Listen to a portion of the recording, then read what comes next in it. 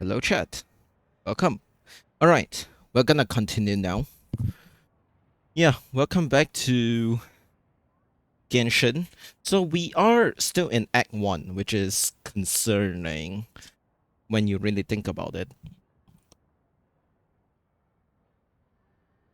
No, not really. I'm actually okay with having longer acts in general. But yeah. Yes, I got her. Look at her. She's beautiful. Yes, I did my polls. I could show you what is um my pity, but yeah, we got C6 Lynette. This is my C6. Congratulations, fuck you. Okay, 2, 7. Wait, no. I need to count this. It's 3, 8, 13, 18, 23, 28, 33, 38, 43, 48. What? 53, 58. Uh, okay, so 63, 4. 64. Is it that less? It lines up, right? Huh. Okay, that's interesting. I'll do mine in about 11 hours. You're probably on your way to work.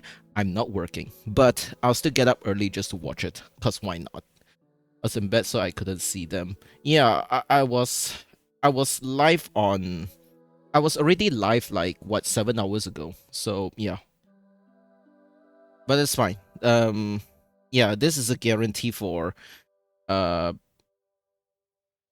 said guarantee. Yeah, it is a guarantee. Right, I forgot. Sandrana immediately lost to Mizuki, so we got a guarantee for um Odette. Now, I would actually like to throw another 10, cause why not? Yeah, I was definitely in bed, not the fuck though. Alright, just because you're here, I might as well. I have another 100 here, like can throw another 30 if I want to. Like honestly. I might as well. Yeah, sure. Why not? Just throw another 30, cause why not? Like, I need a Logia constellation anyway, so yeah. That is not a Logia. Fuck. You do want Odette? Well, hopefully you get her. Jeez, man, what the hell is this? Okay, sure. Alright. Okay, 30. I guess. Whatever.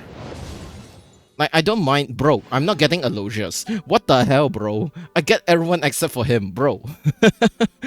What is this? Are you for real? Oh my god. Well, that's unfortunate. Well, anyways.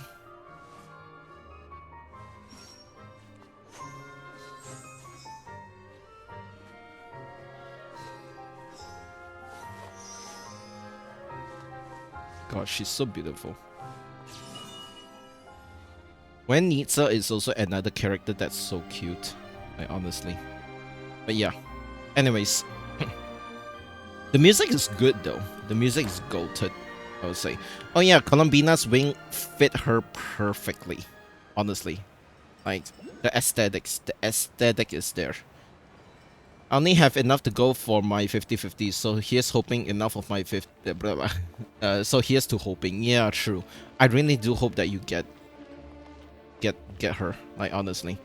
When Nitsa is also another character. I have to finish Not Cry stuff too. GG's. I'll catch up all in one weekend. Hopefully, yeah.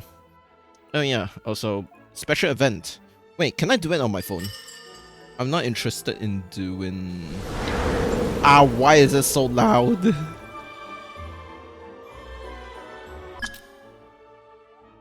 Okay, wait.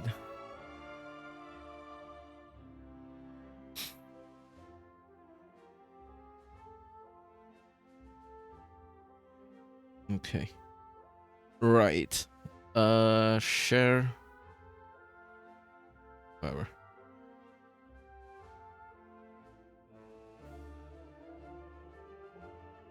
Okay, right. Is this the one that I'm doing? I'll catch up. Not this weekend, but one of them. That's how they get you. That's how they get you. All right.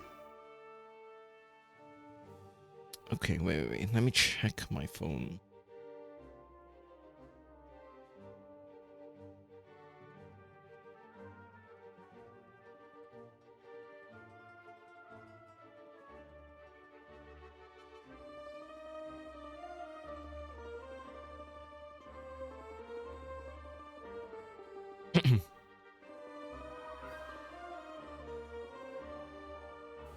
Okay, right. I'm doing it on my phone because like it's just so much faster. Log in for 3 days. Complete all quests in. Okay. Whatever. Okay, right. Let's just continue. Open 3 times. Whatever. Sure. But yeah, like. If a Oh, that simple is cute. response will do, why waste your breath on anything longer? Days when the Bielitz Tsar still ruled. Speaking of which, I need to spend. Oh yeah, this is the event stuff. This is. Hmm. Oh, so this is where you read them. Okay. I see. So, okay. Hmm.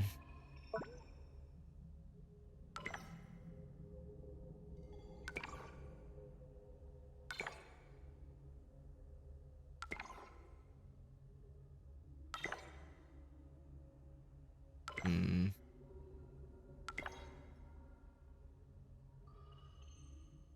Explore the Shadow Realm. However, it seems to be abandoned now. Hmm. So Shadow Realm, please use it wisely. Finally, we have the Shadow Realm Analyzer. You can submit Shadow Wing Drops unique product. Da. Okay. Which may be able to find.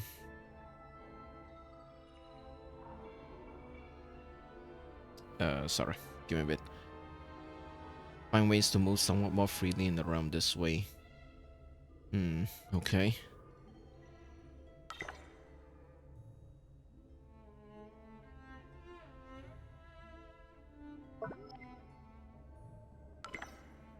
Hmm.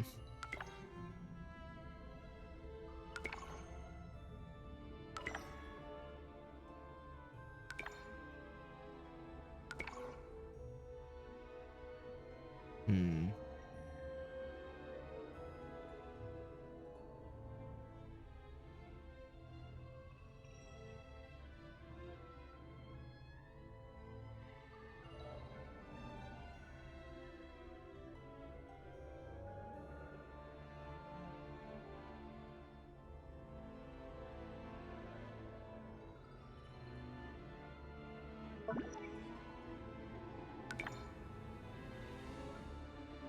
Hmm.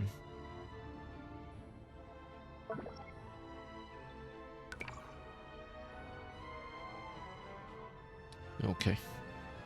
I won't get to fully explore the patch and everything tonight because I have to go do office stuff tomorrow morning. Yeah, it's okay. It could be. It's to be expected anyway.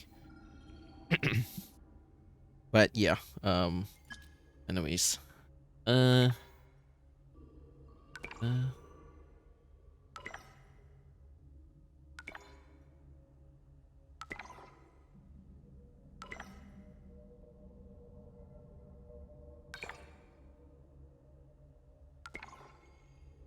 hmm.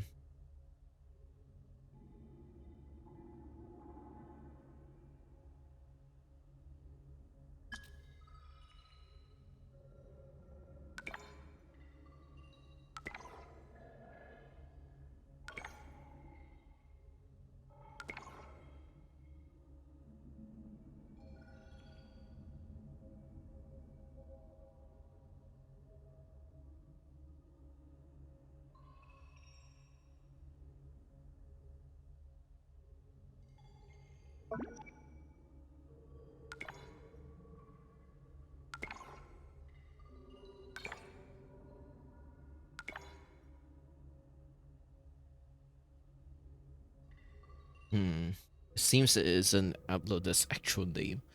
Okay, well, that's unhelpful, but never mind. Okay.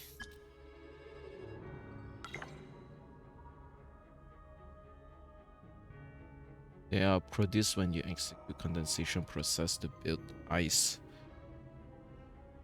Prime ice construct. 1 second.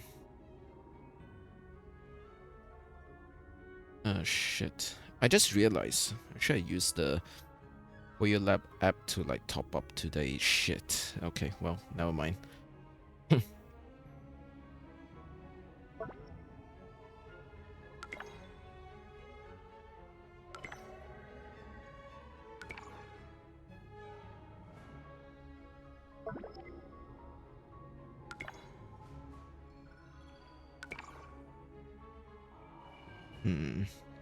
Okay.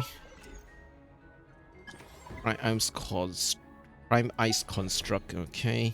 Cannot call train here. Oh, this is where I call the train. Oh, fuck, okay, I see.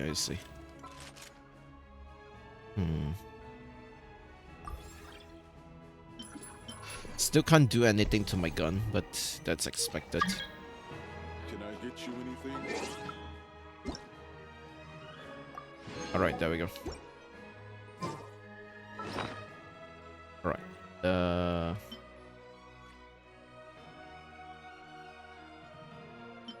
Okay, right. Can I make one? I know I can make one. I know there are some that are like absolutely garbage. So let's just do that. Yeah. This one is just no.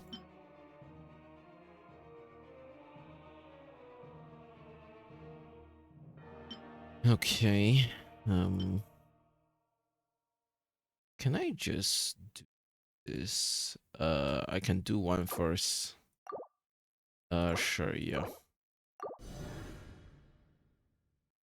Okay, I know some of these are absolutely not so good. No.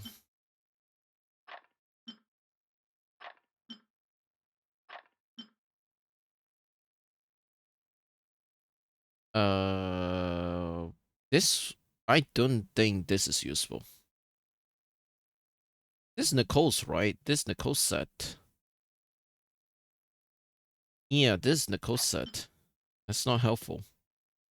This one's okay, but like, I don't think it's worth time. Obey a Morning Star.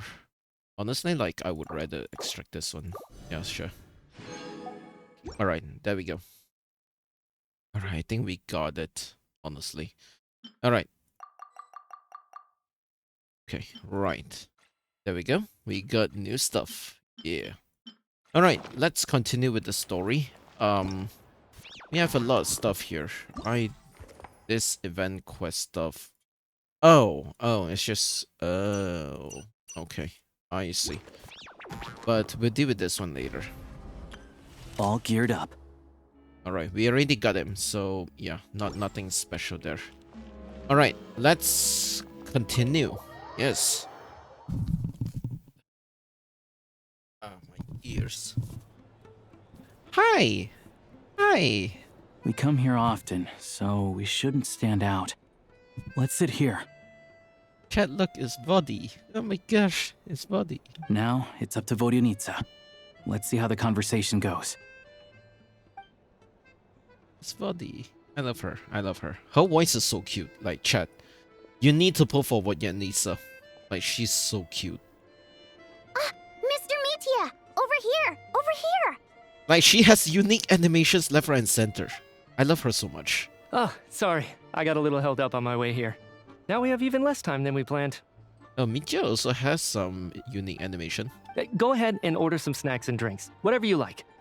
Let me see. According to my schedule, we still have 25 minutes left.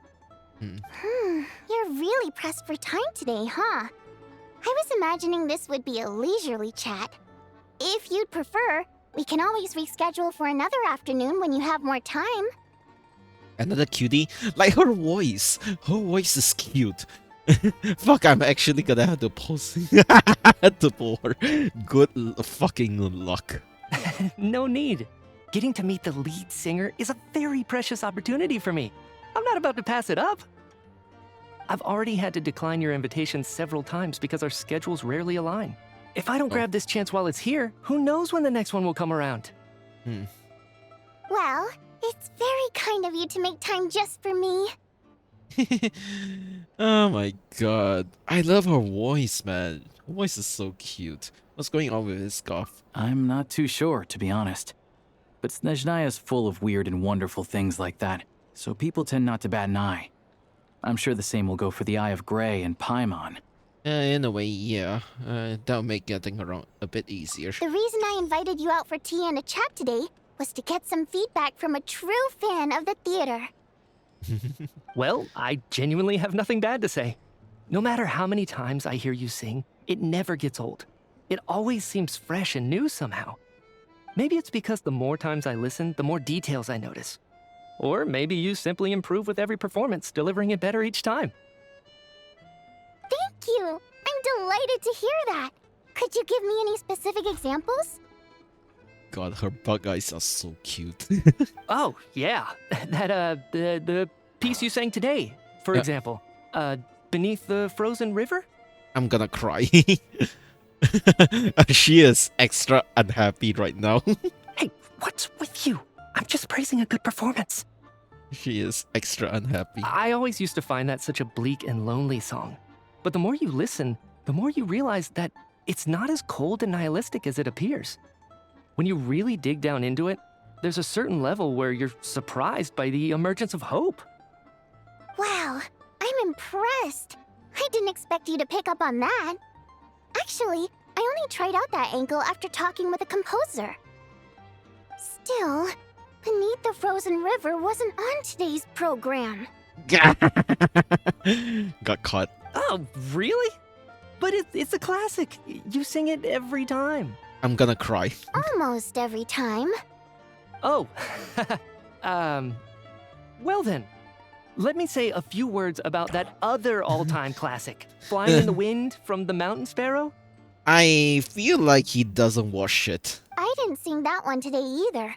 My voice wasn't quite up to it, so I switched it out at the last minute. I'm gonna cry. Oh, but,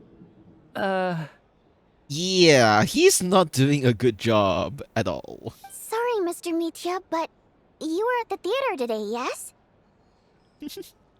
Look at her, she's so cute, man. Oh my god. I just can't get... Odette is beautiful.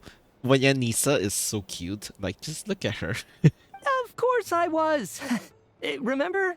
I said hello to all the troupe members before the show started. You, Odette, and the others. I'm gonna cry. So, what did Odette sing today? She doesn't sing! What? Tell me she's like a 7.2 Paul. What do you... Oh! Snowy, you want to hear some bad news? 7.1 alongside Vesna. Good luck. I'm not joking. She's gonna run alongside Vesna. Okay, I shouldn't say she's running alongside Vesna. Like, I think Voyanitsa is gonna be phase 2.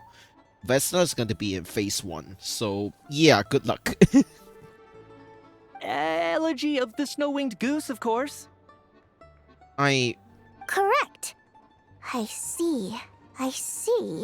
But she doesn't sing. You find my singing boring, don't you? That's why you don't remember a single song. Looks like I'll need to cut a few from the program next time. I'm gonna cry. When Nita's like heart is broken into 10 million pieces. No, that's not it. I swear. All right. I'll be straight with you. I'm sorry. My mind was wandering as you took the stage today.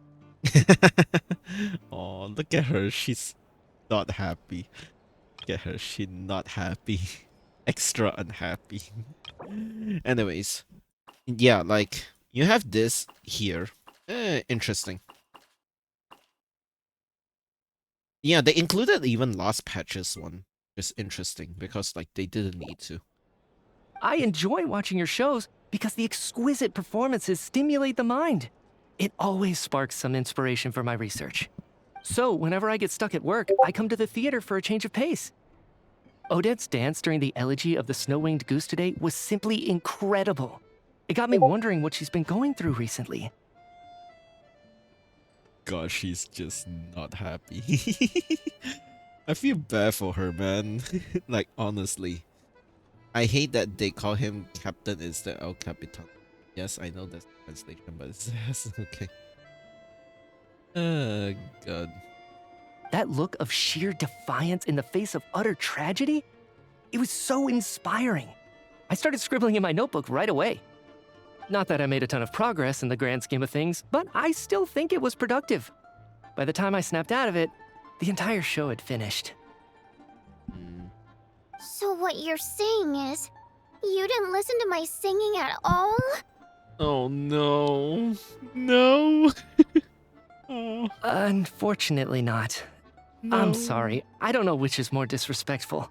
The fact that I don't always come for the show itself, or the fact that I missed your performance. Seems like things are getting a little awkward. Is this part of Archon Quest? Yes, this is, yes. But it's like, what, nearly 6 hours into the Archon Quest, by the way. And it's only Act 1. Mitya just stepped into a conversational minefield. If there's one thing Vodyanitsa doesn't like, it's people who show disrespect for her performance. No. Not like this. This meeting was so hard to set up. Don't tell me it's already falling apart.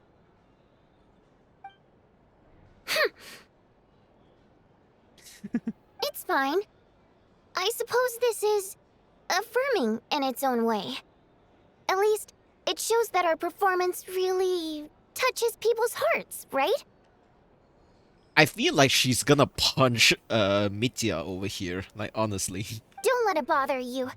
It certainly doesn't bother me.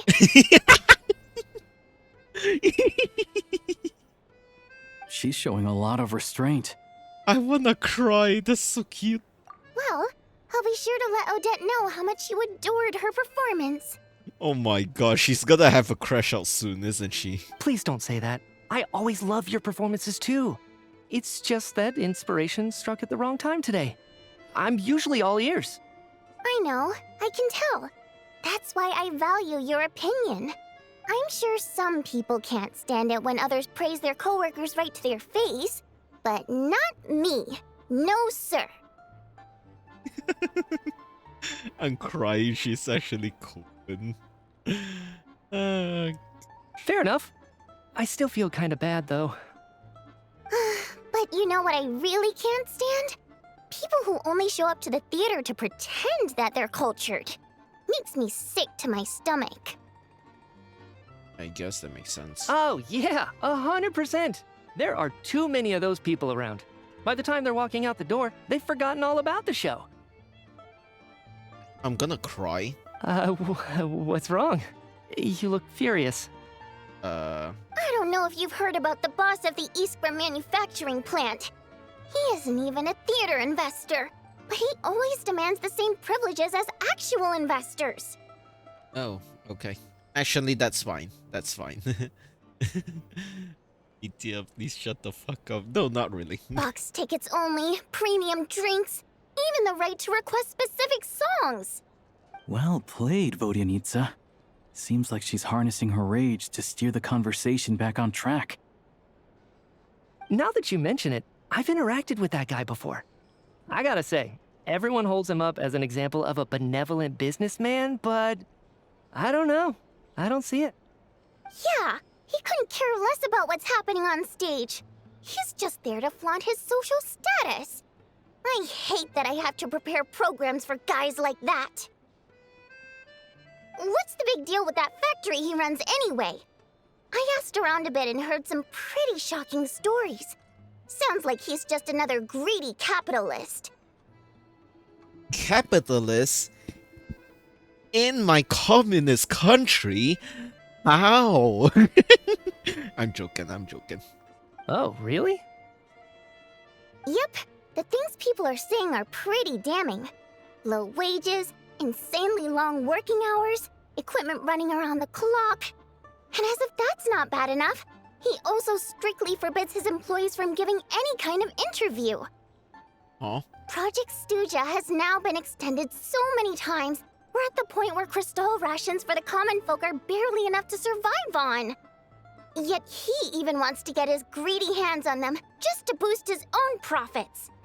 If the rumors are true, he's in serious violation of the law. Interesting. So you've heard about it too. wait, you too? What? So it's really true? Who knows? I've only heard the same rumors you have. But there's no smoke without fire. The Rooster's been coming down on us hard lately, demanding that we track and trace every single batch of Crystal. My coworkers in the Department of Energy have been tearing their hair out over it. The Rooster? I didn't realize he cared that much. Yeah. Even though there are no restrictions on Crystal trading, the poor will wind up freezing to death if we let the rich buy as much as they want. That's clearly unfair. Looks like we'll need to arrange an investigation into the Iskra manufacturing plant as soon as possible. Yeah, please. Thank you. I never knew you kept up with current affairs beyond the theater, Miss Vodyanica. You really have a heart for the common person. Most Fae in your position have long been indifferent to the plight of humans. Well, those of us who choose to live in human cities are naturally going to pay attention to any significant upheaval. Isn't the Rooster a Fae himself? I'm just surprised to learn that even someone with as much experience as him is getting so stressed out over Project Stuja. What is the end goal of this project anyway? This is it. We're finally going there. I'm sure Mitya can sense on some level that she's fishing for information. But since their conversation is so relaxed, he might just let something slip. It's stressing me out too. If I'd only made better progress with my research, things wouldn't have dragged on this long. Oh, so your work is related to Project Stuja? That's right. The Armory Palace needs a brand new energy source. Not the power of the Light Realm and not elemental energy. Right now, the only thing that meets the requirements is the power contained within stellar linchpins. But harnessing that power is costly. Each step of the process requires enormous amounts of Kresnik crystal, from extraction to quantification to attempts at conversion. Progress has been painfully slow, and the team is getting burned out as time goes by.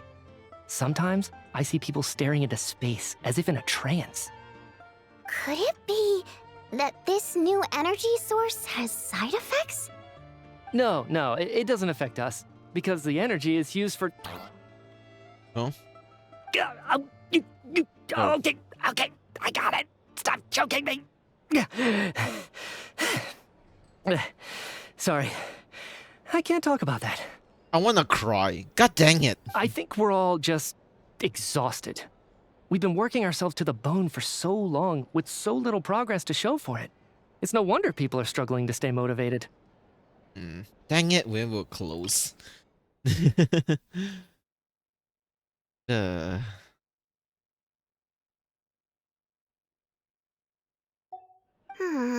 Seems like I owe you an apology. I shouldn't have gotten so mad at you for not paying attention during the show. Don't worry about it. I count myself lucky, to be honest. I don't envy the people who work closely with the Tsaritsa herself.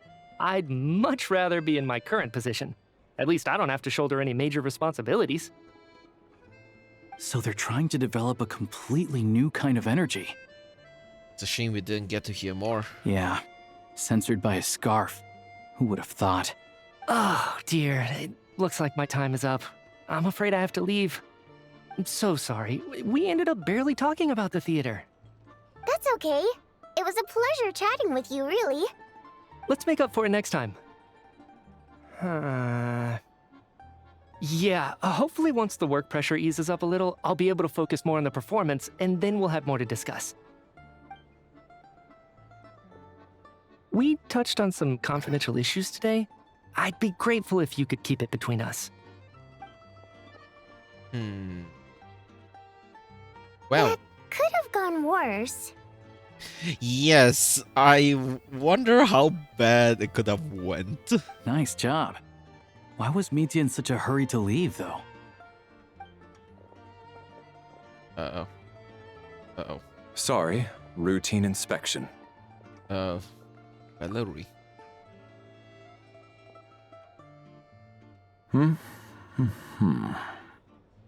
Okay, let's go. Oh, you wanted to find Mitya. Okay, never mind. So he wasn't rushing to get back to work.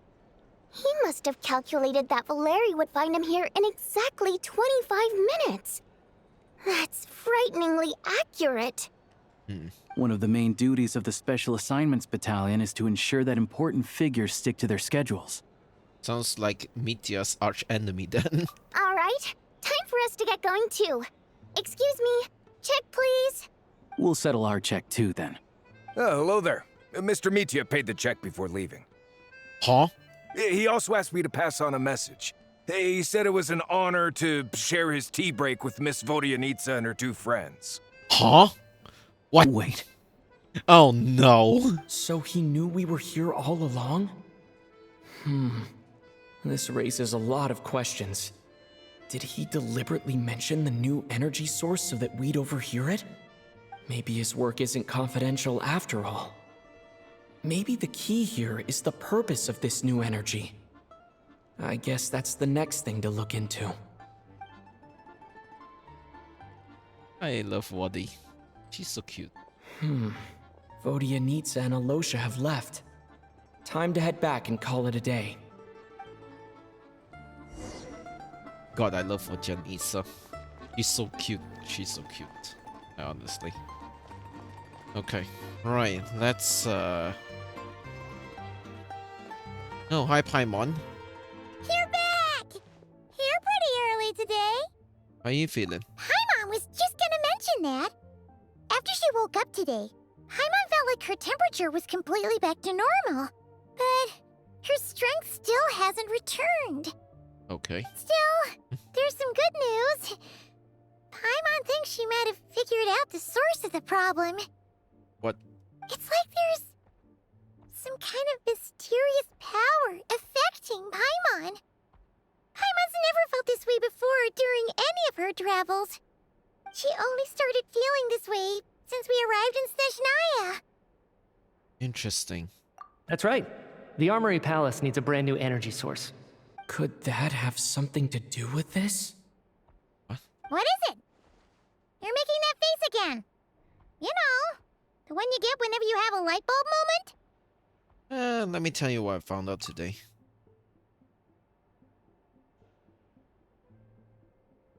So, they're trying to develop a new energy source here? And you think that might be why Paimon's feeling unwell? Perhaps. Well, Mitya denied that the energy they're researching has any side effects. Although, he did say that people working on the project have been having issues with their concentration and short-term memory. But even so, those are completely different symptoms from Paimon's. The power you mentioned, can you sense where it's coming from? It's pretty faint, so it's kind of hard to tell.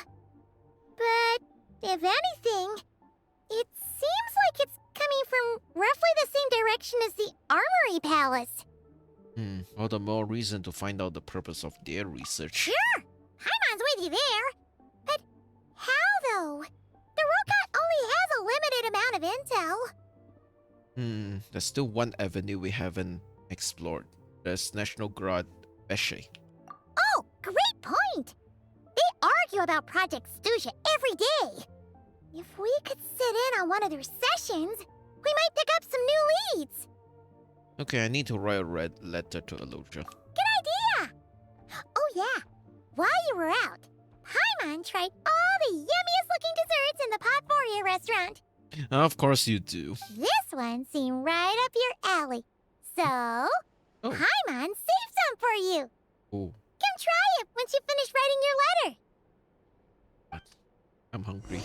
I just had my dinner. I wanna eat already. God fucking damn it, man. Okay.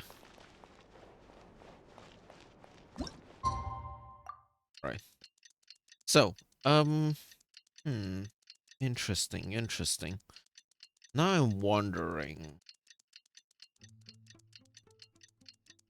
Okay, never mind. Alosha replied. He says that we won't be able to speak at the Vetcha, but he can arrange for us to attend as visitors. Time to get ready. Then head to the Snezhnograd Vetcha. You're back! Paimon's been working on the crossword puzzle in the newspaper. It's actually pretty fun. Oh, shoot! Paimon forgot the next word. Oh, she had it a moment ago. Think, Paimon, think. Okay, right. Snezhnograd Veshe. Alright, let's go. Wait.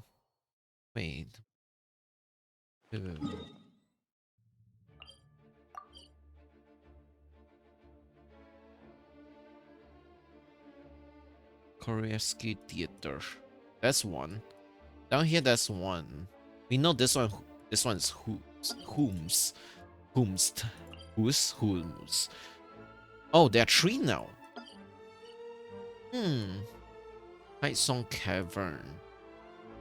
Interesting.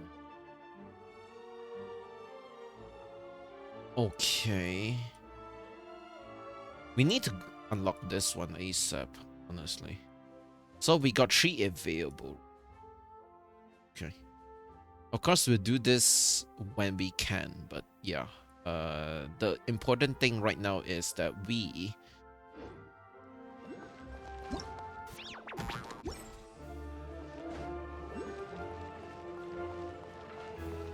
Yeah, let's just do the quest.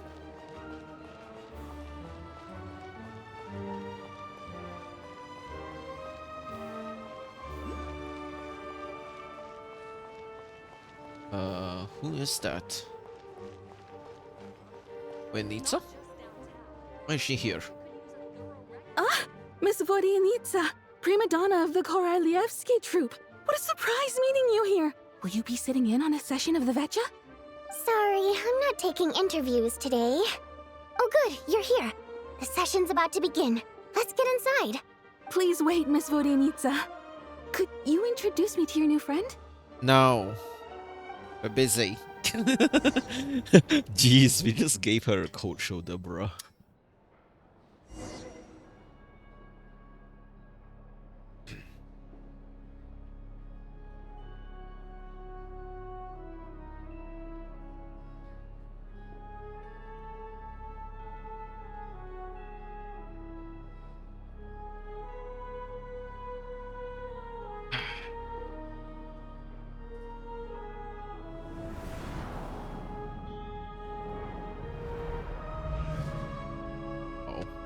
In summary, the energy management commitments made for the outgoing period have been delivered upon. Furthermore, both the production and consumption of Kresnik Crystal show clear signs of stabilizing. The relevant agencies have assessed the present circumstances and determined that the status quo can be sustained until the next period. For detailed statistics, I would refer you to the industry reports that have been distributed to all persons present.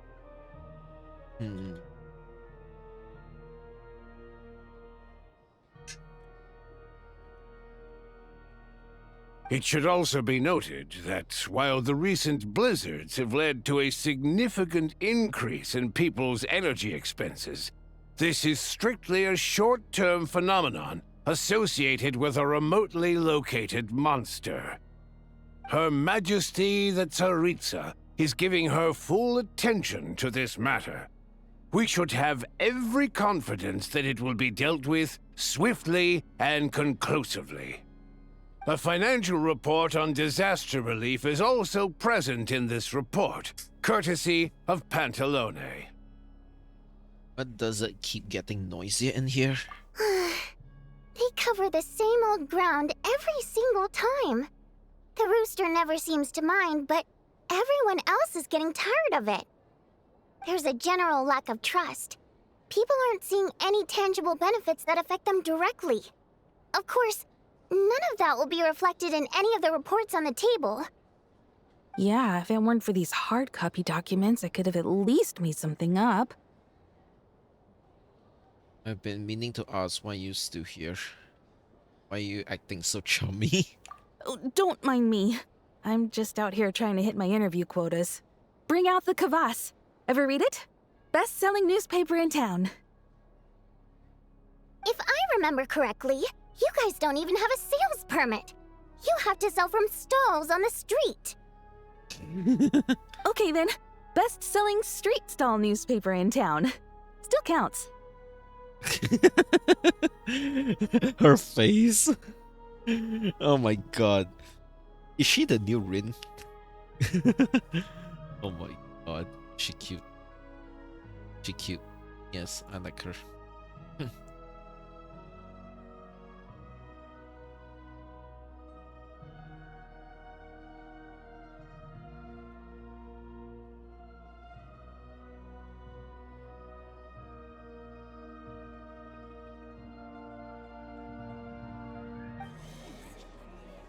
Order! We will now open the floor to the representatives. If there are no further substantive issues to discuss, we will then proceed to a vote on this motion. Snezhnaya has a long tradition of treating members of the Fatui armed forces and their dependents favorably. But recent surveys shows that Fatui families in remote areas have access to 15% less crystal than the average civilian family in Snezhnograd. It's been said many times before, but it bears repeating now. There needs to be a clear and consistent rationale behind how crystal is allocated, or we will soon face immense public backlash. Perhaps you wouldn't need to keep repeating yourself if you would hear me out for once. I say again, true consistency exists only in principle. In the real world, fairness is relative. You appear to treat resource allocation as a simple function of production and population. So what about when the equipment used in production breaks down? Have you factored that into your equation? And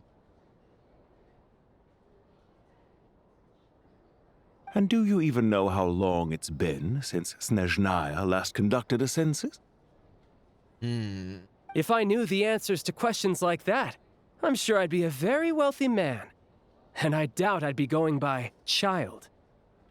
I'd like to bring the focus back to the specific issue I raised. Or do you wish to deny that favorable treatment for Fatui dependents is our long-standing policy?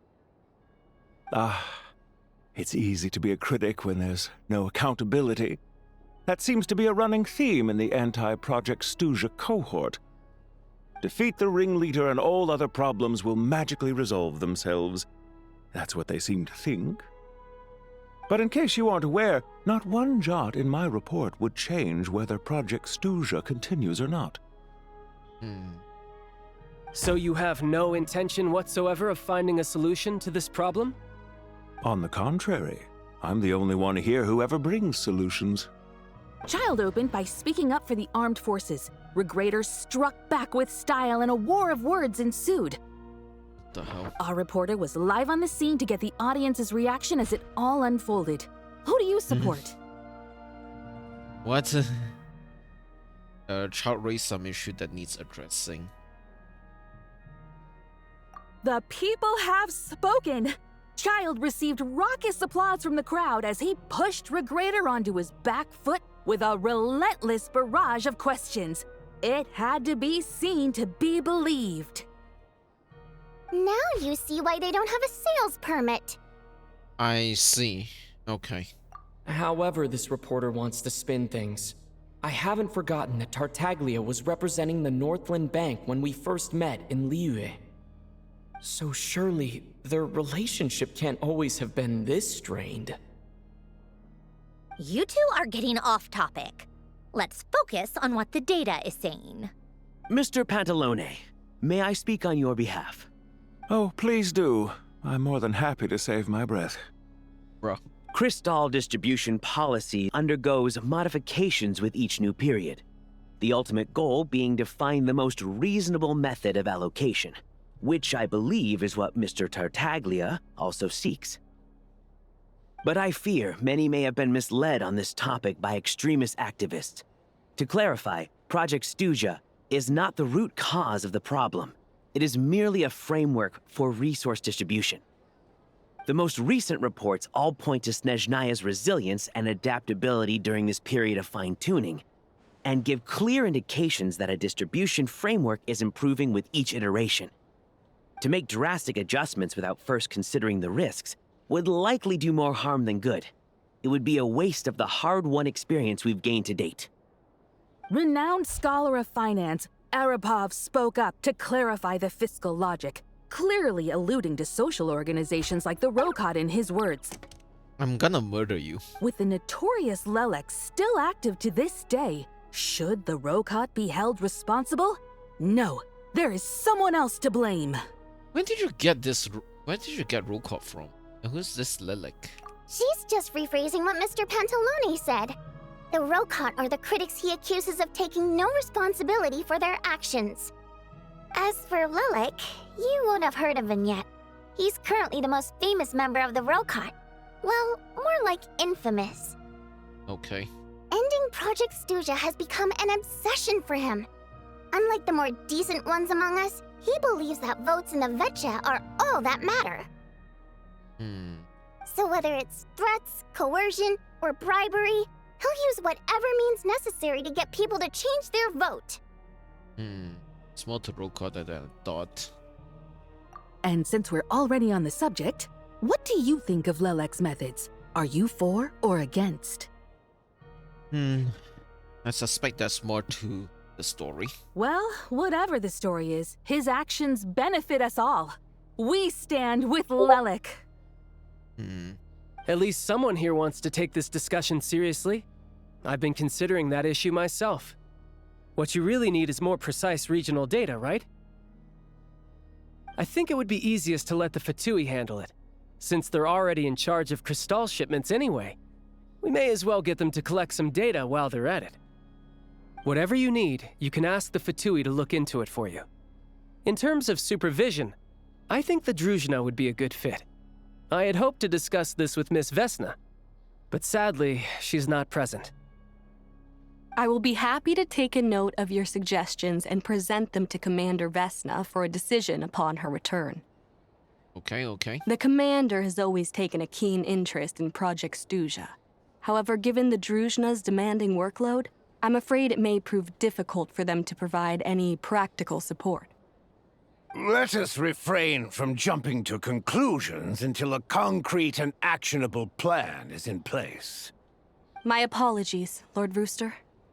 There are numerous issues to address here, including manpower, time sensitivity, and reporting lines. Nevertheless, I support drafting a proposal. Follow the usual procedure, and it can be raised as a new motion for all parties to evaluate at the appropriate time. In that case, I'd like to share one thought before the proposal is drafted. The issue of time sensitivity was raised just now, which I presume relates to the official reports. In fact, the Energy Commission already collects regular statistics on each urban center and its surrounding area. Would these be of any use? That's a good idea. I read every issue of Svietlo Lydovka's report, and although my focus is mostly on the section about equipment operation, the energy consumption statistics also yield a lot of insights. Be that as it may, does no one see an issue with using local data to determine Cristal quotas? In the long term, it seems like a very risky solution. What do you mean? Not if they are used purely for reference. So long as we have the report from the Northland Bank's headquarters to corroborate it, no one will be able to fool me. Very well then. It appears that this arrangement is acceptable to all parties. Yeah, sounds good to me. The members reached a provisional consensus on the issue of improving treatment for Fatui soldiers.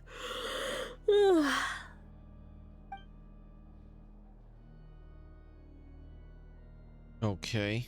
Today, the prima donna of the Korailievsky troupe attended a session of the Snezhnograd Oh my Vetcha God. in the company of a dashing young man. What the the question hell? on all our minds is, what is the true nature of their relationship? Okay, can you shut the fuck up? I hate you. Write anything like that again, and I'm revoking your permission to interview the troupe. Got it? Yeah, okay. Kick her out of the place, honestly.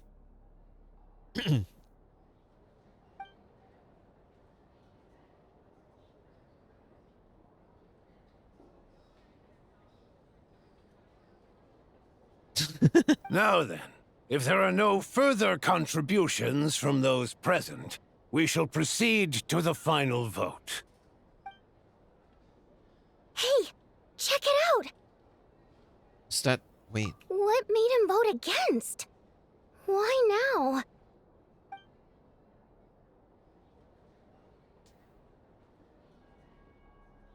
The votes have been tallied. Those in favor of continuing Project Stuja total 61%, securing a clear majority. Shit. Okay, well... That was too close. The margin has shrunk yet again. Chuganov was a huge loss. I'll bet Lelek is behind this. I wonder how Pulcinella will respond this time. Chuganov. I see. Lelek strikes again. Yes, go, Lelek. Once Project Stuja is defeated, our unwavering support at Bring Out the Kvass will finally pay off when we make our comeback. I can taste our victory already! In accordance with the result of this vote, Project Stuja will remain in effect until the next Vecha period. Finally, may I remind us all, we debate only for the greater glory and solidarity of our nation. May the aurora shine ever on, and the tundra always stand firm. The session is concluded. Okay. Interesting. Hi, Wadi. What are you doing? Chad, look. Aren't they the best pairing? Look at them. Look at them. They're so cute together. They're so cute together. I love them. I love them both. They're so cute. Yes, look at both of them. Oh. I have to say, I really wasn't expecting Chuganov to vote against Project Stuja. What's strange about that? Well, in principle, Snezhnaya's business and political elites ought to be the ones least likely to oppose it. As we heard, Project Stuja is basically just a resource distribution framework that requires everyone to cut back during the winter. But even if the policy got cancelled, the Tsaritsa's energy needs wouldn't suddenly go down. The extra demand from the public would have to be filled from somewhere. So logically, the factories would have to take the hit. Yeah, that explains it. But I got a letter from Mr. Mitya just before today's session. He said he's confirmed that there are issues around overtime and excessive energy consumption at the Iskra manufacturing plant. In a situation like this, once the Rooster receives the report, he'll order the factory to halt production and submit to an investigation before issuing a penalty. But that's a week-long process, and thus didn't make it onto the Vecha agenda this time. I don't think he suspects anything so far. got it. So for him, it's a choice between reducing energy production and stopping entirely. Exactly. And as you know, he's a very selfish person. I'm not surprised. I was originally gonna try and flip him after he received notice of the official sanctions. My plan was to convince him that the whole thing was completely unfair. Rather than just sit back and take the hit while his factory stopped production, he'd be better off voting to end Project Stuja. At least that way, no one else would be able to make any money either, because all the factories would suddenly have more limited energy to work with. But now, he's already voted against it, which means someone must have used more forceful means to change his vote, just like with everyone else who flipped. Lelek, you mean? Yeah, no one knows why Lelek is so obsessed with ending Project Stuja, but by the looks of it, he's inching closer and closer to success. Lelik must have strong motivations given how he'll stop at nothing to achieve his goal. Maybe he knows the full truth of Project Stuja. Maybe my next step should be to focus on him. Oh, right. What are your plans for the rest of the day? Shall we head out? Hey, comrade. I noticed you were here during the debate. Yes, hi. Been a while. Not really. I didn't take you for a political enthusiast. No, not really. Greetings, Harbingers. I just happened to have some free time today, and my new friend here thought it might be fun to check out the Vetcha. Ah, Odette must have introduced you. Looks like you two are getting along pretty well. Yeah, Voyanitsa is my... Like, honestly, she's like my favorite character of this update. Unexpectedly. Like, not even joking. I'll leave you to catch up. I should head back to the troop. Sure. Break a leg and all that.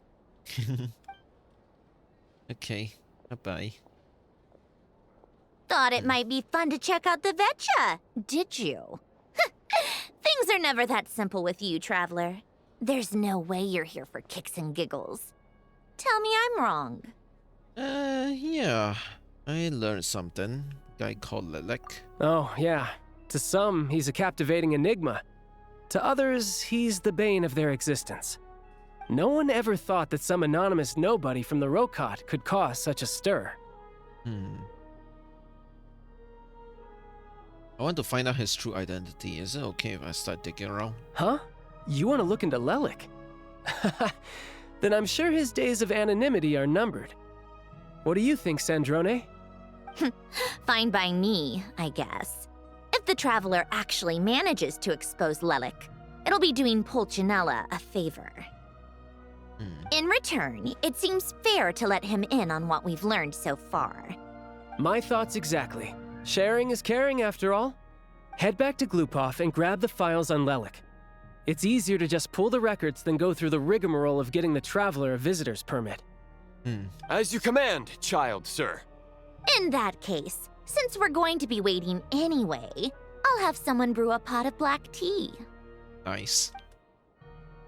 Can't say no to that. I'm gonna be honest. Oh, we're just gonna have it here. One common thread among the many Okay. incidents Lelek has been involved in is that the victims are all too scared to share any real information about him. Clearly, he must have threatened them in some way.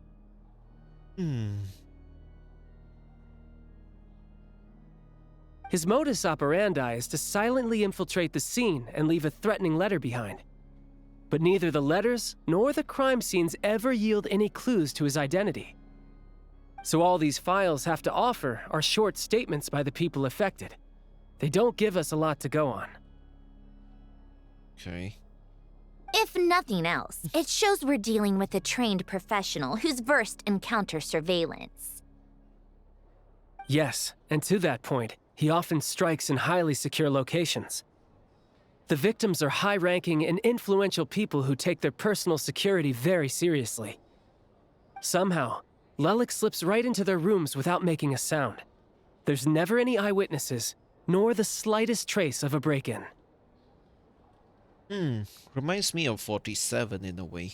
If he can get in and out undetected, it means he can strike without warning. Not that that's ever happened so far, but the thought is enough to scare these people sleepless. It's hard to believe that a human being could pull this off flawlessly every time, so they switched the focus of the investigation to Faye. Unfortunately, no one's found anything yet. I seen that even you couldn't pull it off. Careful. Don't underestimate me. Although, truth be told, I'd probably find it hard not to blow my cover.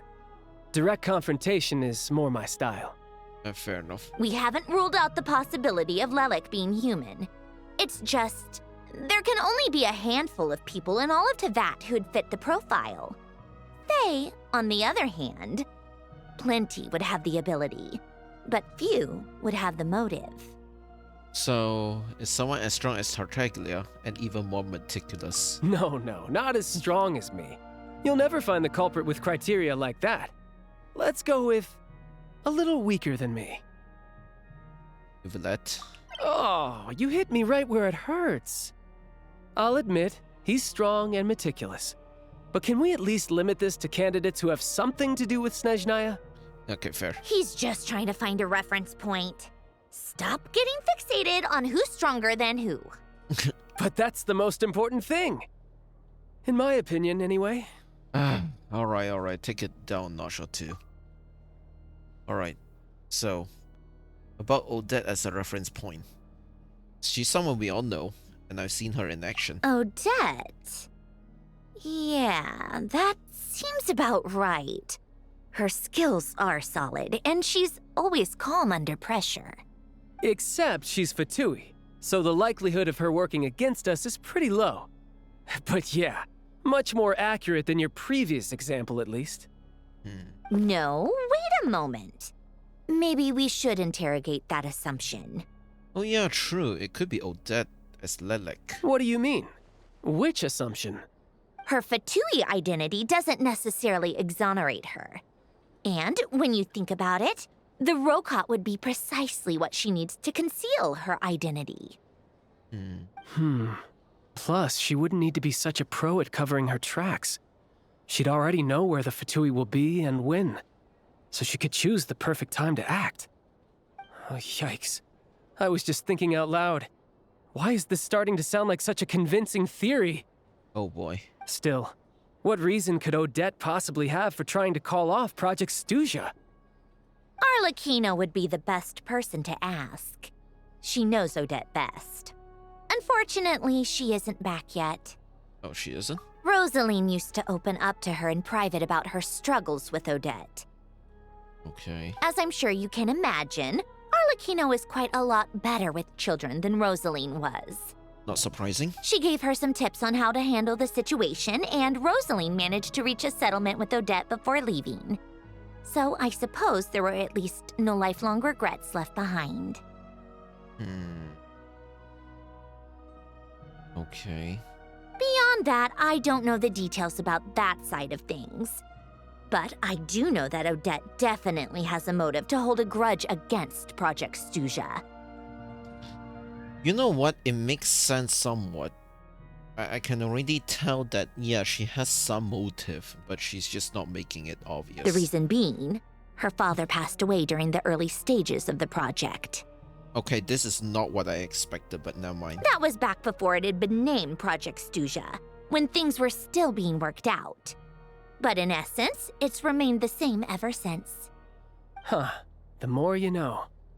Rosaline was always so self-centered. I never understood why she started paying so much attention to Odette. Even you don't know about this? Is that such a surprise? Yeah. If you cast your mind back, you may remember that Rosaline and I weren't exactly close. We had tea together a few times, but that was about it. Odette's past is no secret. Her father was a Fatus and her mother was a very famous ballerina. Okay. On the surface, it looks like she followed right in her parents' footsteps. But the truth is quite a different story. After her father passed away on a mission, her mother was overcome with grief. She broke her leg during a performance and could never dance again. Oh. Odette was only interested in ballet at the time, but this tragedy left the family with both breadwinners gone. They could barely make ends meet.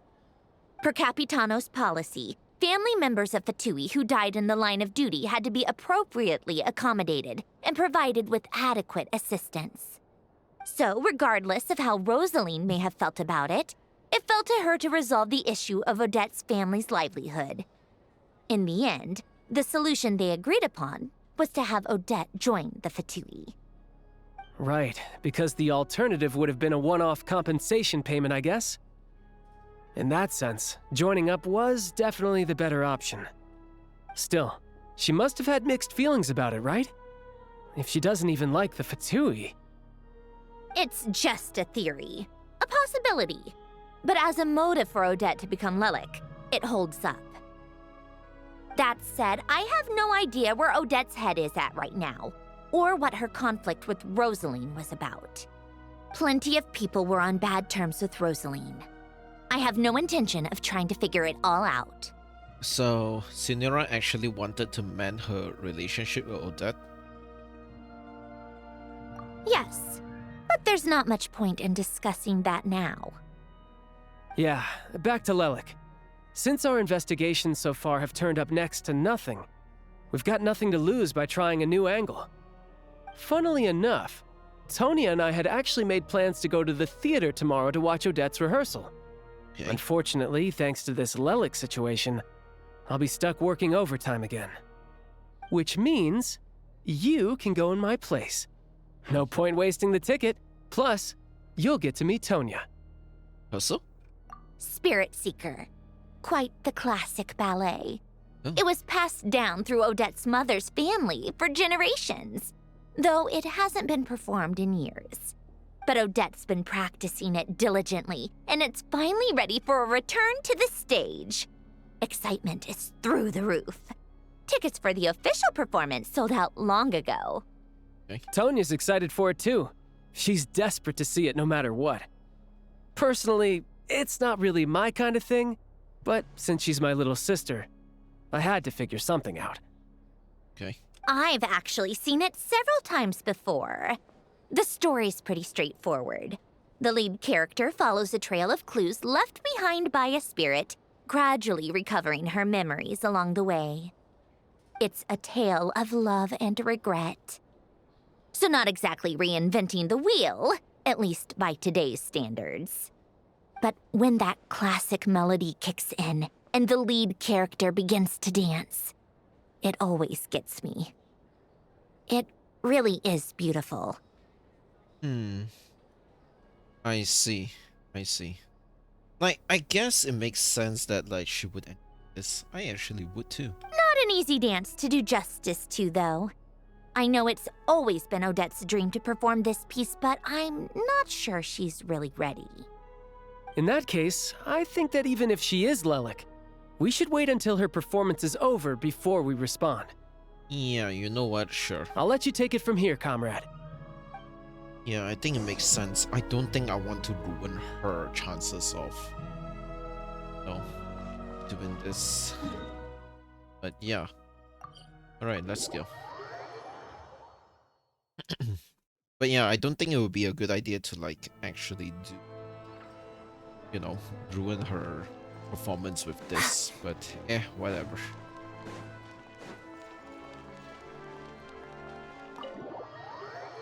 Alright. Anyways, moving on.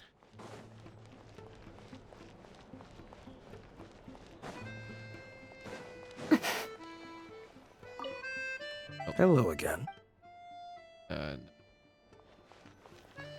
Okay. Hello there. Sounds like you made a ton of progress today. It's good that everything's going so smoothly. Next step is to head back to the theater and get a clear answer from Odette. It could be easier said than done. Even if she's the one, she wouldn't necessarily admit to it. Either way, Paimon doesn't get the sense that she's a bad person. Sure, she might have done some pretty extreme things, but Paimon bet she has her reasons. Maybe this is going too far, but like, with everything she's managed to do so far, wouldn't it make more sense in theory to be even more, heavy-handed? What do you mean? Why leave a letter when she could, well, we know there are plenty of other ways to keep people in line, right? The point is, she could have gone further, but she didn't. So, if it is her, she's got some principles at least. I want to believe in her too. Yeah! Well, all you can do is follow the facts wherever they lead. Anyways, how are you doing today? No change, really. But that thing Paimon told you about yesterday? Paimon feels like she can sense it more clearly now. Hearing you talk about your day makes Paimon itch for an adventure. If only she could be there with you so we could experience it all together. Yeah, I wish you could be there too. I'm not used to adventuring alone. But don't worry, we'll get to the bottom of this. Guess it's just one of those things. Never mind. Paimon will behave herself and keep resting.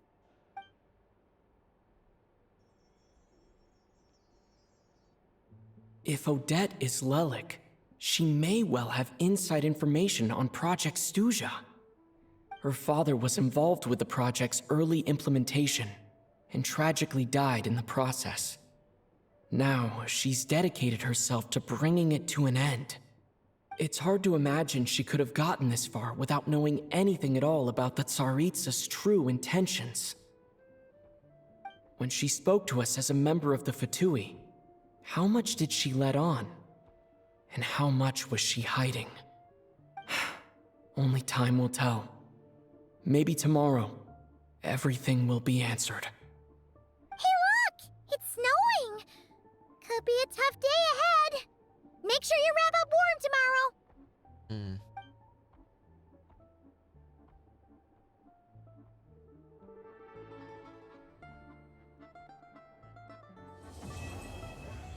Man, that's only Act 1, and it's 6 hours long, minimum.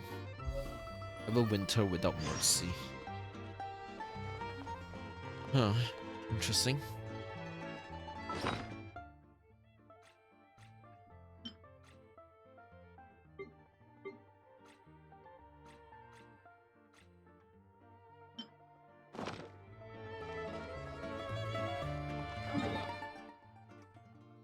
Okay, several questions. Never mind.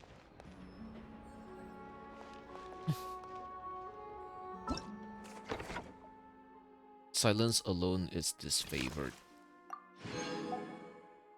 White curtain falls.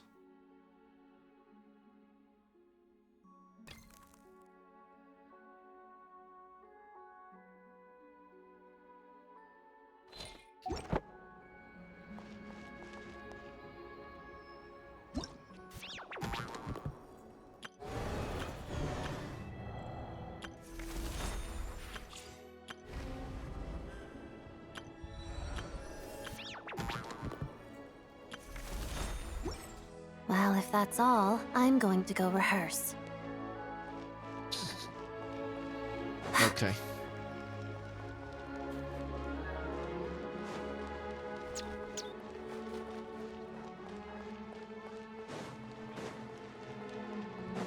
The snow in Snezhnaya is always bitterly cold, and it never seems to end.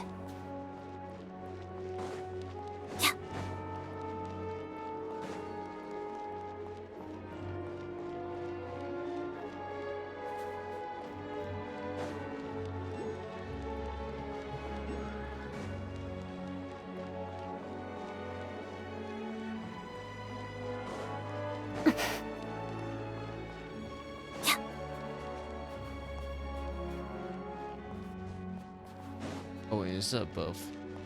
I think it's above. I'll get that one.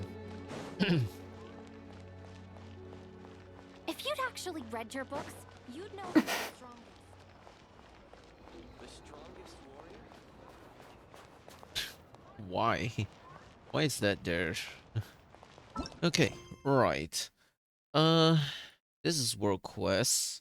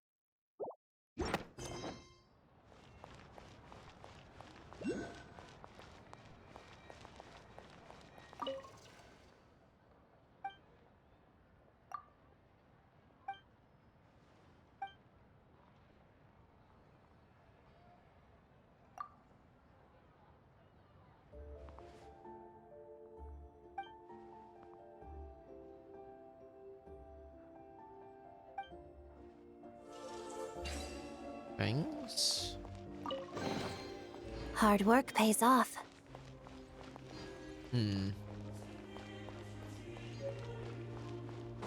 Interesting. Oh, that wind of freedom.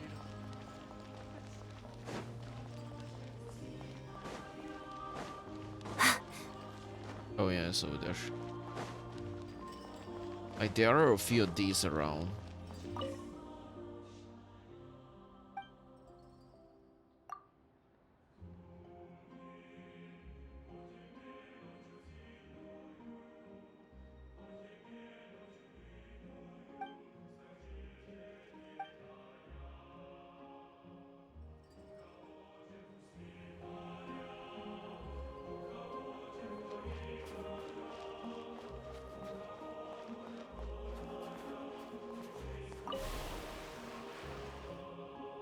Buried deep inside is the witch's grand prize.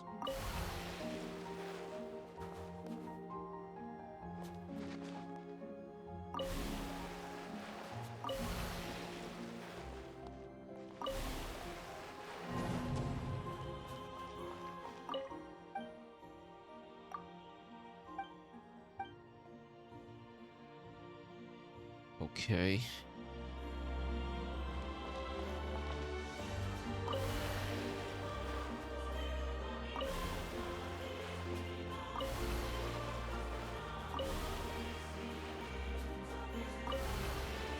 Ah, fucking A. Inside.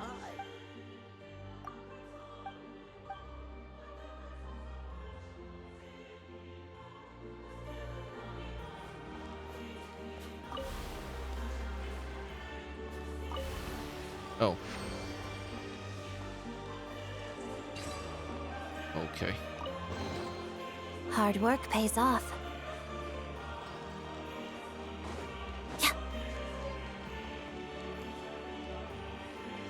Hi.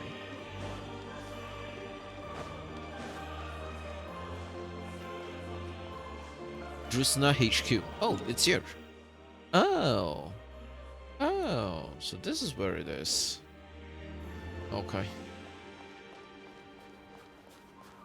Don't think I'll be able to find her here, but yeah. I think this is fine. Can see a few of them. Wait, are all Drusnas like fairies? Huh. Interesting.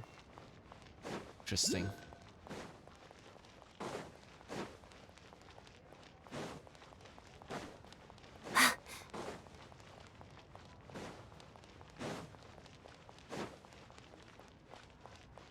Okay. Okay, what is this? Oh.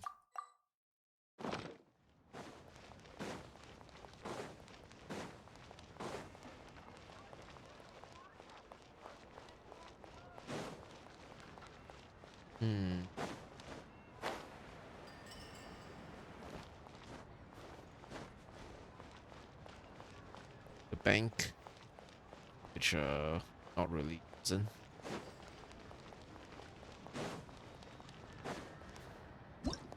Okay, we're just advance.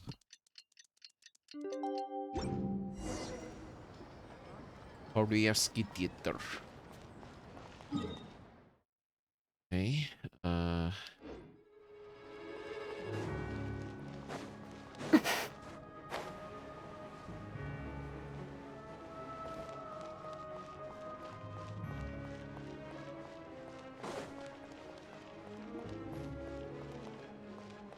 no.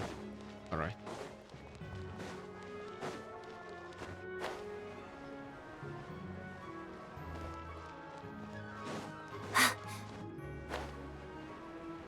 Oh, a special domain of sorts. Okay. Okay, this is interesting. So, hi Orion, how you doing? Listen to this song. I just listen, makes me cry like every time. Oh, okay. But what it is? But yeah, we're in a special domain of sorts.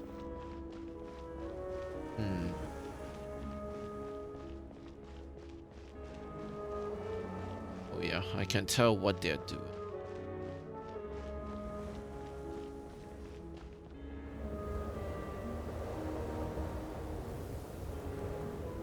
Whew. It sure is cold today. I wonder how much heavier the snow's gonna get. Here to see Odette? I just need to see your tickets for the preview. Perfect. Thank you. I'll hold on to your tickets. Come on in. It's freezing outside.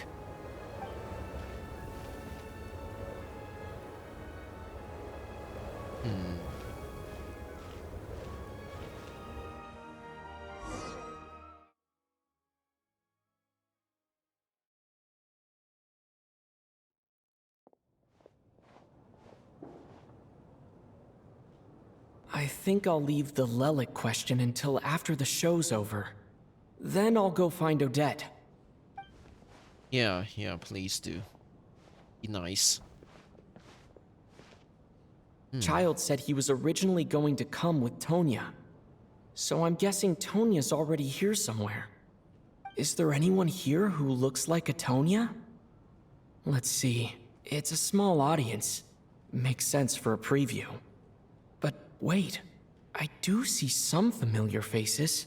What are those two there? Mr. Chuganov's back again by the looks of it. Oh, and is that Mitya? And that Fatui officer, Valeri. Guess he must be playing cat and mouse with Mitya again. Oh no, it looks like the show's starting and I still haven't found Tonya. Never mind. I'll just have to take a seat for now and see if I can catch her afterwards.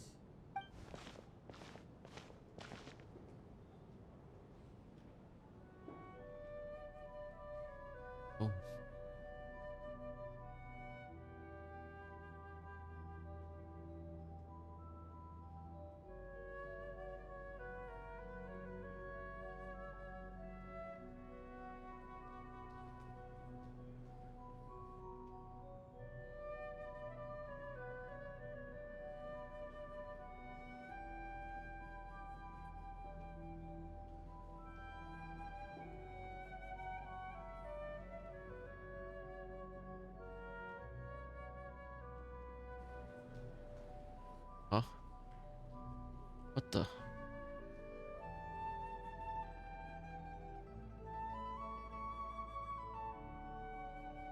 Oh. Okay.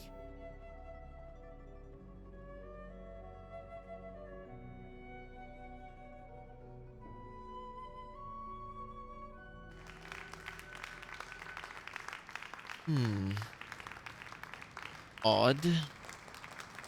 Hello, members of the audience. I'm a staff member here at the theater. Today's performance was a very special one for us, as it marks the first attempt in a long time to revive the classic Snezhnayan ballet, Spirit Seeker.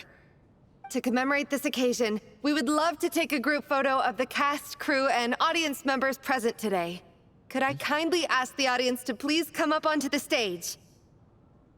Okay. Okay. Interesting. All right, everyone, huddle in a little more. Now, look at the camera. 1, 2, 3. So cute. She's so cute. I love this.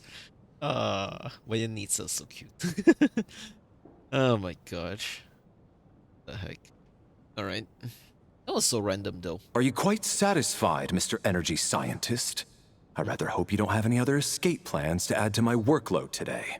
Oh my god, bro. What are you talking about, Sarge? This was simply my way of inviting you to watch Miss Odette's new show with me. And wasn't the performance spectacular? In the future, I heartily encourage you to take a leaf out of my book. Find some soul-nourishing pastimes to enrich your time outside of work. It was indeed a fine performance, but I must correct you on one point. This is not time outside of work. These are working hours. Right. Working hours and non-working hours are just a social construct. Human technology can never advance if we're too rigid in our thinking, Sarge. May we leave now? Already? I mean, I was kinda hoping to soak up the atmosphere for a little longer, but... No? Okay. Okay, guess I'm pushing my luck. Didn't seem like too much to ask, but fair enough. Oh my god, bro.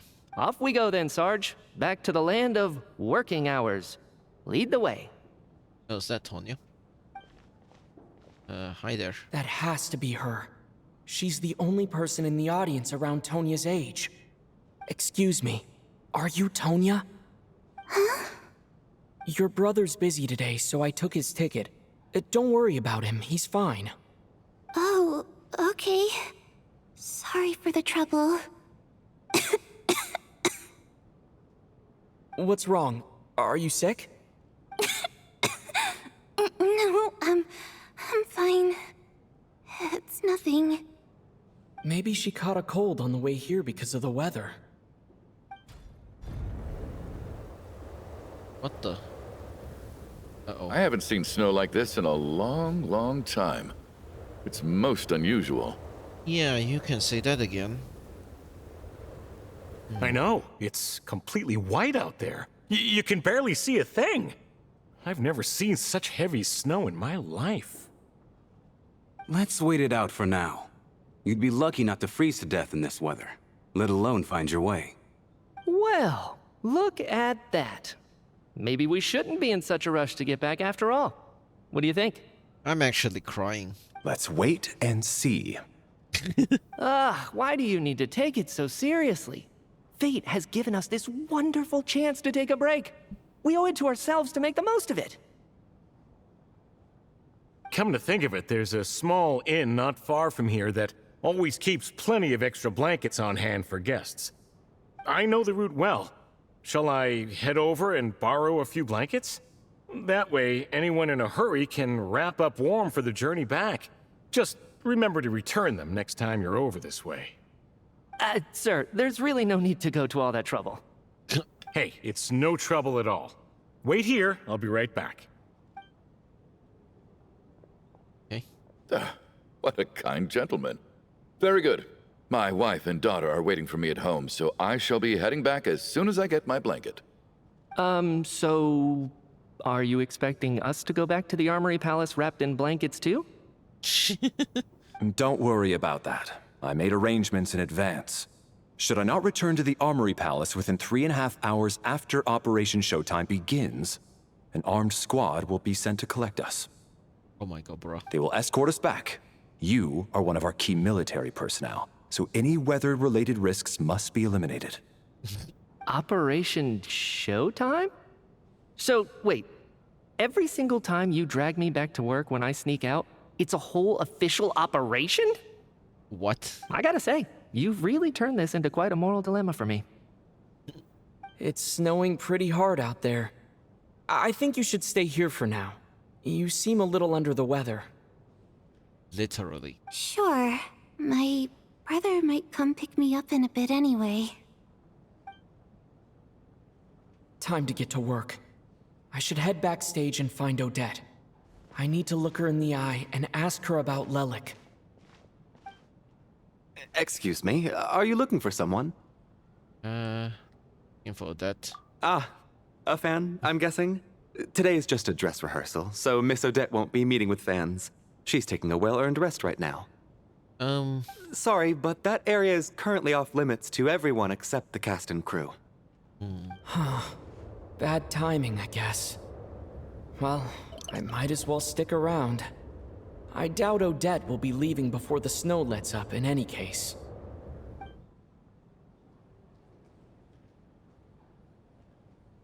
Well, shit.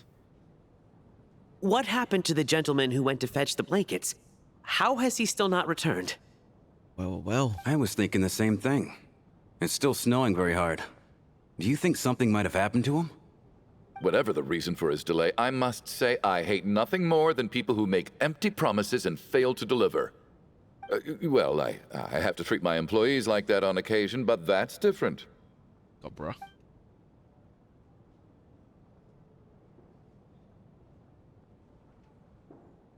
You seem anxious, Mr. Valeri. It's been nearly 4 hours since I left the armory. The army should have arrived to extract us by now. They know how much I despise tardiness and disrupted plans. There's simply no reason that they shouldn't have shown up by now, barring exceptional circumstances. Surely a snowstorm like this one counts as such. Few things in this world can stop the Snezhnayan army, Mr. Mitya.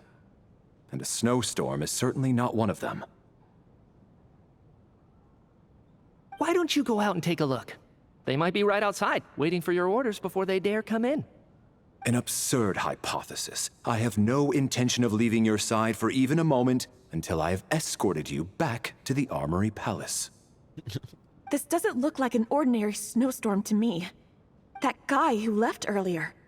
It looked like he just vanished into thin air. Either that, or my eyes were playing tricks on me. A man-eating snowstorm? Come on. Night hasn't even fallen yet. Spare us the ghost stories. What the fuck?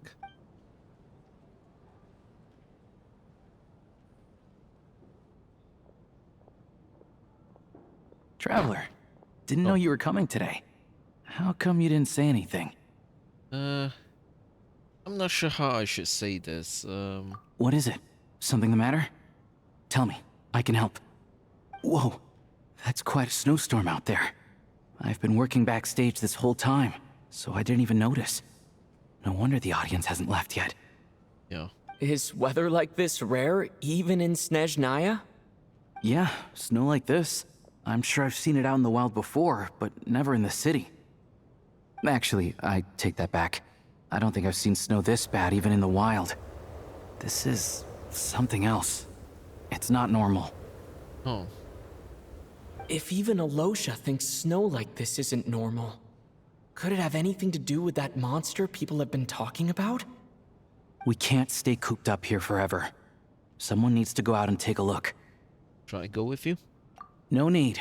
I have plenty of experience with snowstorms. Besides, I work here while you're an audience member. I should be the one to do it. But just be careful, I guess. Everyone by the door. Careful not to let the snow soak into your shoes. In a snowstorm, you gotta look after your toes above all else. Heading out, my man? Be careful. I've been told the snowstorm eats people alive. Thanks for the advice. I am planning to be careful. I just want to take a quick look at the situation out there.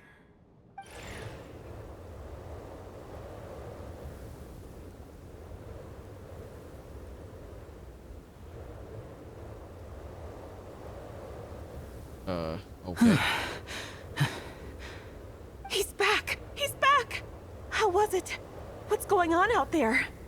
Did you see any soldiers patrolling the area? Something about this storm isn't right. There's no one out there. I didn't see a single soul. And something in the air gives me the creeps. This isn't your average snowstorm. I suspect it might be related to recent events in our nation. I strongly advise everyone to stay here until the snow dies down. Are you serious? So all of us are trapped here now?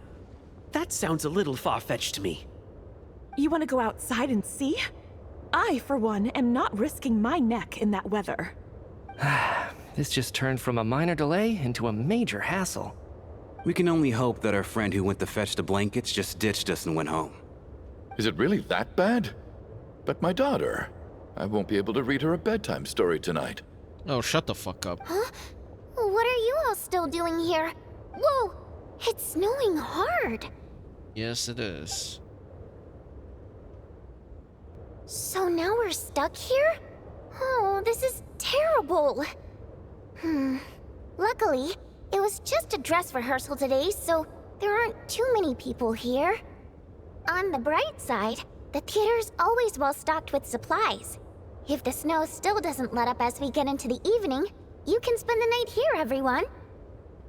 At least, I assume that's all right? Odette? Fine by me. This seems like a sensible backup plan under the circumstances. My thanks to the theater for being so accommodating. What are you staring outside and praying for, my man? You anxious to get home too? Oh, your majesty the Tsaritsa, I beg you, please do not let tonight's snowstorm stop. What the fuck? What is wrong with you? This is a golden opportunity to spend the night under the same roof as the two top stars in all of Snezhnaya. It's a once-in-a-lifetime experience. What the hell? I think I've changed my mind. Yes, I think I am too. Sir, if you so much as look at us funny, You'll be seeing stars in a whole other way. Behave yourself, or you'll be begging for that blizzard. Jeez. It's getting colder. We need to keep the indoor temperature up. Yeah, close the door maybe. Close the door and lock it tight. Let's head somewhere warmer.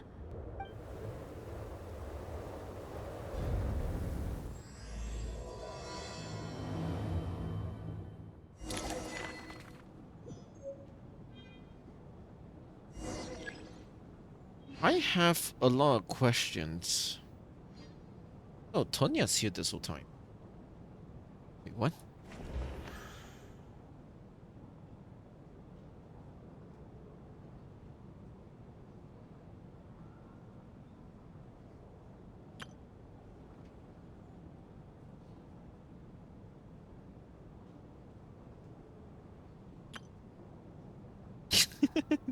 That's so cute.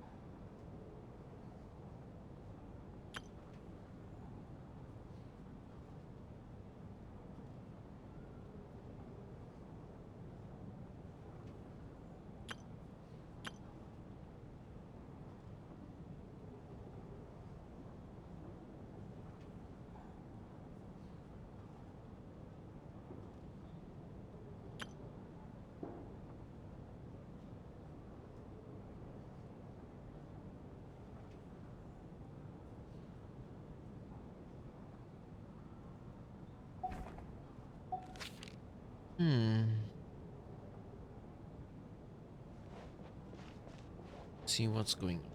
Yeah, it checked the spots.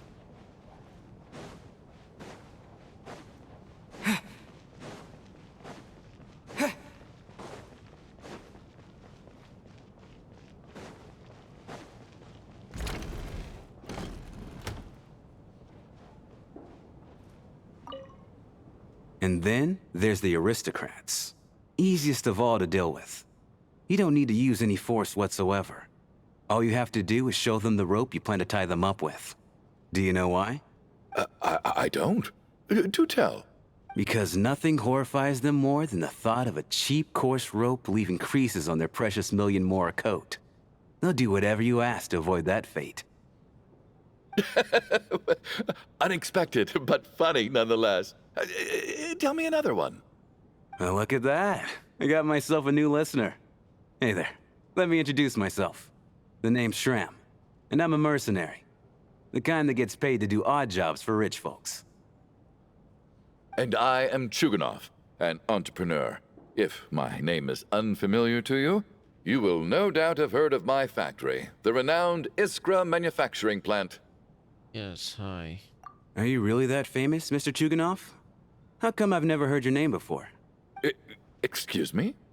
Is that a joke? Or are you being serious? Oh, I'll have to ask my rope later.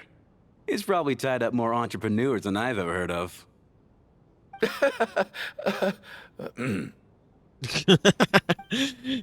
Nice one, man. Oh my god, Shrem, you're fucking hilarious. Tonya. How are you feeling, Tonya? I'm fine. Sorry to worry you. I'm used to it by this point. I take medicine for it. My brother usually helps to get it ready for me. Child must take great care of his sister. He's never mentioned Tonya's illness, though. You know, I actually find this whole thing kind of exciting. What do you mean? Stuck in a strange place thanks to a snowstorm. Having to spend the night with a bunch of interesting characters. It's pretty cool, don't you think? Certainly a novel experience. Exactly. It's like one of those stories where an ordinary school trip turns into a magical adventure. I've always wanted something like that to happen in real life.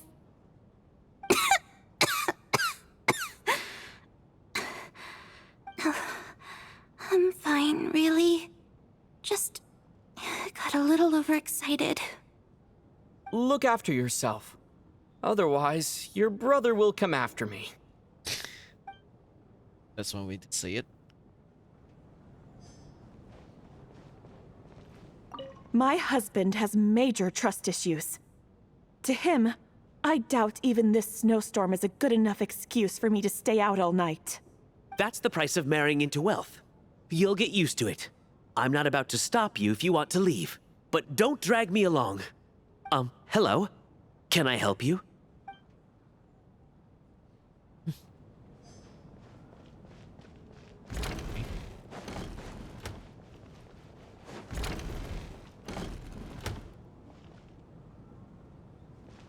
This is highly irregular.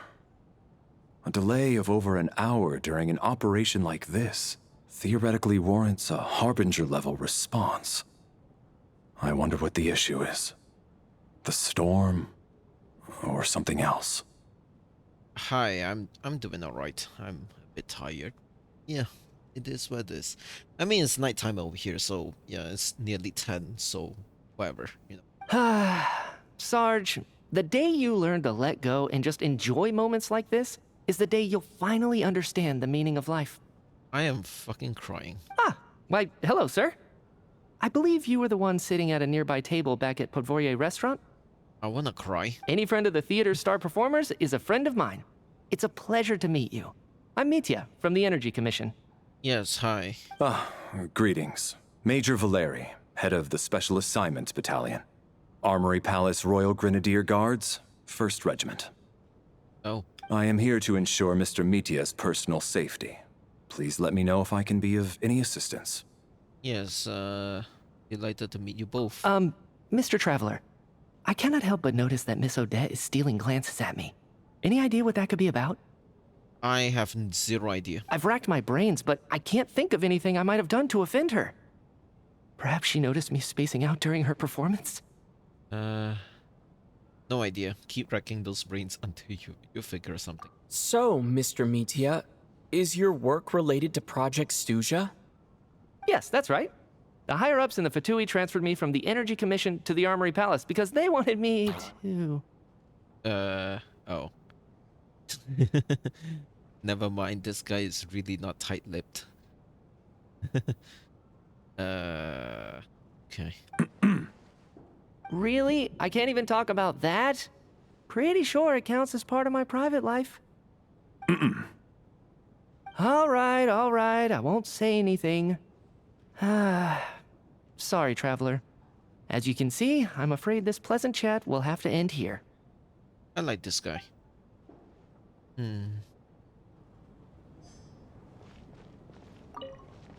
Hi. I don't think it's ever been this lively backstage before. I didn't know you were coming today. Yes, I'm here. Hey, have you seen Chuganov? I heard he was coming today. Have you spoken to him at all? No, not really. I'm with you. This could be just the chance we need. Yeah, I gotta figure out a way to coax some more intel out of him. I want to know why he suddenly changed his stance on Project Stuja. What exactly happened before the most recent Vecha vote? For the Rokad, or just out of personal interest? Shh! There are other people around. Don't say the R word. R word. God, Voyanitsa is so fucking... Shh! There are other... Well, alright then. I have to say, even though today was a rehearsal and there were some hiccups along the way, Miss Odette's performance was one of the best I've ever seen, even compared to an actual show. I couldn't agree more, especially considering the weight of the subject matter. It takes a truly seasoned professional to do justice to a theme like love and regret. Do you think we were coming on too strong? Odette's ignoring us again. What about you? What did you think of today's performance? Consider me a new fan, Odette. Oh my, that's very flattering of you. Thank you. I'll make sure to save a ticket for you when the show's performance ready. Sure, no problem. This doesn't seem like the time or place to bring up the subject of Lelik. I need a chance to speak with her in private. So unfair. Talk about double standards. And now it looks like I've been spotted. Oh, bruh. You know Mitya too? No, I don't. I just have a feeling that he might be dangerous. Huh? Dangerous? How's it looking, Alosha? No change from this afternoon. Heavy snow with no sign of slowing down. May I have your attention, please? The storm is unlikely to stop tonight, and it'll be even more dangerous outside at night than it was during the day. We at the theater owe everyone here a duty of care. Therefore, we strongly suggest that you stay on site overnight and avoid going outside unless absolutely necessary. In a few short moments, we'll give you a tour of the theater's various quarters. You can choose to sleep in the VIP room, the office, or backstage. Or on the stage if you'd prefer. We won't mind. No one's gonna sleep on stage. They would rather sleep on the fucking audience seats than the stage. Who in the world would want to sleep on the stage? That's insane. I'll pass on sleeping on the stage. What if the snow is stopped by tomorrow morning? The early birds in the audience might think we're part of some experimental new show. Exactly. A drama about sleeping? That could be fun. Maybe we could come up with a title for the production. Sleeping Beauty, slumbering heavenly principle. Not bad. Clear selling point, at least. Could be a big hit. Anyone who doesn't wish to sleep on the stage, please follow me. I'll show you to the rooms.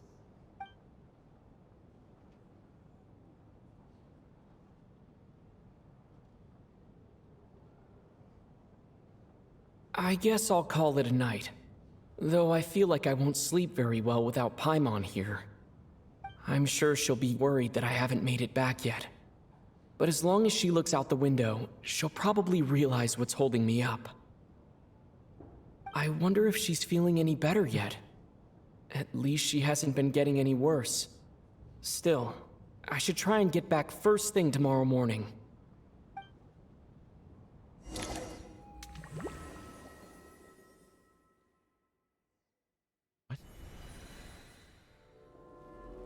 What the fuck? Where the hell am I? Where the fuck I am? Oh my god. Ah, finally. Welcome back to the world of the living, lazy bones. I was about to wake you. The black mist is almost on us. What? Where the fuck I am? Still waking up, huh? You know, the black mist. It's been chasing us from below ever since we were born. You're just dozy. There's no way you've forgotten. What? Come on, let's keep heading up. Onwards and upwards is the only way to survive. Don't listen to a word those Black Mist cultists say. What? Here we go again. The endless march toward survival. What's going on? That black mist down there is creeping me out. And it's rising. Guess I should head upwards and get away from it. The Black Mist cultists believe that being swallowed by the Black Mist leads to everlasting peace. But if you ask me, they're just lying to themselves. We're the only heretics left, the only ones who refuse to give in. We have to keep going.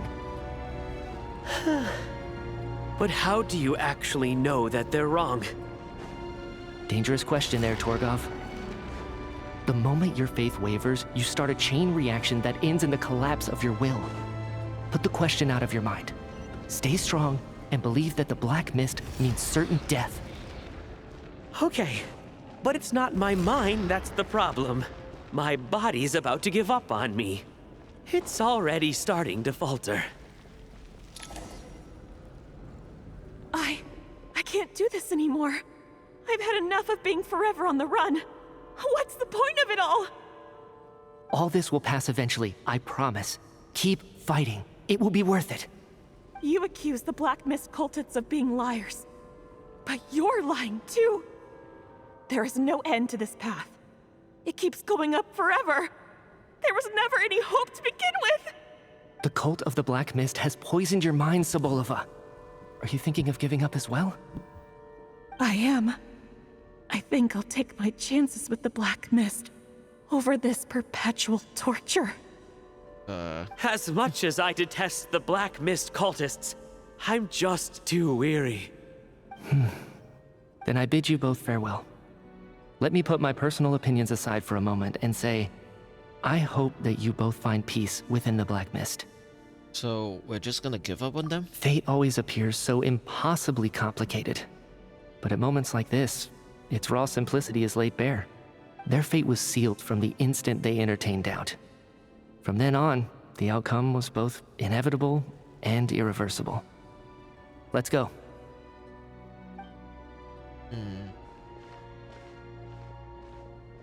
Okay. Torgov and Sobolova are gone. I never thought the day would come when even they would be swallowed by the Black Mist. It's just you and me now. Is it just me or the Black Mist stopped moving? Yes, it looks like it's satisfied. For now. What's going on? This happens from time to time, but it won't be long before the Black Mist starts chasing survivors once again. No one knows how to stop its advance for good. Well, we should make the most of the precious moments of rest that those two bought for us. Huh? Are you really that sleepy, traveler? Oh. What the fuck? Ah! Help!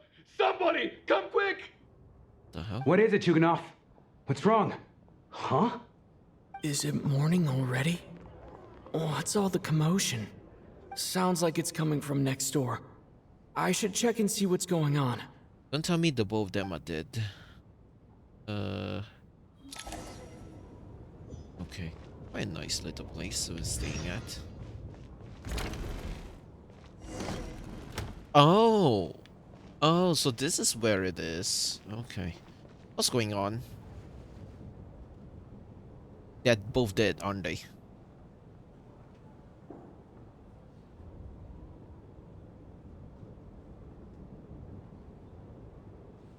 Don't look, Miss Tonya.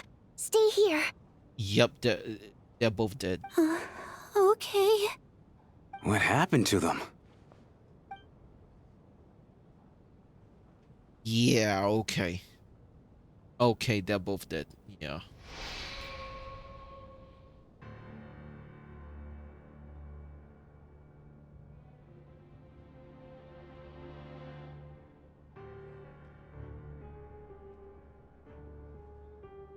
These two people have passed away. And the strange thing is that somehow, I knew this was going to happen. I knew that they would be the ones to die. Have I seen this moment before? Or did I have some kind of premonition? I can't remember what it was. Let me take a look.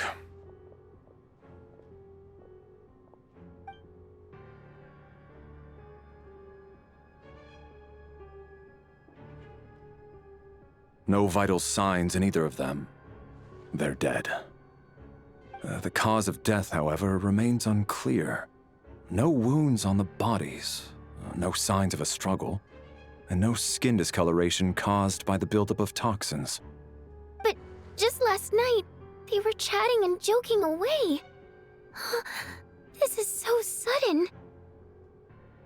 Could they have had pre-existing medical conditions?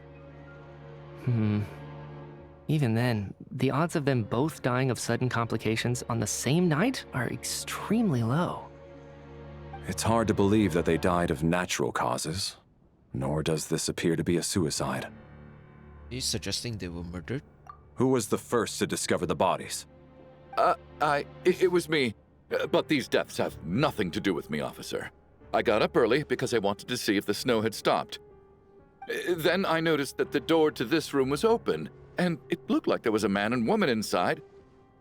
I just went over to see what was going on. I had no idea they were... I can corroborate this. I was doing my morning exercises near the stage. When I saw Mr. Chuganov heading this way, I followed him. I can also confirm that I didn't see a single person approach that room before him. The snowstorm was raging all night, and it's still going now. There's no way someone could have come in from outside, correct? You mean an intruder? No, not possible. I slept by the door last night as a precaution. There's no way I wouldn't have noticed if anyone had tried to open it.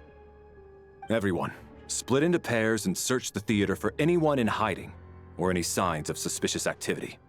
I'll follow up with a full search of my own shortly. Go. There is no time to waste.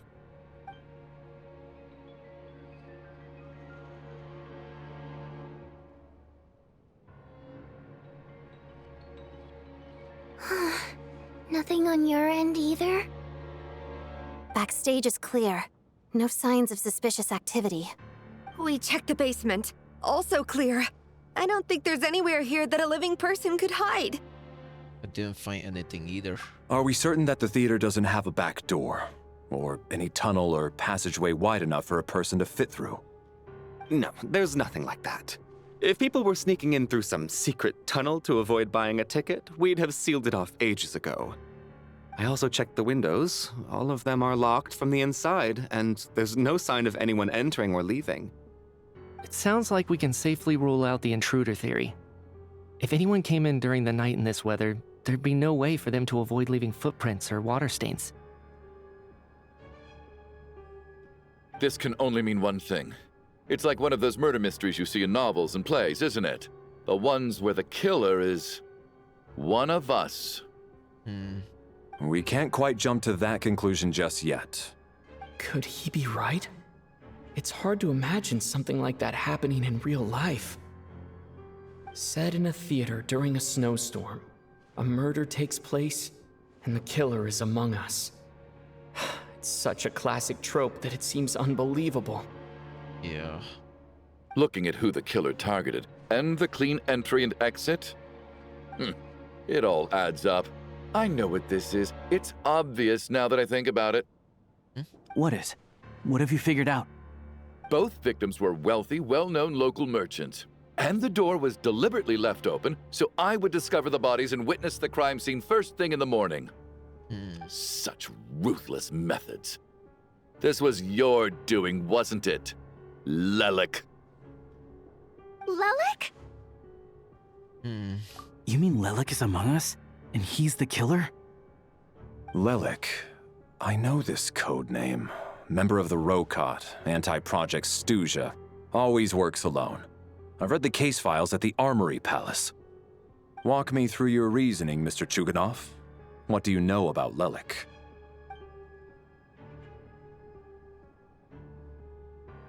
What now, huh? What now, Lelik? What more do you want from me? I already voted against Project Stuja at the Snezhno Gradvecha. Okay. You snuck into my house the other day while I was asleep. Left a threatening letter. And I did all that you asked. But Project Stuja cannot be so easily shaken. Not with the rooster in charge. So he really was threatened by Lelik. That makes sense. And now you're resorting to murder to threaten me. Isn't that right? I knew it. The Rokot despises the rich. The lives of the wealthy are but refuse in your eyes. Show yourself! Which one of you is Lelik, Tell me! I'll do whatever you want! Just stop playing these mind games!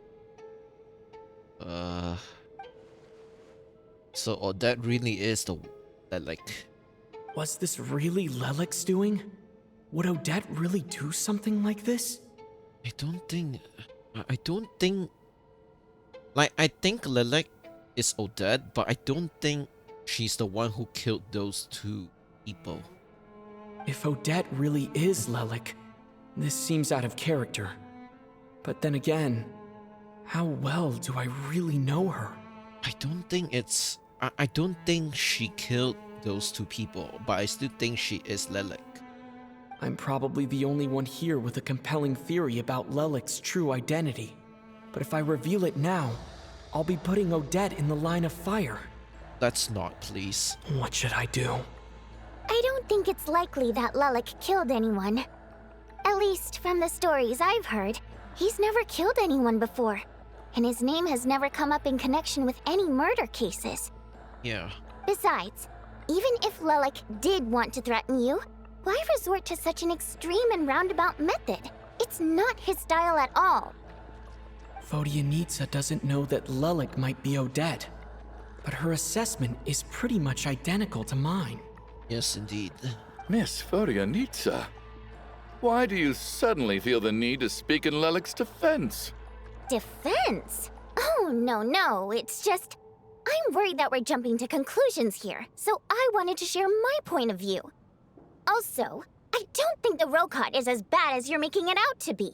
Okay, that last sentence didn't need to be there. Well, if you think I'm so wrong, what's your theory then, Why don't you tell us who the killer is? The case is still evolving, Mr. Chuganov. Please do not prevent others from expressing their opinions so early on in the discussion. Even so, there's no denying that the recent threat received by Mr. Chuganov may well be an important clue.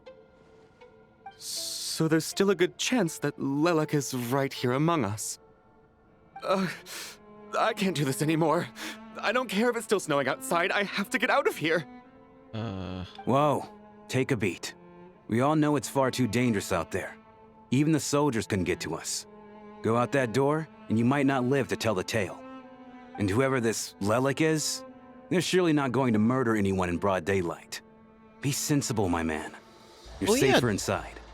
Right, that guy who went to get the blanket. Actually, he might be a good candidate being the actual killer. I just realized that. Why not him? No one, like... I feel like he could be the real guy, but I don't know. As much as I regret having to say this, I'd like everyone to cooperate and refrain from exiting the premises until further notice. Because as things stand, every one of us is now a suspect. Unless anyone has further information to share, let's adjourn for now.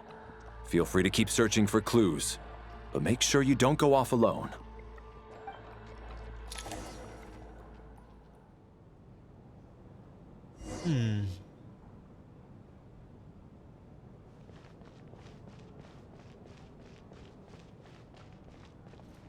You seem to be very comfortable taking charge, Major. You took the reins as soon as things went south. I simply made an executive decision that someone needed to take control of the situation on the military's behalf. Does this offend you? No, not really. No, quite the opposite. We feel much safer for it. By the way, what does Major mean exactly? Is it a pretty high rank? It's a rank. I don't know what, but... we'll talk to them first. We don't move in the same circles, so I'm not clued up on Project Stuja and all this political intrigue. Nor does it interest me. Nevertheless, sir, I think your top priority as soon as you get out of here should be to hire a good private bodyguard. Such as... yourself? Such as myself. Okay. Okay, boyo, you think you're so funny, huh?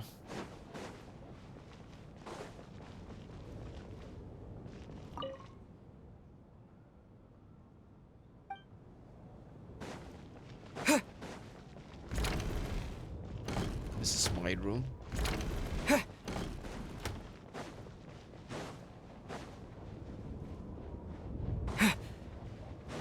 You can definitely hear the wind outside. I'm sure.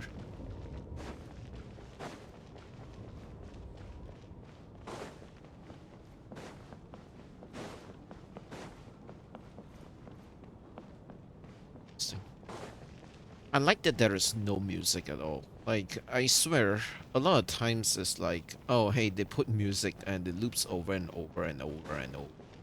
It gets stale. Like, I think having no music is a good balance. It's general. I still find it hard to believe there's a murderer among us. Just last night, I imagined we were like classmates out on a hiking trip. There's no guarantee that you can trust your classmates, especially not when you're locked up together. Why did they do this? Was it for money? Even then, they could have just kidnapped the people. They didn't have to die. I really think that like the guy who went to get the blankets is the one that was the murderer or whatever. You know what I mean? I feel like that's the case. It couldn't be. I feel like it's near impossible for that to be the murderer at this point in time. What the hell? Since when this is here? I don't remember this.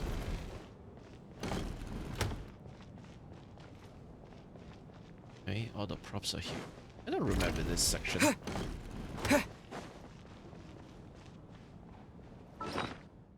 Okay, where's the picture?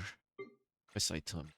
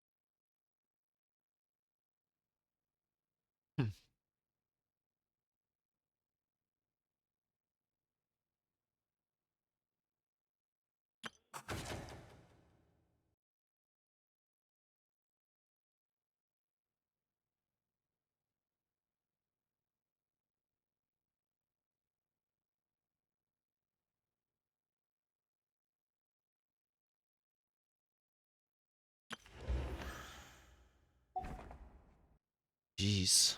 Okay. They just crossed them out like that. Jeez, Traveler, what the fuck?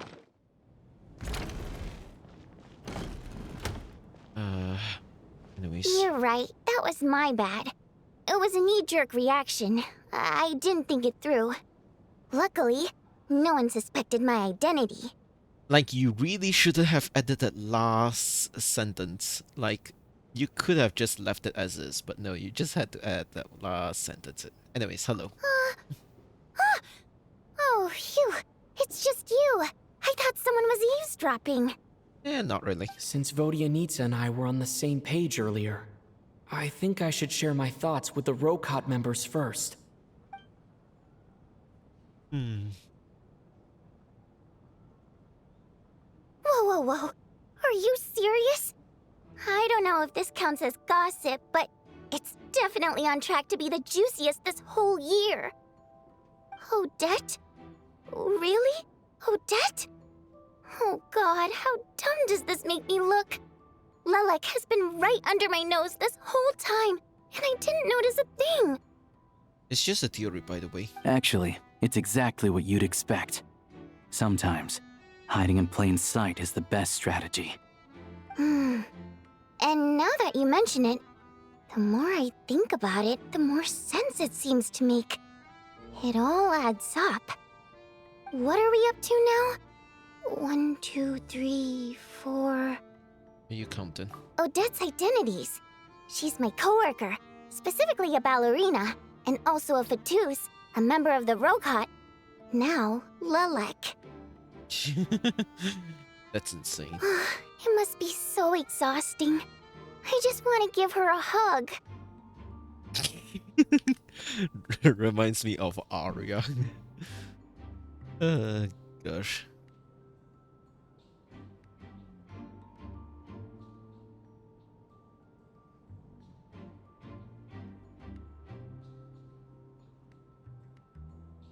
I guess since I've always known her as a member of the Fatui, it never even crossed my mind that she could be involved with the Rokot, let alone be Lelek.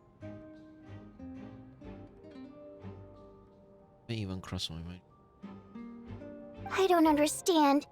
If she's with the Fatui, What reason could she have for being so opposed to Project Stusha? Probably best if you ask her that in person. True. Well, since you waited until now to bring this up instead of announcing it to everyone earlier, does that mean we're all on the same page here? She doesn't seem like the type to kill innocent people. Yeah. Lelik may not follow orders from the Rokot leadership, but as far as I'm concerned, she's never crossed the line. If anything, her actions benefit the poor. We need to confront her face to face. Do you think she'd really admit to being Lelik? I don't know. We'll have to see how it goes. For now, we'll work on the assumption that she didn't kill anyone, and see how much she's willing to tell us.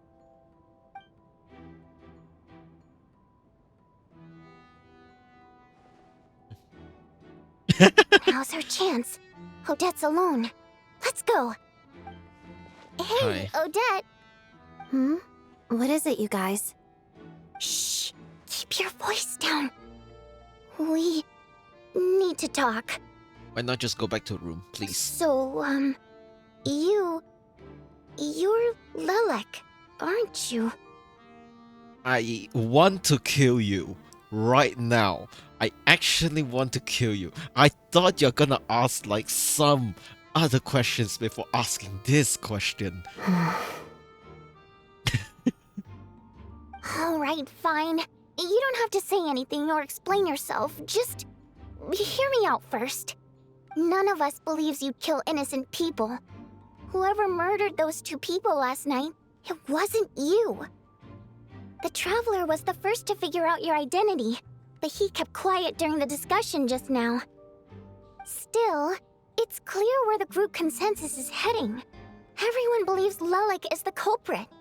If your identity is exposed, you'll be in a really bad spot. We're your colleagues, and we know what kind of person you are. I don't want anything bad to happen to you. So, can you clue us in? Tell us everything. The more we know, the more easily we'll be able to cover for you. Alright. Yes, I'm Lelik. And no, I'm not the murderer. Yeah, okay. That is exactly what I expected. Like, the murderer must be like, I don't know, the fucking guy with the blanket, you know? And thanks, but I don't need you to cover for me. Actually, I'm planning to reveal my identity. No, please stop. Don't. Why? Don't do that. Please. You're gonna reveal that you're Lelik? Here? No, please no. That's right. I'll admit I was surprised at first when Chuganov guessed that I was here. It was just a lucky guess, but it caught me off guard. I'm not surprised he... Yeah, I'm not surprised. But after taking some time to assess the situation and confirm where everyone stands, I don't believe I have anything to worry about. You mean? Are you sure you don't need a second opinion? Given the circumstances. Mr. Valeri! What the fuck? What?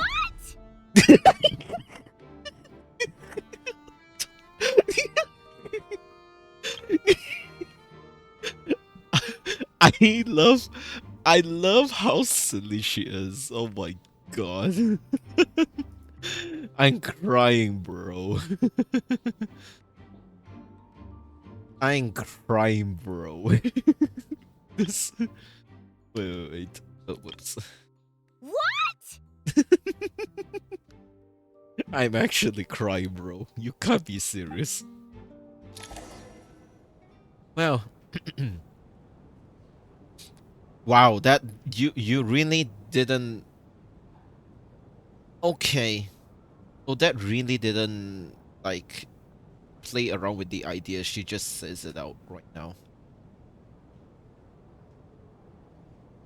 So, Odette is Lelik? I don't know what game you're playing, but you've got a lot of nerve. It's just one identity. So what if it's exposed?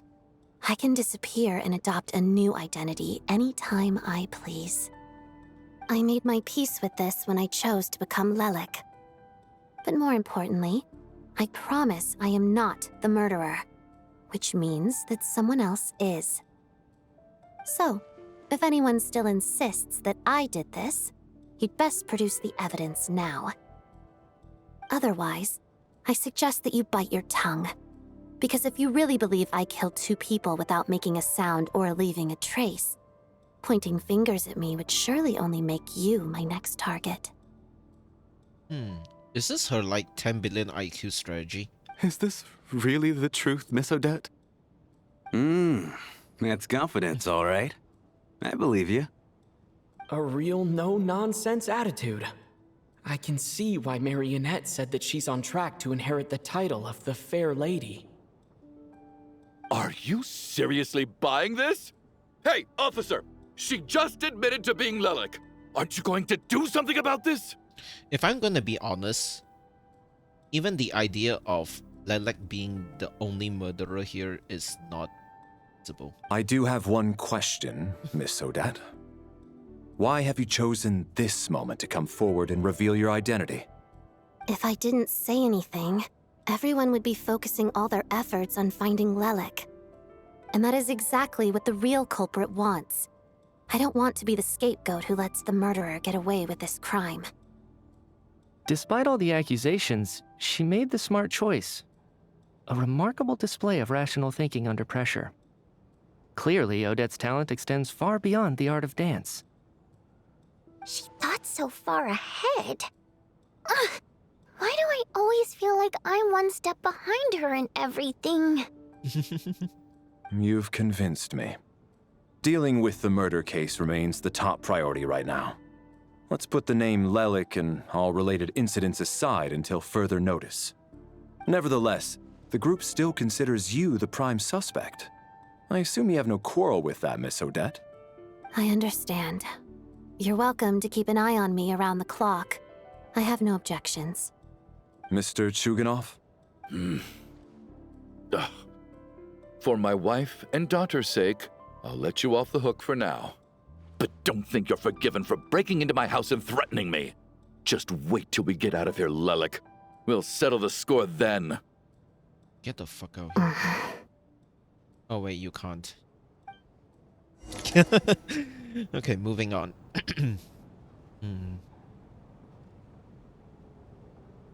Oh yeah, there's also the issue of power cuts, but I don't know. Good work, Lelik guard team. And Lelik too. Here, have some hot water. Sure. Turns out Valeri knew about my exploits. So now I've been told I have to guard Lelik with him.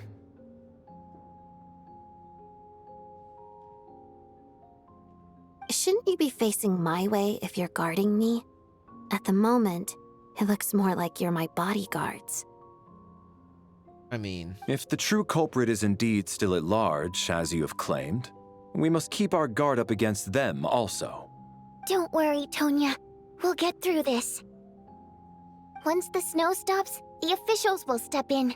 The investigation will get easier, and then we'll be safe. But once the snow stops, won't everyone just leave? You're gonna miss us, huh? Well, some of us work at the theater, so we'll still be here. I'll even give you a special backstage pass. Wow. I love her. She's so silly. I really like her.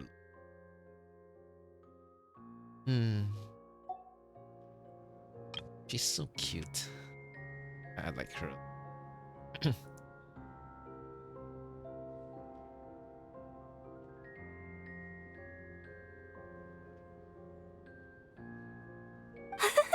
Really, Miss Vodyanitsa? That's awesome! You've made a fan for life. Aw, you're so cute, Tonya. Aw. Aw, that's so cute. All right, let's swear to it.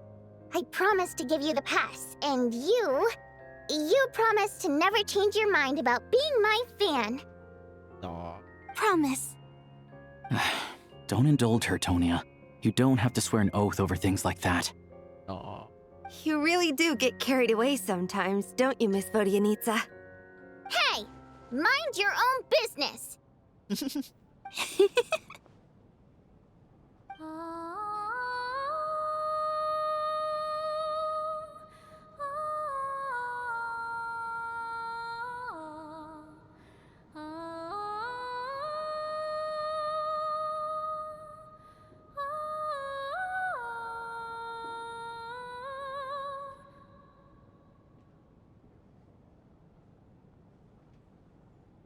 Don't be nervous, Miss Water Imp. Everyone's here. There's nothing to be afraid of. Excuse me? Do I look nervous? Don't be ridiculous. Oh. No. You sound nervous, lass. Oh. Wait, but how... Okay, plenty of people know that I'm a water imp, but still... How come you understand our primary mode of expression? Primary mode of expression. I've not come across that concept before. Do enlighten me, Vodyanitsa. Well, it's just... We water imps tend to communicate our emotions to each other by singing, rather than facial expressions. The emotions we convey through song take precedence over our facial expressions. So, we think of it as our primary mode of expression. I'm impressed, Shram. I didn't take you for a man of culture, but you're clearly rather learned. It's not about being cultured or not. The thing is, this mode of expression can usually only be understood by other water imps. It's not a simple case of a song sounding happy or sad. And yet, you're clearly human, Mr. Shram. It's really not the big deal you're making it out to be. I think I just have a knack for it. Plus, I have a... very close friend who's a water imp. A delightful lady. But keep that a secret. Okay. Anyway, we spent so much time together that before I knew it, I noticed I could understand her expressions. Oh, I guess that makes sense. Still, the fact that you have a water imp friend is even more surprising. I'd better watch what I'm singing when I'm around you from now on. Jeez. Hey, what are you implying? You're not secretly insulting the audience in your songs, are you? What the fuck? Hello? Heavens! Why would I do a thing like that? It's getting late. We should discuss our sleeping arrangements for tonight. To guard against the killer, someone needs to keep watch. I suggest that we don't sleep in separate quarters tonight. It will be safer if we all stayed together. As long as someone keeps an eye on Lelik, I'm quite sure we won't have any trouble. Are you saying that you wish to bet your life on Miss Odette being the killer?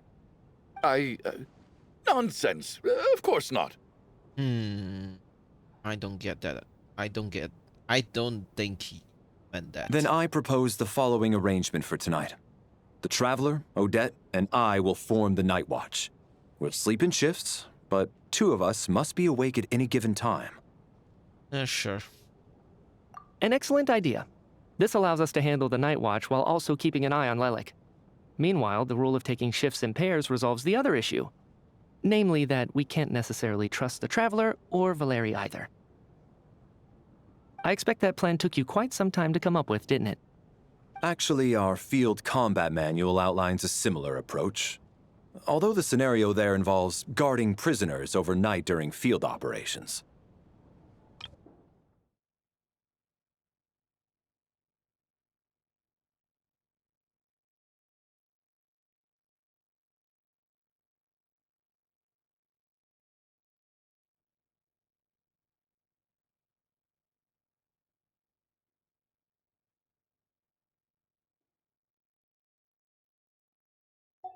That being said, I must clarify that I harbor no disrespect towards you personally, Miss Odette.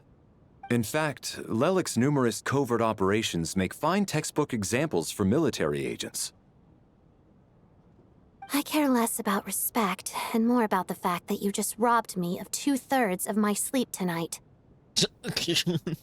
I'm gonna cry. I'm calling dibs on being the first to rest. Good night. Okay.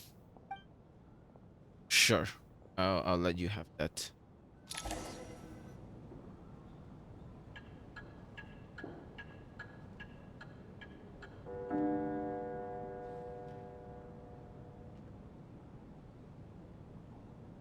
It's almost time. We should wake Odette. How are you faring? You get some sleep. I'll go after you. Oh, not going to argue with that. I'll take a quick nap. If you start to feel sleepy, wake me up anytime. It's finally time for Odette and I to share the night watch. I should wake her up.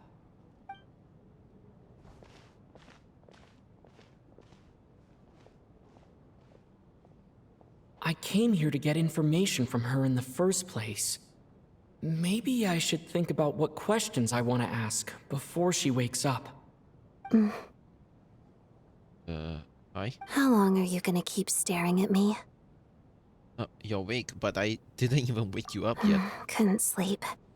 My mind's been running haywire. Oh. Plus, there's something I've been meaning to talk to you about. You too? I had a hunch that you wanted a conversation too. Let's take this chance to clear the air, shall we? Sure. Is this about Signora?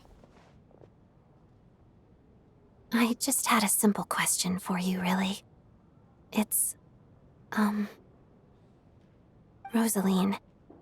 In her final moments, did she have any last words or anything?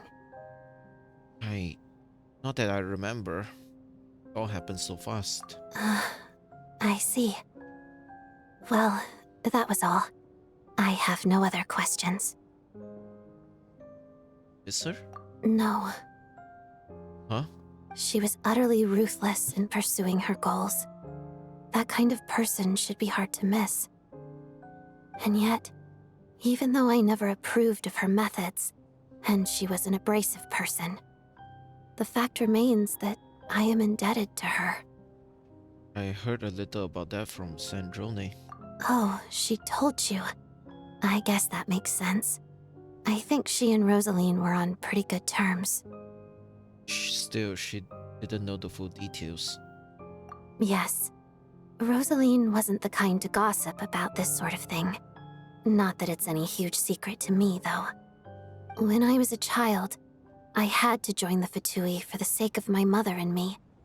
I trained under Rosaline. It was extremely grueling, and it didn't exactly come naturally to me.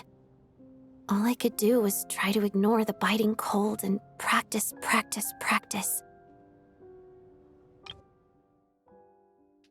I was a newcomer who'd managed to make a good first impression on a harbinger. There was pressure to live up to her expectations, to be worthy of the fair lady's reputation.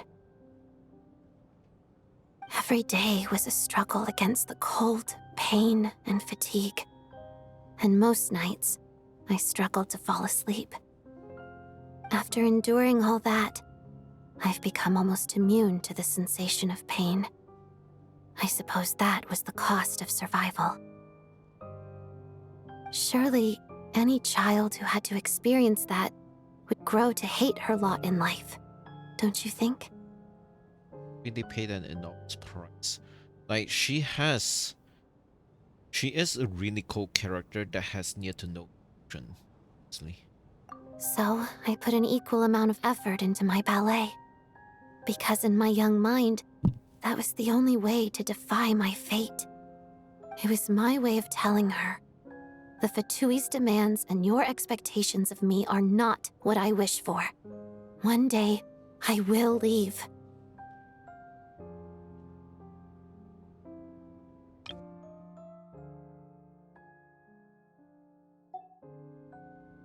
I think she probably blamed my poor performance and training on my passion for ballet. She knew my heart wasn't in it. One time, when I was secretly practicing a dance at night, she suddenly showed up. I knew she was there to catch me red-handed. I told her, "You don't deserve to watch the dance I learned from my mother." Oh. She looked stunned. I guess she was surprised that I lashed out first, before she had the chance. But strangely enough, on that occasion, she wasn't fierce with me like she was during training. Instead, she fell silent for a moment, and then left. After that, she never interfered with my dancing or asked me how it was going. She never came to watch me dance again either. Not even once. Was a very proud person. She was. But even now, whenever I take out this core Ignis, I can't help but think of that night. Of the look on her face. So it was a gift from her? Sort of.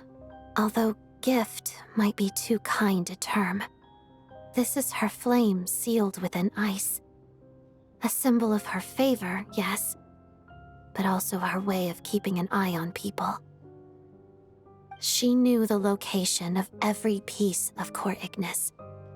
If any recipient started acting suspiciously, she'd be on to them immediately. Trust her to make even a mark of approval feel suffocating. So, when news of Rosaline's death reached Snezhnaya, many people immediately crushed their core Ignis. It gave them a profound sense of relief, like they'd broken free from her shackles. But I kept mine. With my sensitivity to pain being as dull as it is, the warmth from this core Ignis is one of the few things I can still feel clearly. See. I still wonder, did she really come to stop me that night?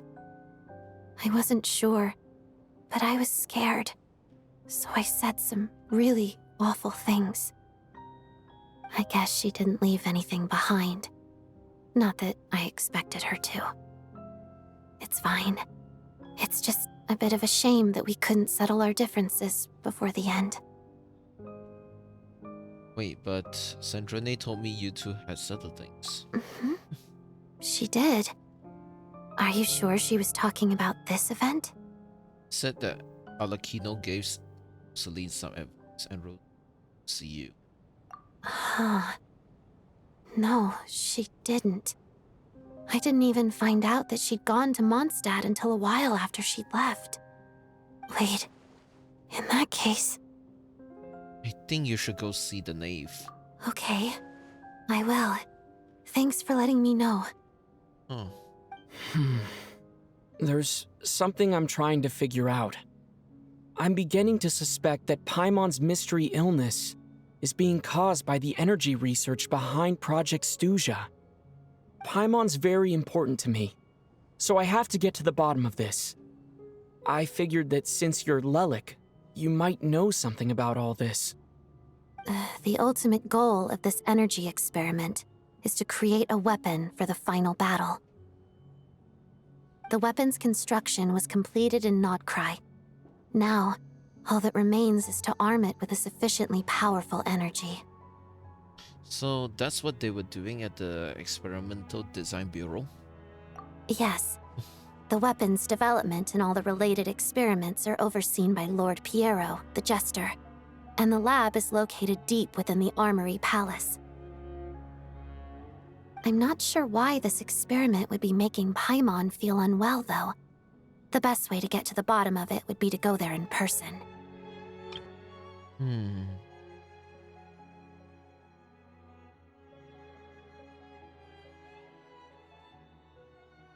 Once we get out of here, I'll help you apply for an entry permit. Are you sure? Let's not forget that you're also Vatus. And I'm hardly the organization's proudest member, as you know. You answered my question about Rosaline. I want to do you a favor in return. It's that simple.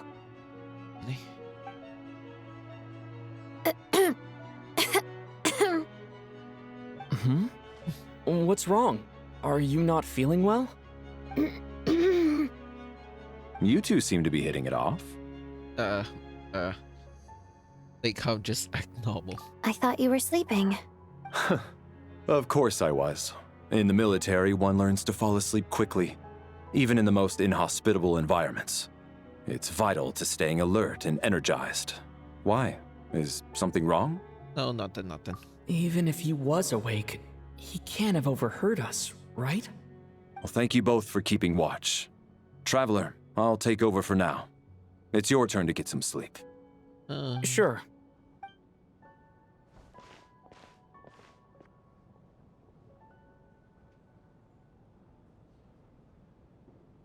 This is our second night here, but at least I found out a little more about Paimon's condition. I hope she's been sleeping well the past couple of days. Why do I feel like I'm being watched?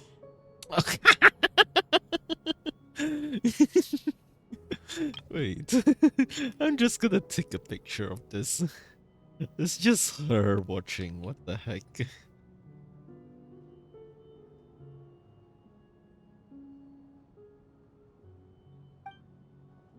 Yes, hi. How you doing? Seriously? Is this payback for when I stared at her earlier? But I thought she was asleep. Never mind. I'd better try and get some sleep myself. I'm gonna cry. I'm gonna cry. What the fuck, man?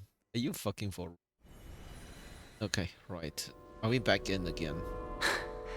Hey, what are you spacing out for? Are you reaching your limit too? I don't know where it is, but it gets strangely familiar. How long have we been walking for? Do you remember? Time's lost all meaning. Ever since we noticed that thing above our heads. What was it called again? A star key? Or key star? Anyway, the person who named it was swallowed by the black mist. Huh? Whatever it's called, ever since we noticed it, we've been walking up and up, hoping that as long as we reach it, we can find a way out of this place. But it seems like no matter how far we walk, we never get any closer. Well, we've come this far. You never know. Maybe we're almost there? Come on, enough moping. Let's go. The black mist is catching up. Yeah, we need to keep...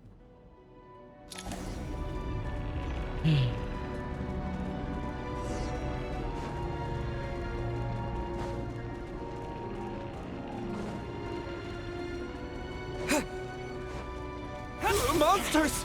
Watch out! Not again! I've lost count of how many times we run into them. Be careful. Yeah! Cryostorm! Yeah! Yeah!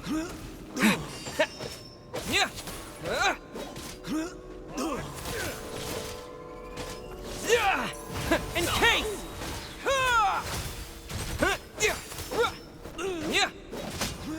Okay, thanks. Let's go. Keep going. What the hell?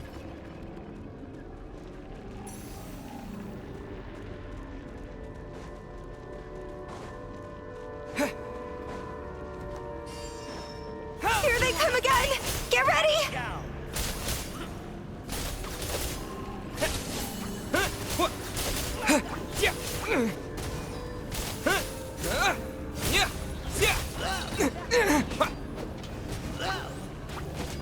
Cryostorm!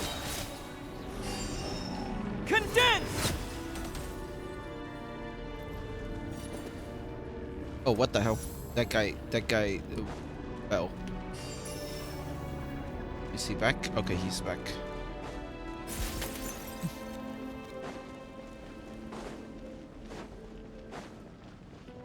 Monsters ahead of us? The black mist behind us? It feels like there's no escape.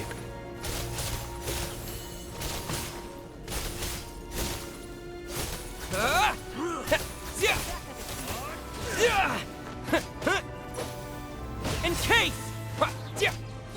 Shut up! Fighting Frost!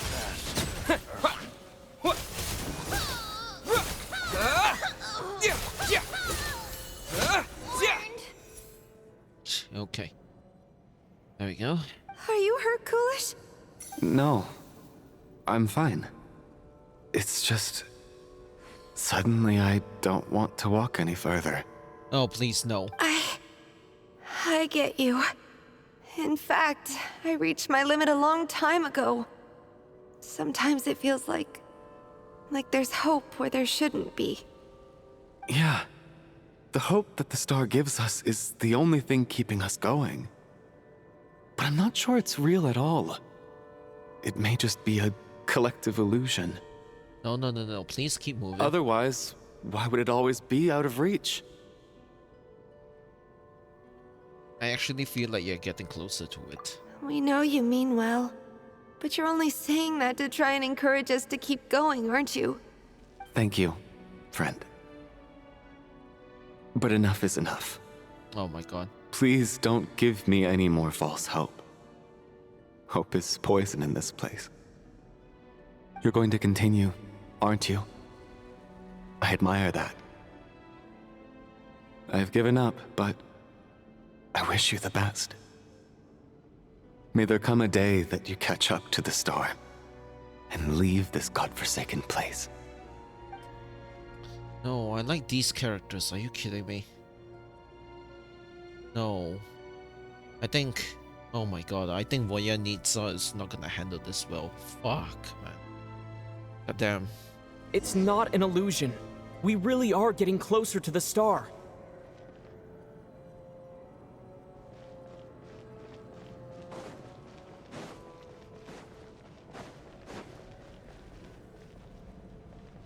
Congratulations. You're the first person to make it here. I actually made it? What? But how did she get here? I'm the star's envoy. What? The black mist has stopped rising. Its hunger is satisfied for now, having devoured your two companions. This is a good opportunity. I'll let you get some rest before we continue. Are we going to leave? Hmm? What do you mean, leave? The star represents the starting point. It's the waypoint for the beginning. Congratulations on reaching the starting point. Once you are ready, we will head out and walk upwards. I will be right by your side the whole way. After I went through everything to get here, it's just a start.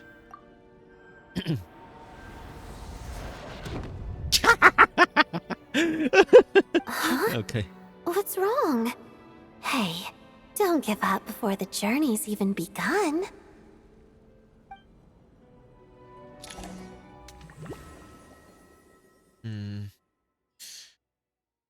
This is... Rampana! Rampana! No. No. Is that Vodyanitsa's voice? What happened? Coolish, wake up! Please wake up! Fuck.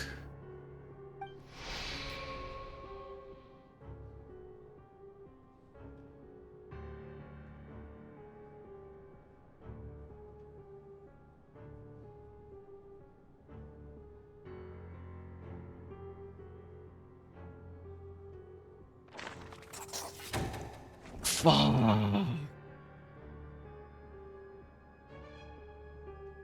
Damn it, man. I like these two characters. The situation is identical to that of the two casualties yesterday. We cannot ascertain the cause of death. At least there are some elements that we can rule out this time. They slept on the stage with everyone else, so I suppose the surrounding environment can't be a relevant variable. Rampana. Coolish. Weren't some of us keeping watch last night? 3 of us, in fact. How could you not notice something was wrong? I'm as confused as you are. Certainly nothing unusual happened on my watch. Likewise, and from what I've observed so far, both Miss Odette and the Traveler can be trusted. No incidents during my watch either. And no reason to suspect them either. To be honest, I didn't get a wink of sleep last night. I couldn't help but think I was the target, so I just laid there with my eyes closed. I heard the Traveler and Lelik chatting, but otherwise I don't recall hearing any commotion during the night. Me too. I didn't want to wake everyone up, so I was concentrating hard, trying not to cough. I hardly slept at all. Wait. If anything had happened, I'm sure I would have noticed. So people who have slept are falling into this trap in general. Then, what could possibly be causing this? Once was bad enough. I can't believe it happened again. I worked closely with Rampana and Coolish for so long. I never imagined that one day they'd... And on this stage of all places... Florianitsa... 4 victims in just 2 days, and we still don't have a single lead. I need to get to the bottom of this as soon as possible. And above all, keep Tonya safe. I'd never be able to look Child in the eye again otherwise. Still snowing? Yes, I just checked. Still no sign of anyone outside either. So we only have ourselves to rely on. If you ask me, this killer can clearly strike whenever they please. The Night Watch was a useless endeavor from the start. Lelik must be an expert in poisoning. Clearly she used some poison that can't be detected on the corpse. She? Here we go again. Listen, I was already thinking to myself last night, was Lelik's reason for revealing her identity the real story? Well, now I have my answer. It most certainly was not. She's been playing us for fools. You get off on this, don't you? Revealing your identity, only to carry on with your killing spree? That's a hideous thought. One that only a hideous mind like yours could dream up. Oof. How dare you? That's enough! Yesterday, you named Lelik as a suspect because the victims were both wealthy merchants. Lelik might have had a motive then, but today's victims were just ordinary people, not to mention that they were colleagues of Odette and mine. What reason would she have to murder them? Let me guess, just to scare you? Who knows? Maybe you don't know her as well as you think. I implore you all to ask yourselves, how many people are there really in this world that have what it takes to kill another person? Not many, I'd wager. Lelik is well known to be a ruthless operator, and now she has revealed her identity. How could it be any more obvious? Everything you've said so far is still just conjecture, which doesn't constitute a concrete lead. You need to back up your claims with some evidence. How can you defend her, officer? What did she say to you while you were on Night Watch? Maybe I shouldn't be so surprised. You military types are always colluding with criminals to target the rich. What? All so you can get your grubby paws on our hard-earned fortunes, then tell us to fall in line. The Fatui, the Druzhna, and the Rokot. Thugs, the lot of you! Don't you dare! Gonna time him up. Huh? Sir, but... You were the one who told us not to stop other people from expressing their opinions yesterday. 4 people have already died. Only yesterday I was chatting with Mr. Coolish. Then we woke up in the morning and he's... Turning against one another is the last thing we should be doing right now. Little girl. Even if Mr. Chuganov is a puffed-up, pig-headed windbag who doesn't have a clue what he's talking about. He's still one of the victims here, isn't he? Yes. Quite. I had no intention of resorting to violence. But you're right, Miss Tonya. I ought not prevent him from speaking his mind. In any case, I believe Mr. Chuganov has calmed down a little now. We may resume our discussion. I don't think there's any need for that. What is there to discuss? nothing about this situation is normal. Did you have an idea, Mitya? You're the brainiac here, right? Come on, clue us in. I've been mulling something over. All the leads we have so far concern things from outside the theater. Miss Odette's alter ego, the threats Mr. Chuganov received.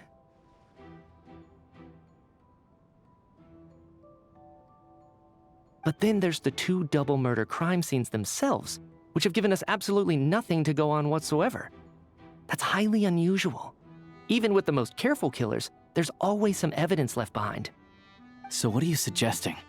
I think this could be a supernatural event. It isn't characteristic of human-on-human homicide at all. Correct me if I'm wrong, but aren't you supposed to be a scientist? That doesn't sound like a conclusion someone like you is supposed to make. I got into scientific research because of my insatiable curiosity. But if the present situation defies all known scientific explanations, I don't mind shifting my curiosity toward the paranormal instead. Now that you mention it, I remember when I first came to the theater. I heard rumors about this place being haunted. Haunted? Yeah, I think I heard the same thing. But I mean, they're only rumors, right? We've worked here for years.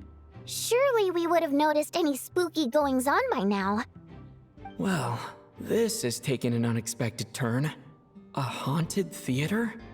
If Paimon were here, she'd probably be hiding behind me in fear right now. Why don't we take this opportunity to look for clues again with a more open mind?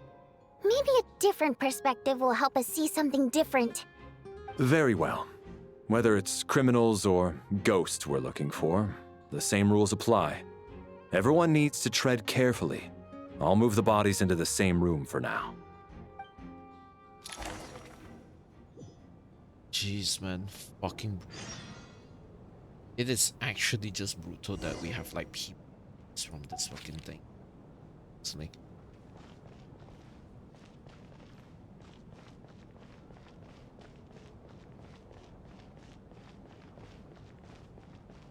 Buddy, what are you doing? I need to think very hard about whether there's anything that ever needed hiding. After all these years, there must be some things even I've forgotten about.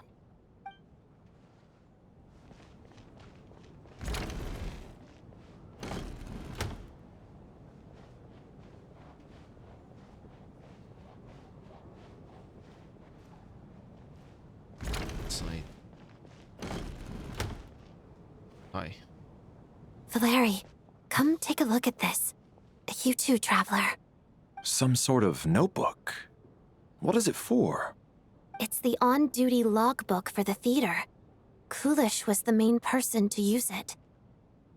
He mostly used it to record any unusual incidents during a show, audience numbers, exit times, and so on.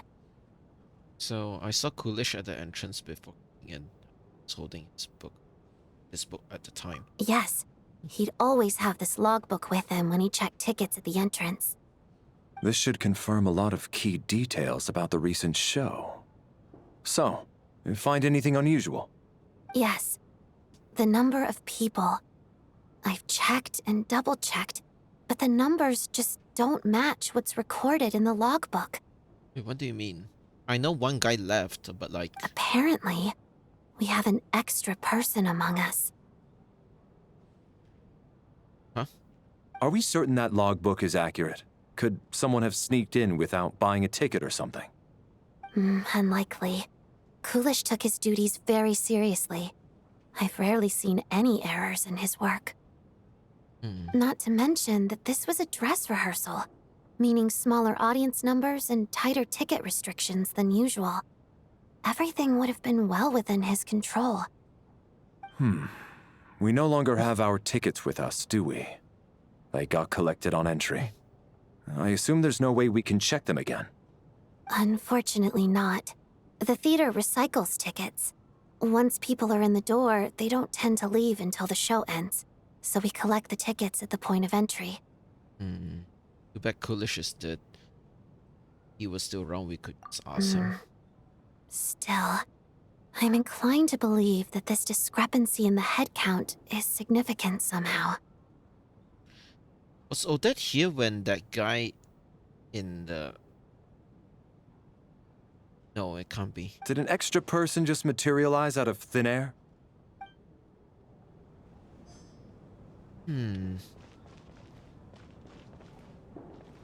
Did an extra person...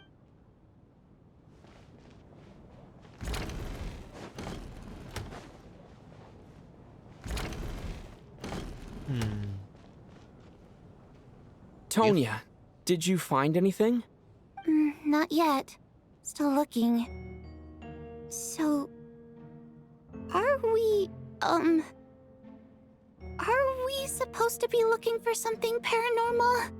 I think I'd prefer teaming up with you than looking around on my own. Sure. This looks like somebody's notebook. Shall we read it together?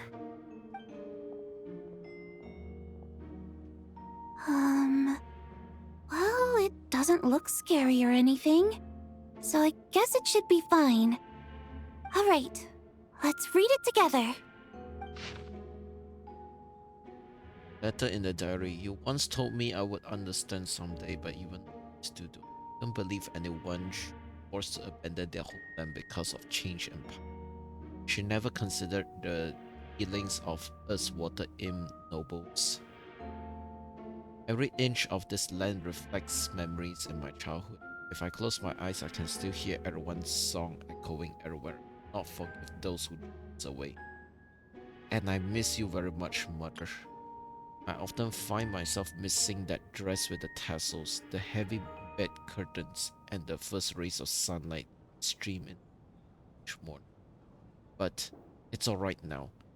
If I narrow my eyes just a little, light seeping through the cracked backstage feels like the one in our... I know that life is gone forever. I can miss it all I want, but I also feel that what I have here now is no less than what I lost. The fantastical sets designed by the prop master, many fans who come all this way to see me, and the quiet dancing girl doesn't talk much. These are all mine. I won't lose any of them again. Never. Absolutely never. This is Voya needs us.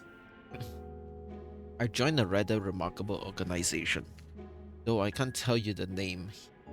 Whatever the name great figure intends to do this time, there could always be someone looking out for the misfortune of... That's what our organization exists for. Even now, I still don't understand her. Why is it that those in power always seem this way? They clearly have the ability to bring greater happiness. Some say she has her own difficulties, but what could possibly trouble someone so seeming omnipotent? Never mind. I should just focus on what I can do. I suppose you'll all hear about our organization sooner or later. The name is... never mind, I'll leave it a mystery for now. Huh. This has to be Vodyanitsa's writing, surely. Maybe it's a little rude for us to peek at this. I feel like I just read someone's secret diary by accident. It's an accident, should be fine. It sounds like she's writing this for her parents, right? I don't understand. Why put this stuff in a notebook instead of mailing it in a letter? Because her water imp parents belonged to the aristocracy, who were driven out of Snezhnaya by the Tsaritsa long ago. And now they live somewhere new, where the postman can't get to.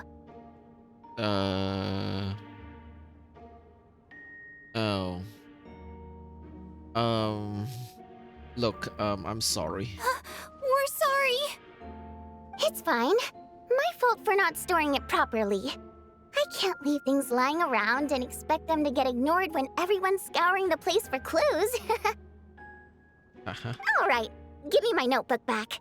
I'll take over the investigation in this room. Sure. I'm sorry. Well,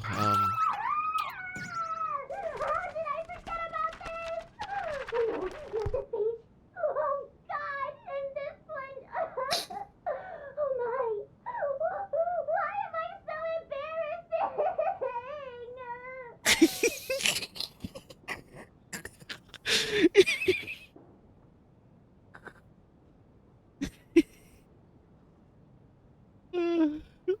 Okay.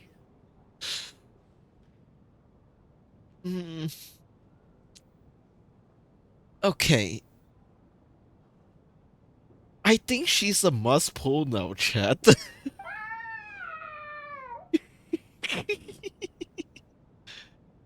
Oh god.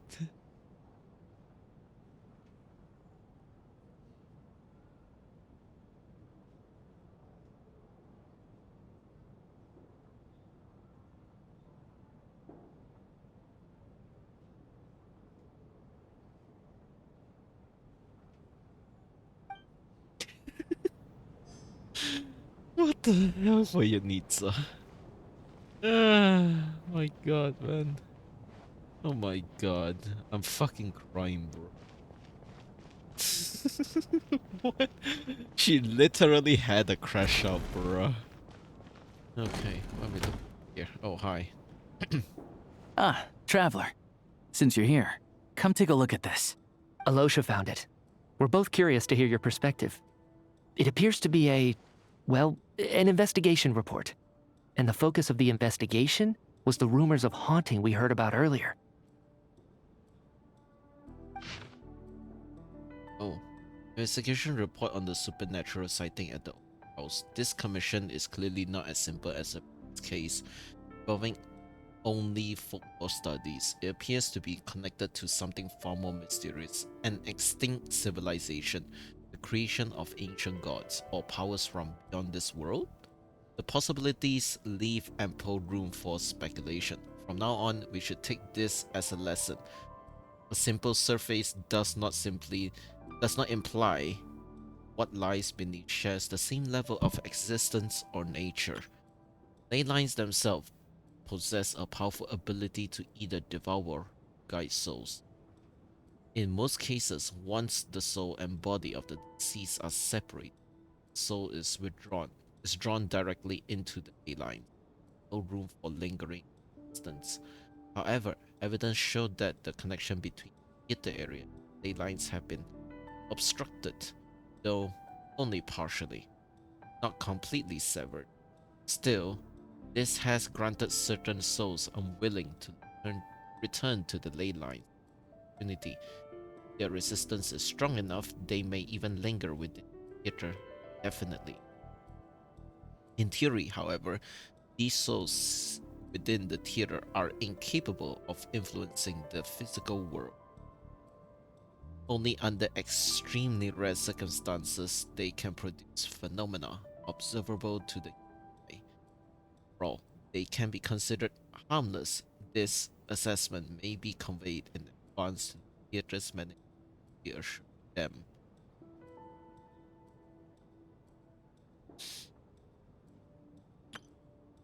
But for me, the investigation does not end here. Uncovering the reason why the ley line has been obstructed is the true focus of this inquiry.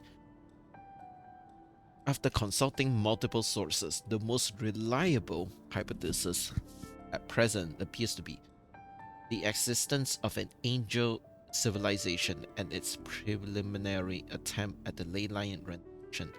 There's too little information available. I must return home as soon as possible.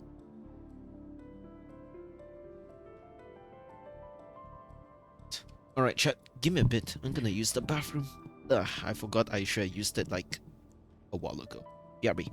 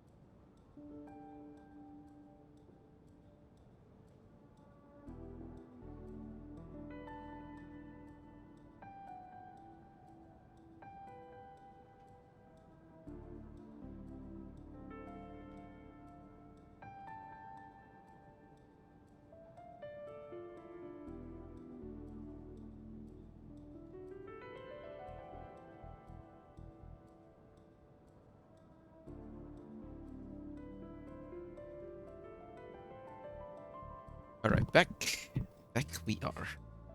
The hell? Oh, God dang it. Stupid thing. Whatever. 1 second, chat. Technical difficulties. Not really, it's just my chair. I need to get a new carpet. I think I'm doing shopping tomorrow. I don't care. Alright. Or actually, it's the day after tomorrow. Not tomorrow. Whatever. It's fine. It's fine. But damn. Dude, can this fucking carpet not do this? Damn it, man. This is why I need to get better carpets, not this bullshit. Okay, right. I like Woya Nitsa, like honestly. She's a really cute character. And I'm glad that, like, you know, I'm pulling for her. I don't care. Alright. An investigation report, huh? Okay, right, Looks let's quite continue. old. This person's name looks to be of Sumeru origin to me. Was the investigator from Sumeru? The theater manager must have hired an investigator once specifically to look into this issue. But it doesn't look like anyone ever looked at the report. Presumably, the manager wanted to know if the supposed haunting was dangerous while also being fearful of word getting out in case it affected the theater's business.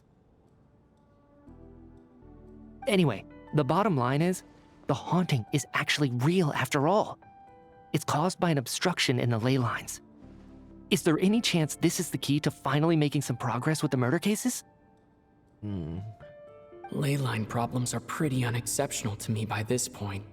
And while it certainly offers an explanation for the ghosts, it's hard to imagine what connection it could have to these two murder cases. Some of the language that appears at the very end of the report caught my eye. Angel civilization, ley line renovation? Yeah. My area of research doesn't touch on any of that, so it's completely outside of my wheelhouse. Huh? A piece of paper just fell out from the report. It landed right by your feet. Let's see. Death is near. What the fucking hell? Jeez, are you kidding me? Just got goosebumps. How unnerving. It was tucked inside the report, so it must be a note left by the author. Death is near. Is that supposed to be what's going on here? With us, in the theater? But if so, how did the author foresee it? Could he predict the future somehow? Maybe things are more complicated than we thought. No, wait a second. If we take the report and the note at face value, they completely contradict one another. The report definitively concludes that the hauntings in the theater are harmless and cannot affect the real world. But the note seems to be warning of potential danger. The question is, what exactly does the note mean by death? Referring to the victims? Would it be referring to the perpetrator? The various ways we could interpret this keyword lead in completely different directions. Let's pause our analysis here for now. I think we need more information.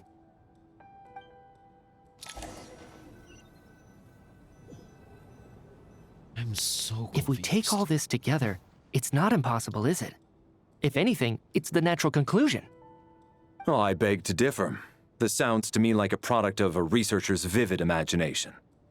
And perhaps it's because I'm still viewing this through the lens of a typical murder investigation.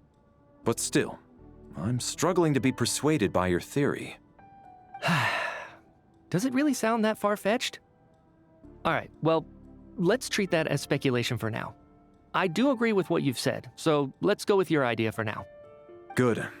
Okay, now that we finally have some meaningful leads, I think it's time to reconvene. Let's get the others.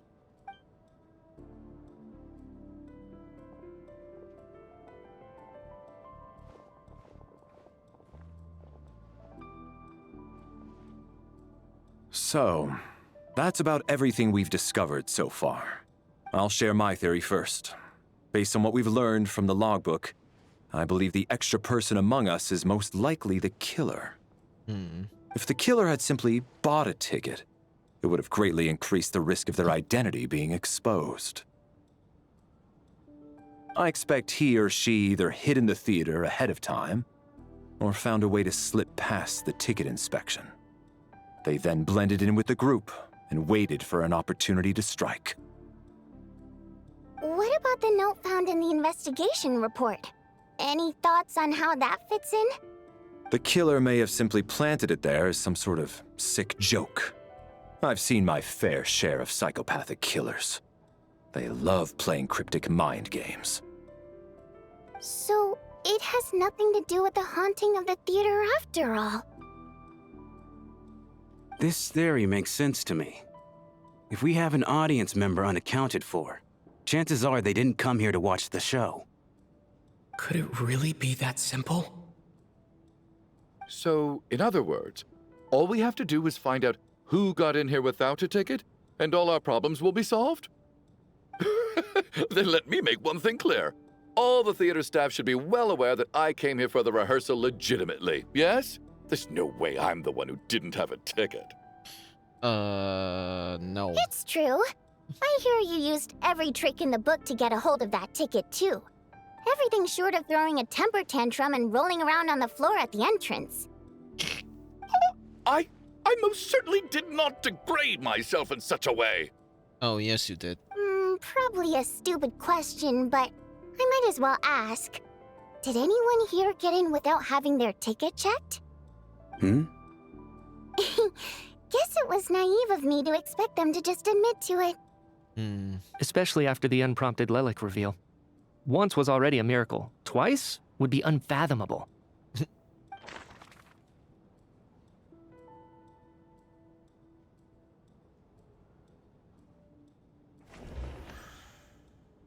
Holy shit, bro.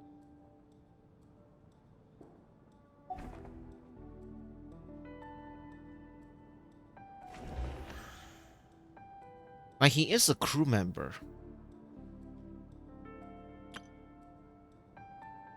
Like, my bet is on Shram, but...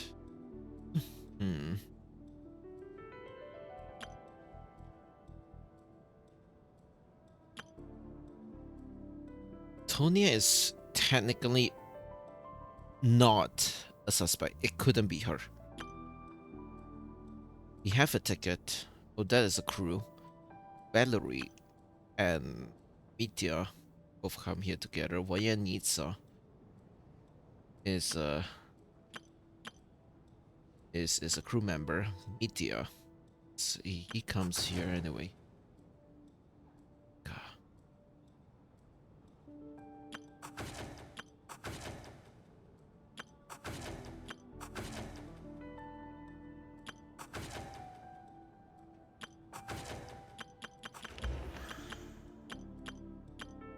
Like, my suspect is on him.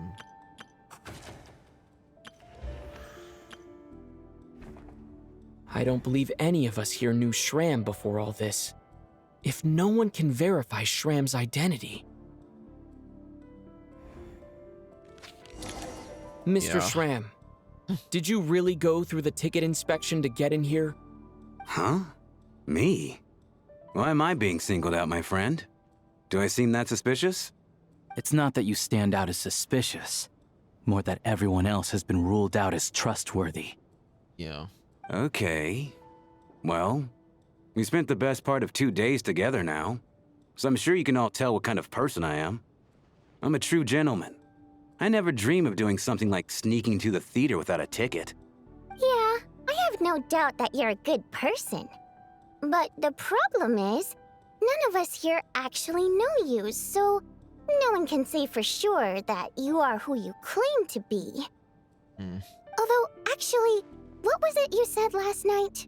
Yeah, you're friends with that water imp, which is why you understand our primary mode of expression. Last time I checked, there were barely any of us remaining in Snezhnaya, since most of the water imps left. Could you tell me a little bit more about your friend? There's a good chance I actually know her. And I suppose it's also kind of a way for everyone else to get to know you a little better. Yeah.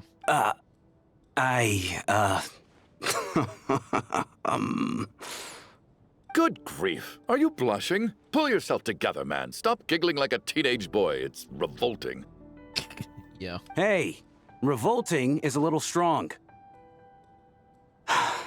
All right, fine. I'll admit it. That water imp friend of mine, the truth is, we're dating. Okay. Nothing wrong with that. I was just a bodyguard hired by our family.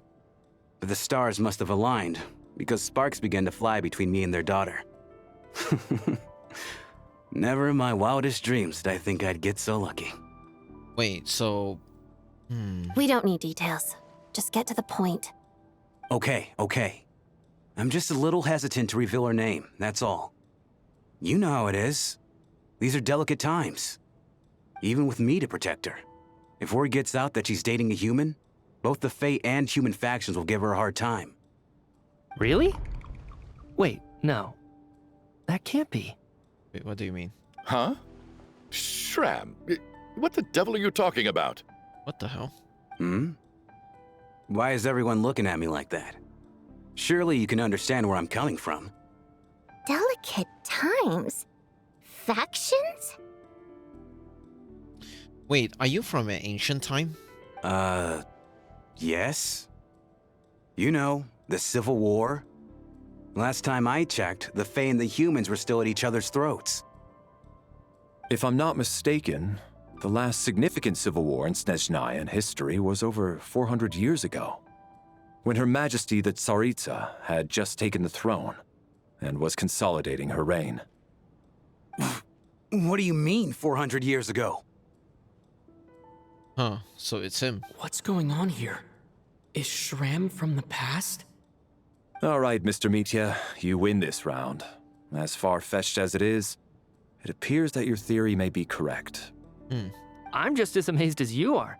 I didn't even believe it myself, to be honest.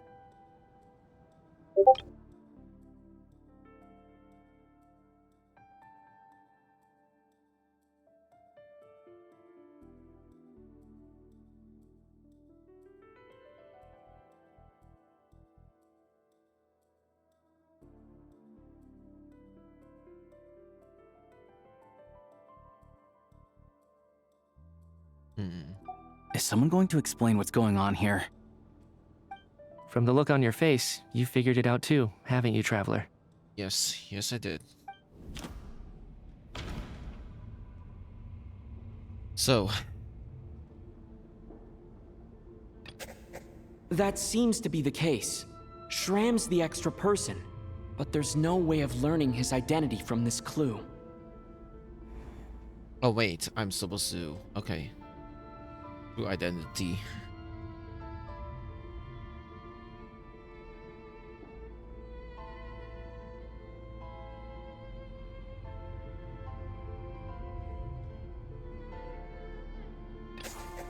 The theater's ley lines have been modified to block souls within its grounds from returning to them. Some souls can even wander this place forever. Mr. Shram's statement proves he is from hundreds of years ago.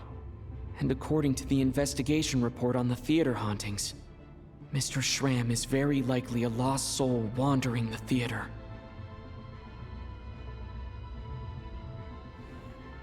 Okay, there we go.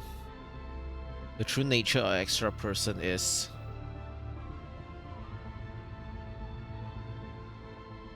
So wandering the theater? I thought we already know that. For some unknown reason, the soul that has been wandering the theater due to the ley line issues has joined our group and blended in. Yeah, that must be the immediate reason why the ticket count doesn't match the number of people present.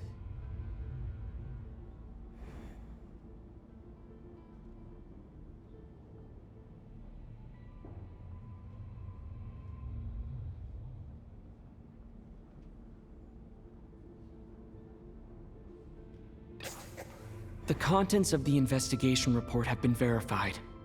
There are indeed ley line issues and wandering souls in the theater.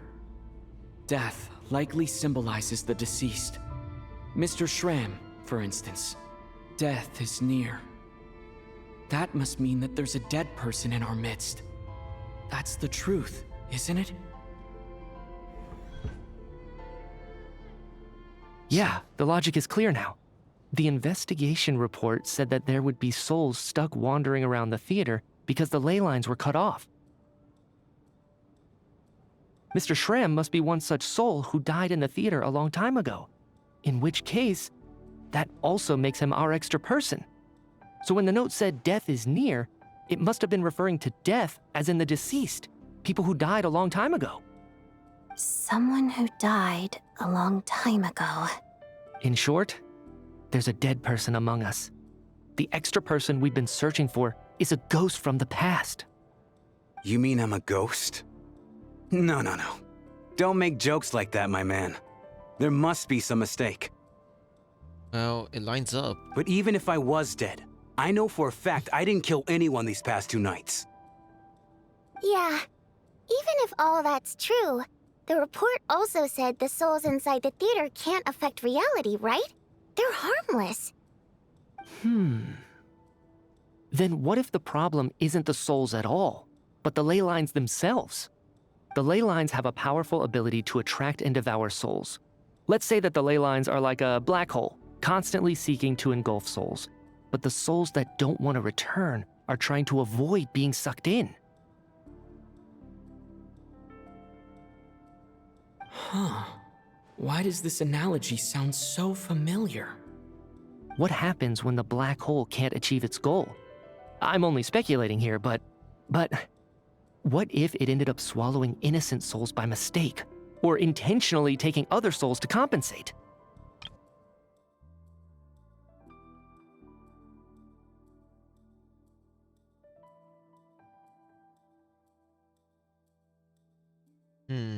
I see. That could explain why we weren't able to determine a cause of death. If you're right, and their souls were devoured by the ley lines, it does make some sense. It does seem to explain a lot of the things we couldn't make sense of. Does that mean it's true? Except there's no concrete evidence. Mitya's relying on a lot of logical leaps. Still, it seems like the best explanation we have under the circumstances. All right, so how could Schramm not know that he's dead?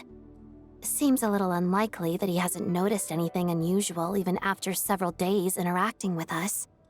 On the contrary, it's perfectly normal for a soul to wander the theater for centuries without questioning their existence or reason for being there. It's simply what's natural for them.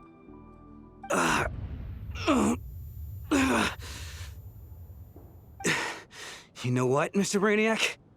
I think you might actually be right after all. I'm trying to remember and... even though my head feels like it's going to explode, I think... it's all coming back to me. Oh, shit. Oh, boy. I was the one who didn't want to remember my own death, so I forced myself to forget. Well, I'm sure those are painful memories. My lady and I snuck out to go on a date one day. We bought tickets for the theater.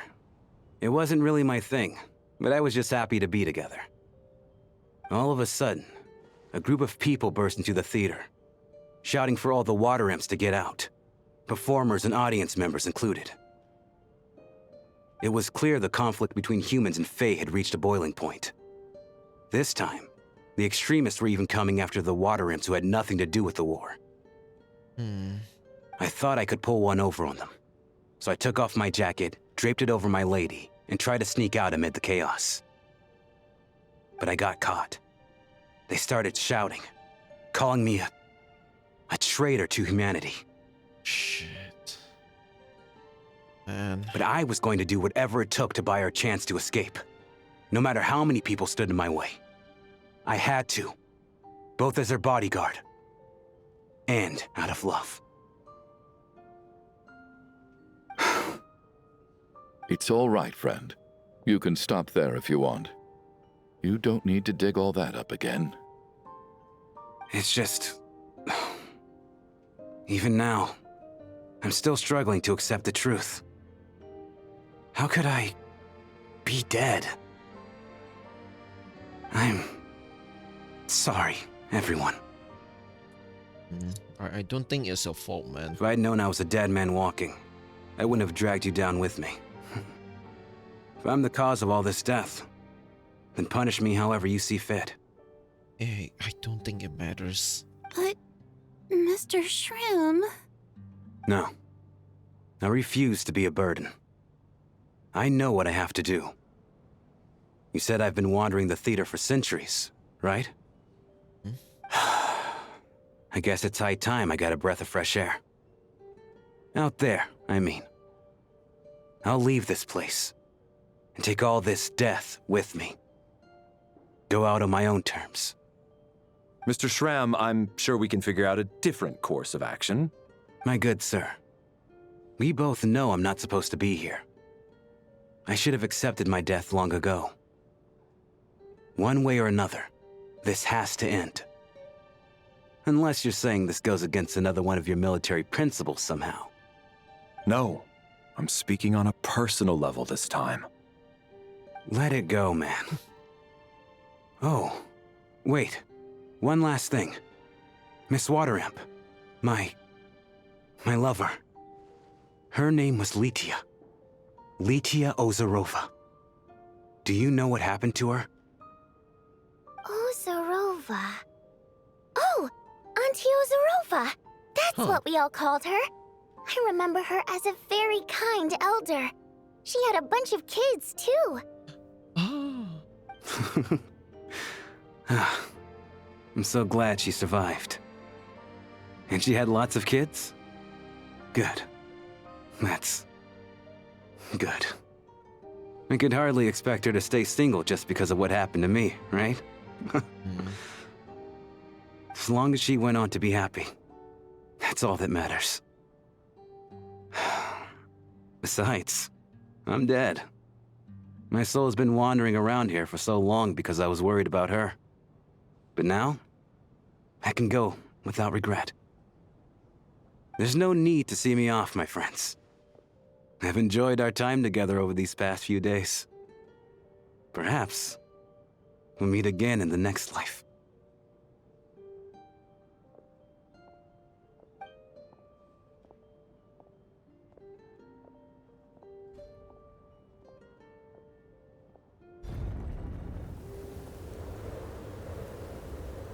Take care, my man. I knew Mr. Shrim was already dead, but... I still feel so sad. Death is cruel, no matter how we might try to make sense of it. So, was the conflict between Fae and humans really that bad back then? I was only little, so I don't remember much. It's terrible to think that so many innocent people had their lives turned upside down. Even the historical records about that time period don't say much about it. All people know is that the Tsaritsa founded the Fatui, drove out most of the Fae aristocracy without explanation, then used her terrifying power to suppress the humans. It seems to me like the Tsaritsa chose to make herself the enemy. She downplayed the conflict, directing whatever animosity both sides had for each other at herself instead.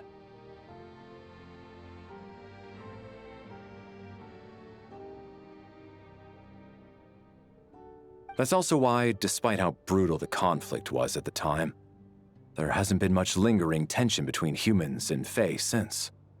Things have been fairly harmonious for the past few centuries. So, the Tsaritsa banished the Fae to protect the Fae living in the city? She offered herself up to be hated in exchange for peace. Maybe it's not quite as bad as it sounds. I don't think Her Majesty is too concerned if mortals hate her or not. And besides, there are very few who truly do. All this time, I had no idea. All right. If Mitia's theory is correct, then I think we can consider this matter settled. Let's all take a break.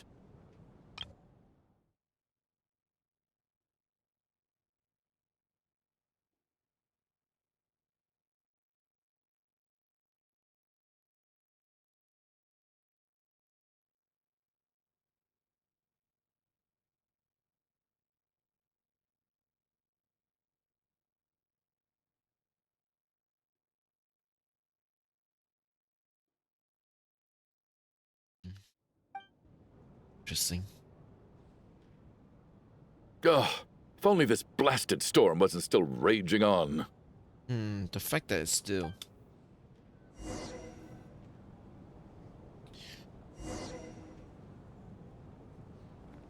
Weird. What a weird event. But Shram was a pretty good character, honestly. I was actually planning on hiring him as my bodyguard after we got out of here, you know. Oh, poor guy. Huh.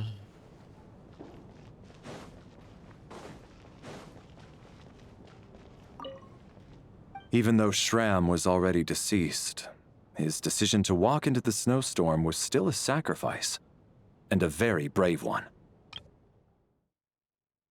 This is one of the few times I don't feel at all happy to have my theory proven true. Yeah. I would be mad too. Where is Odette? I don't see her around. Why are there so many bits? We only have like what? Oh, was it because of every single member before they're dead?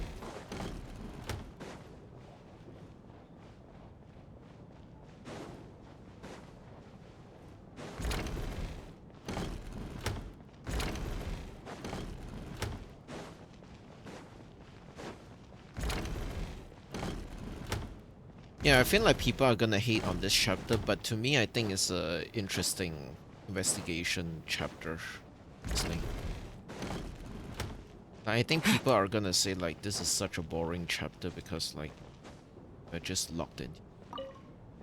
Well, at least it seems like Mr. Shram stayed optimistic until the end. True. The information he revealed, it's given me a lot to think about.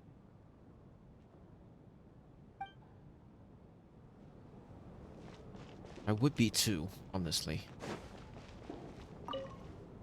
At least the lingering regret that kept him here has been put to rest. That's not necessarily a bad thing. True. True. I agree.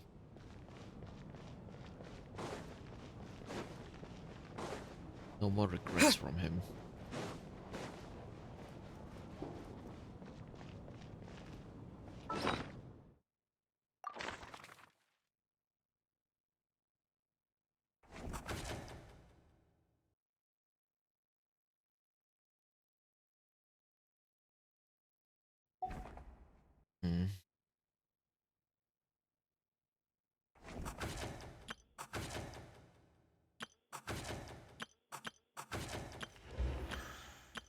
Wait, where's the guy who got the pillow? Wait a second. I just realized the guy who went to get the blankets, not pillow, went to get the blankets is not in this picture, isn't he?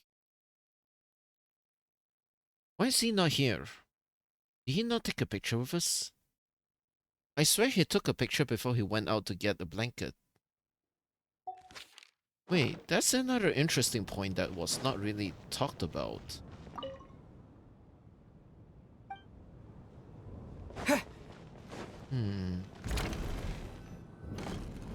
Weird. Really weird. Looks like now we can just rest until the snowstorm stops. Yeah, I just realized that. Why is he not in this picture? I still can't believe Shram turned out to be a ghost who'd been in the theater for hundreds of years. To think he was dead this whole time. What a strange turn of events. I don't think that's it. There's still more mystery to solve. Knock knock. Oh, hi. Huh? Knock knock. You know the door isn't closed, right? You don't have to knock. Think of it as a signal then. When I'm entering someone else's room and I knock, I'm here as Odette. If I don't knock, it's Lelek. Please come in, Miss Odette. Thanks. Okay, she's interesting. She's actually like Lynette. I feel like both of them should meet. So, why did you come to find me? Is there something I can help with? Vodyanitsa said you knew about my secret identity from the start. But when everyone was discussing who Lelik could be, you were worried that revealing what you knew would be unfair to me, so you kept it to yourself, right? So that's what you want to talk about? Yes. I'm extremely grateful for that. Oh. It's nothing. I mean, you didn't hold what happened with Signora against me, so I should thank you for that as well. Actually, there's something else as well. I found myself in a situation similar to the one you were in when you helped conceal my identity. So I thought I'd come and ask you for advice. So, what's the sitch? It's about Mitya. What happened? Before all of this, the last time I saw him, he was dead. What? What do you mean? As I'm sure you know, my goal as Lelik was to stop Project Stuja. Huh? Well, when I found out the tech lead for the experiment behind Project Stuja was Mitya, I immediately started planning to track him down and threaten him to back out. I often saw him around the theater, but I soon concluded that making my move there would risk exposing my identity. So I decided to infiltrate the Armory Palace and go directly to his lab. That way, the threat would be much more effective.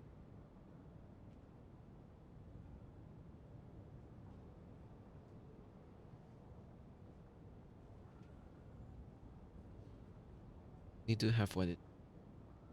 Well, I suppose there was a bit of luck involved. But I am a Fatus, so I already had some familiarity with the building's layout. But when I finally made it to his lab, Mitya seemed to be dead. You sure he wasn't just dozing off? I checked his breathing and his pulse. He had no vital signs whatsoever. I'm certain of that.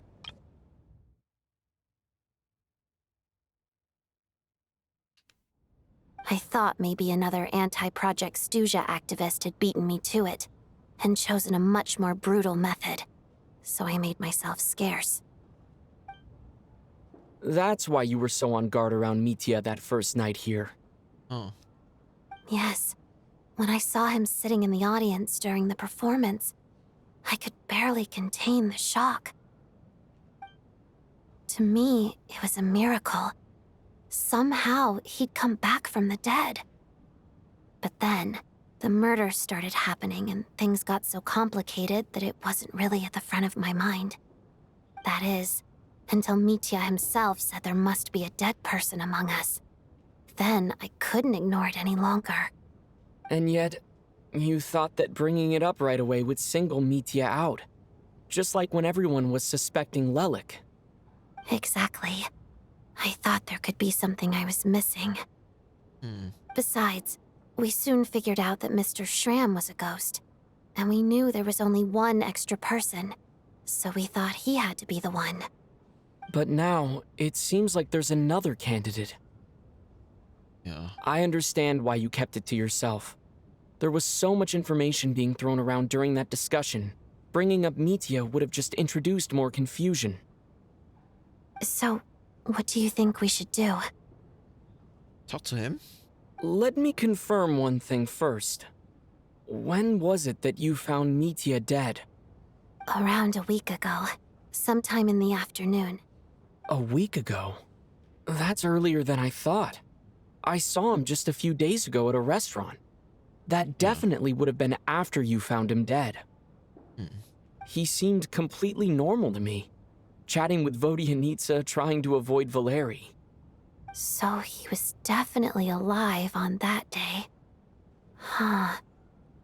Well, all I can say is I know what I saw. Here's a thought. The reason we even suspected a dead person could be among us was because of the problem with the theater's ley lines. But Mitya's death happened inside the Armory Palace. The ley lines affecting the theater shouldn't reach that far. You're right. I guess he doesn't fit the profile of the person we were searching for. I think the chances of it being him are very low. Surely he can't have died for real in the Armory Palace. Unless what? Unless he really did come back from the dead. You're right. Do you think we need to disclose this to the others? We'll discuss. Huh, what's this? A private meet and greet?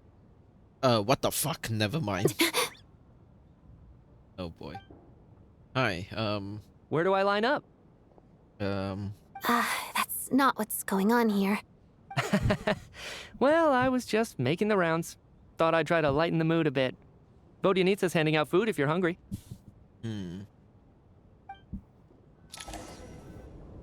Handing out food. How interesting. So, Vodyanitsa is a great chef? Question mark?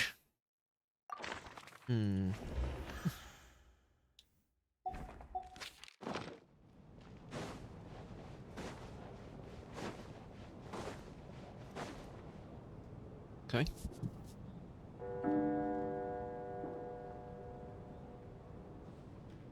What is going on with this storm? Could it be connected to that monster that just arrived in Snezhnaya? I almost hope it is. Her Majesty the Tsaritsa left to vanquish that beast herself. We just need to wait for her triumphant return. Do you think people still feel the cold after they die? I'm wondering about Shram. Oh, maybe we should have given him a coat before he went out there. Death itself is cold, isn't it? I'm sure the storm will embrace him. Well, I hope he has a safe journey. I'm going to miss him, I think. It's not like we can blame him for Rampana and Kulish's deaths. Thinking back on it, we barely made it out alive ourselves. Once we get out of here, how are we going to explain what happened to their families? True.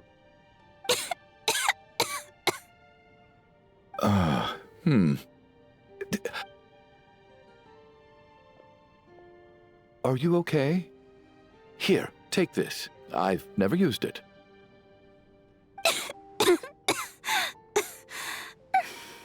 Thanks. Look who's Mr. Nice Guy all of a sudden. Is it because Tonya stood up for you this morning? At least you know how to return a favor. Yeah, without Tonya, who knows how badly he would have been hurt. I told you already, I never intended to resort to violence. Duh, bunch of rascals. Little girl? I was rather surprised when you spoke up for me this morning. I didn't think I had many admirers here, so, thank you. Oh, no need to thank me. I said some bad stuff about you too. I've been, too embarrassed to admit it, but, you remind me a lot of my daughter. So kind to everyone, but never lets her old man off the hook. Unless my wife and I are having a fight, then she's always on my side. Especially when she was little. Every time I took her out...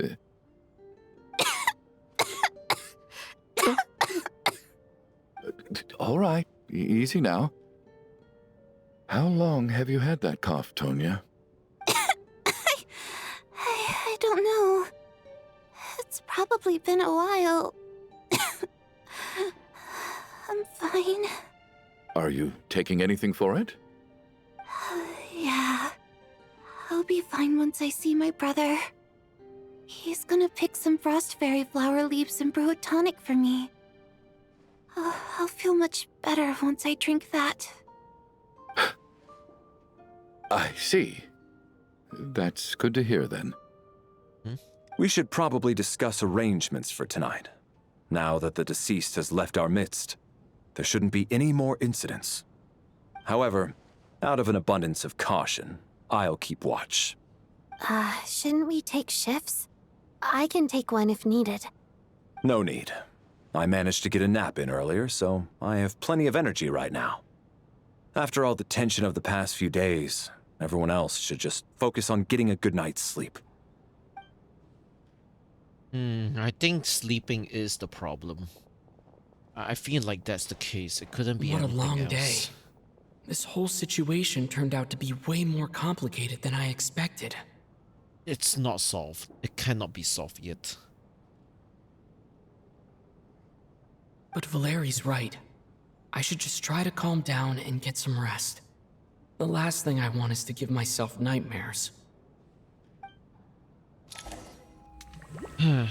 Okay, into the Shadow Realm we go. Not the actual Shadow Realm. He's but, awake. He's awake! Get over here, you big lug, and take a look! If you must call me something, call me Mr. Door. The Black Mist is coming. You need to go. Haven't I heard that before? Are you all right? Can you walk? We just got attacked by monsters on our way up. That Mr. Door fellow protected us. He just seemed to come out of nowhere. Not much of a talker, but when it comes to taking down monsters, that man doesn't hold back. Curses! The Black Mist is catching up to us. We need to keep going. Mr. Door, I don't believe I've ever seen you around here before. Why is that? There's no need to try to get to know me. I'm just Mr. Door. I have to find the door. Mr. Door! Monsters! Quick, get rid of them! I can just push these ones off. Oh. Well, anyway, we're lucky to have you here. Thanks for saving us earlier. No need to thank me. This is where my duty lies.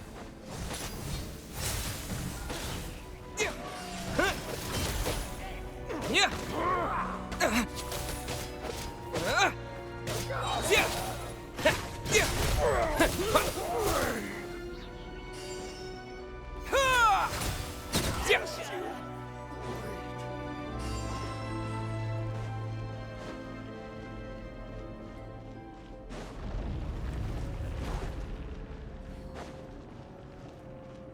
So we're doing this the hard way. Encase!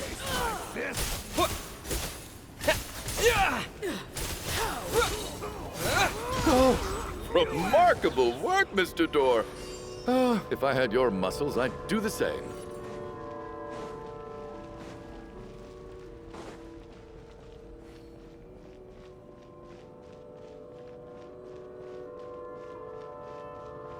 Are none of these doors the one you're looking for? No. It just says no. Cryostorm! Biting Frost!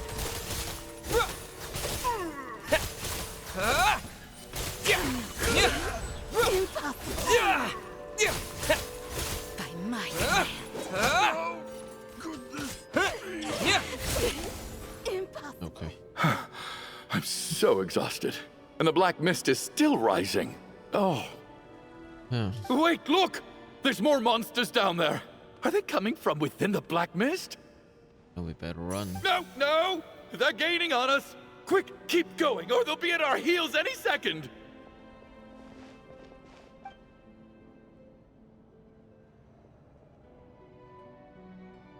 Mr. Door, what are you doing? We need to get out of here. They're coming! Found it. This is my door. What? You mean you're going to stay here? I am a door. This is where my duty lies. So he meant a door for closing, not for opening. No! You saved us. We can't leave you behind. You must keep going. A door can only keep things out for so long. You must make haste. But... Oh, you're right. Let's go. We can't let Mr. Door's sacrifice be in vain.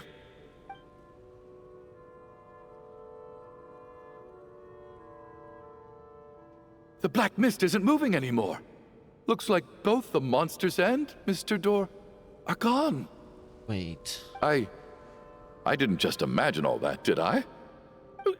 Surely I wasn't so scared out of my mind that I hallucinated a door as a human being.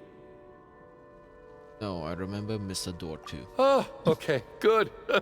There's no way we both hallucinated the same thing. Collective hallucination is the thing. Getting sleepy? Well, looks like we're safe for now. Go ahead. Let's get some rest. Wait, is Valerie gonna die? Wait. Wait, he can't be dead. Wait a second. What time is it? Is it morning? I think I had a nightmare. Oh no, please no. I guess everyone's still asleep? These past 2 days have been exhausting. Valeri's keeping watch though, so he's probably the only one awake. Valeri? Wait. No, please don't tell me he's actually dead.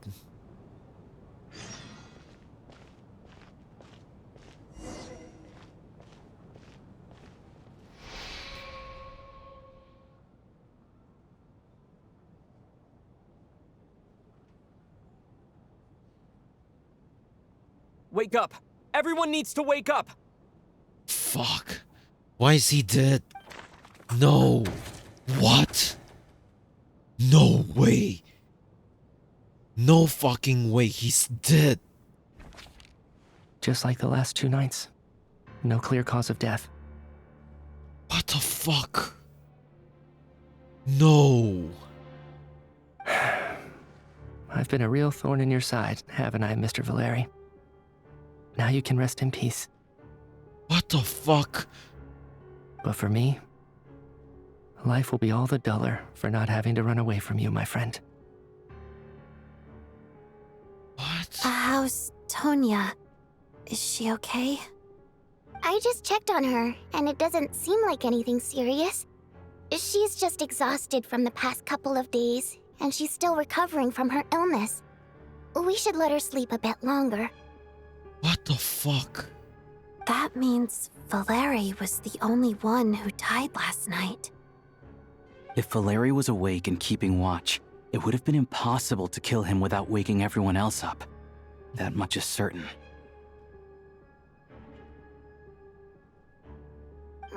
This is so frustrating.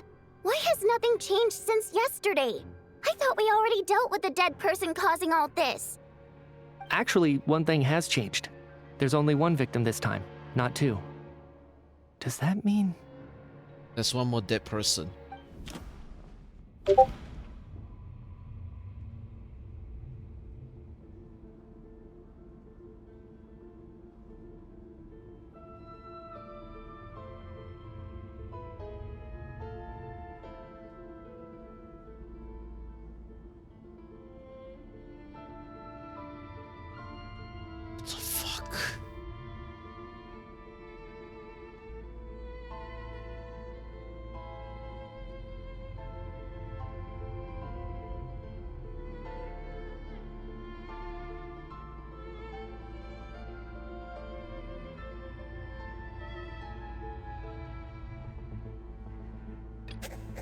But Mr. Schramm was already deceased to start with.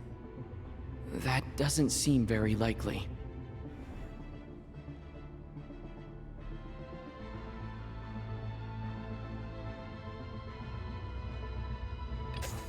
That one, After yeah. the deceased Schramm left, there was one less victim last night. That more or less tracks. It's a reasonable conclusion, considering the only variable that changed. So there's one more dead person around us. The number of people who die each night is equivalent to the number of dead among us. That's your theory, right? Exactly. We identified Mr. Schramm, and the night after he left, the death toll dropped from 2 to 1. By that logic, there must be one more dead person left among us. Another one? But there was only 1 person unaccounted for in the ticket checks, right? The head count should match up now. So it is Mitya. Having an extra person was definitely a cause for alarm, but being 1 person short isn't nearly as unusual. Someone could have left in the middle of the show, or made it out before the storm hit.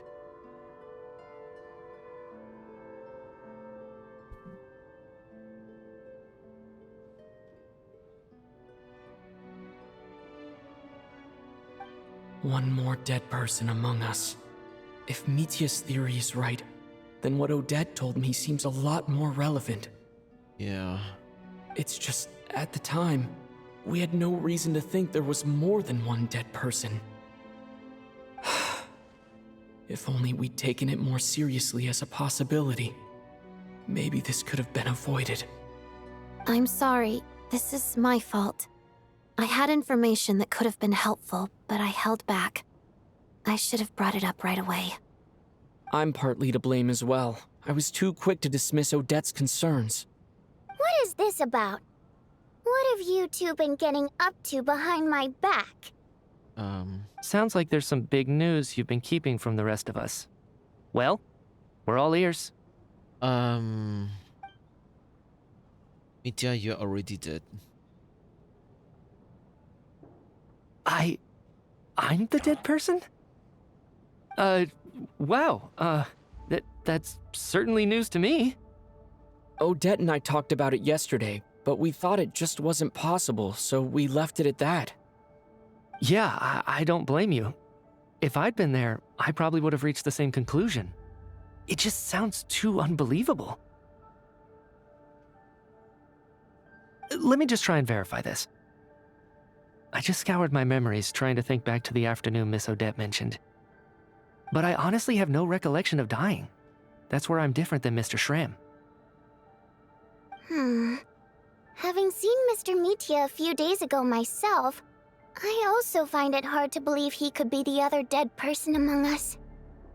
Well, if it isn't Mitya, then who? Do we vote on it? If you don't mind me asking, Traveler, I believe you mentioned that you know Tonya's brother. Had you ever met her before all this? Yes, of course. No, never. Wait, are you saying... Wait, what?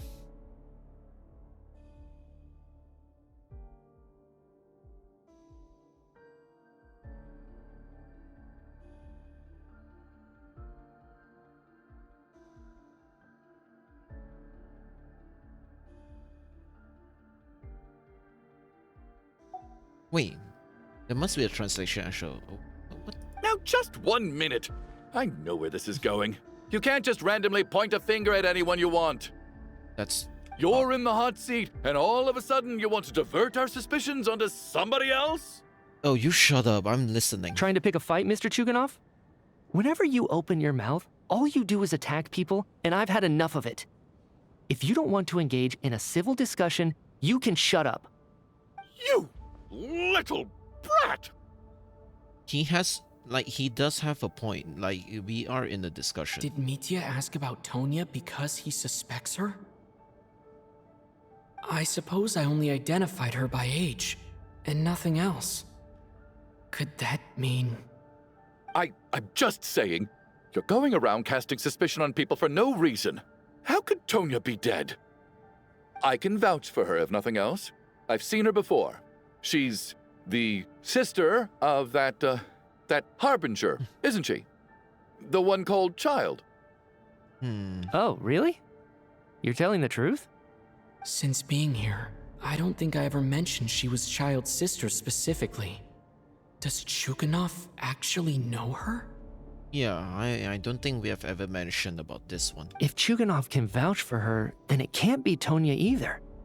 In which case, it seems unlikely that there's another dead person among us at all.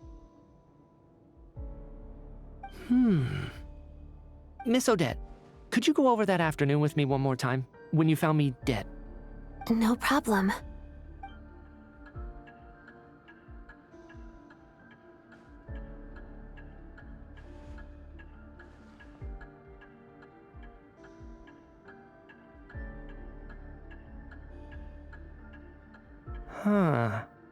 No matter how hard I try, I just can't remember anything about dying. But I do remember something else. Miss Vojanitsa, during our last meal together, I told you how some of the researchers were suffering from temporary memory loss. Do you remember that? Oh, yeah. You said it was hindering the progress of your experiments. You thought they were just under too much stress or something. Rest of your experiments. Right. And even though I don't remember dying that day, I'm pretty sure I experienced something like amnesia. Some of my memories from that afternoon are missing. Huh. Are you suggesting you're missing the memory of your... Of course, how am I only just realizing this? Humans aren't necessarily aware of their own death. You mean being silently assassinated, or dying in your sleep? Situations like that? The researcher's amnesia. Suddenly it all makes sense. I must thank you, Odette. I think your perspective just helped me reach a breakthrough on a series of issues that have been troubling me for quite some time. What? All right. It's decided then. I'll be the one to leave today. What? Oh, leave? Hey, wait a minute. Aren't you rushing into this? What if you're wrong? You'll pay with your life. Come on, kid. Aren't you gonna fight for your life? This seems like a rash decision. Just minutes ago, you were literally What the hell is wrong with you, man? I have other reasons beyond what's been discussed. In fact, thinking back, I remember during Miss Odette's performance, while I was sitting in the audience stalls, a brilliant new idea for my research popped into my mind. But then, my train of thought suddenly cut off. I can't remember it now at all, and I didn't take any notes. I guess that must be another instance of temporary amnesia. No. Hold on. I see where you're going with this. You're suggesting that each instance of temporary amnesia is a death, right? There's a glaringly obvious flaw in that idea, no? How can one person die so many times? I believe Miss Odette's account. During the period where my memory is blank, I must have been either dead or in a similar state. All it would take is for the same thing to happen in the theater, and I would come under the effect of the ley lines in this vicinity. This increases the likelihood of me being the deceased, does it not?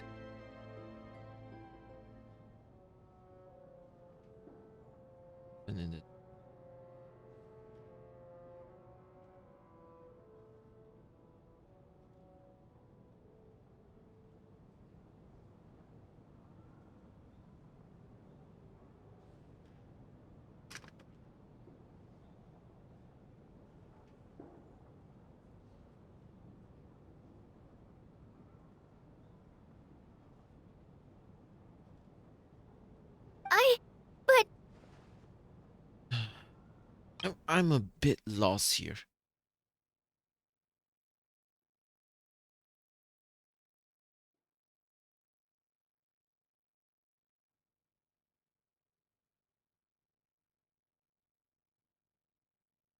There's no evidence to suggest that anyone other than me is a candidate for the deceased. So allow me, as a scientist, to treat this as an experiment. Okay. Please relax, everyone. I don't think things are as bad as they may seem. If I really am the deceased, then to leave the theater will be a relief for me. If, on the other hand, I'm still alive right now, well, apparently you've all witnessed my resurrection recently anyway. Who's to say I won't return from the dead again this time? Mitya's right. This is the only thing we can try right now. I think he's deliberately downplaying the gravity of the situation, though. He probably doesn't want to burden everyone. What is a scientist if not someone who gambles on experiment after experiment in an attempt to obtain the truth? With this snowstorm, the ley line phenomenon, ghosts of the dead, and my amnesia, we've been paralyzed by not knowing and powerless to do anything about it. It's a terrible feeling. But if I do get resurrected, you can be sure that I'll come back with the truth of all this. Just you wait. Sure.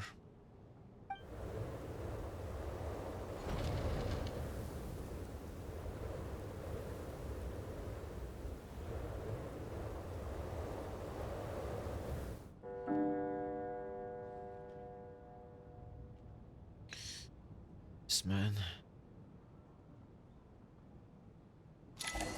God, this is grim as fuck, bro.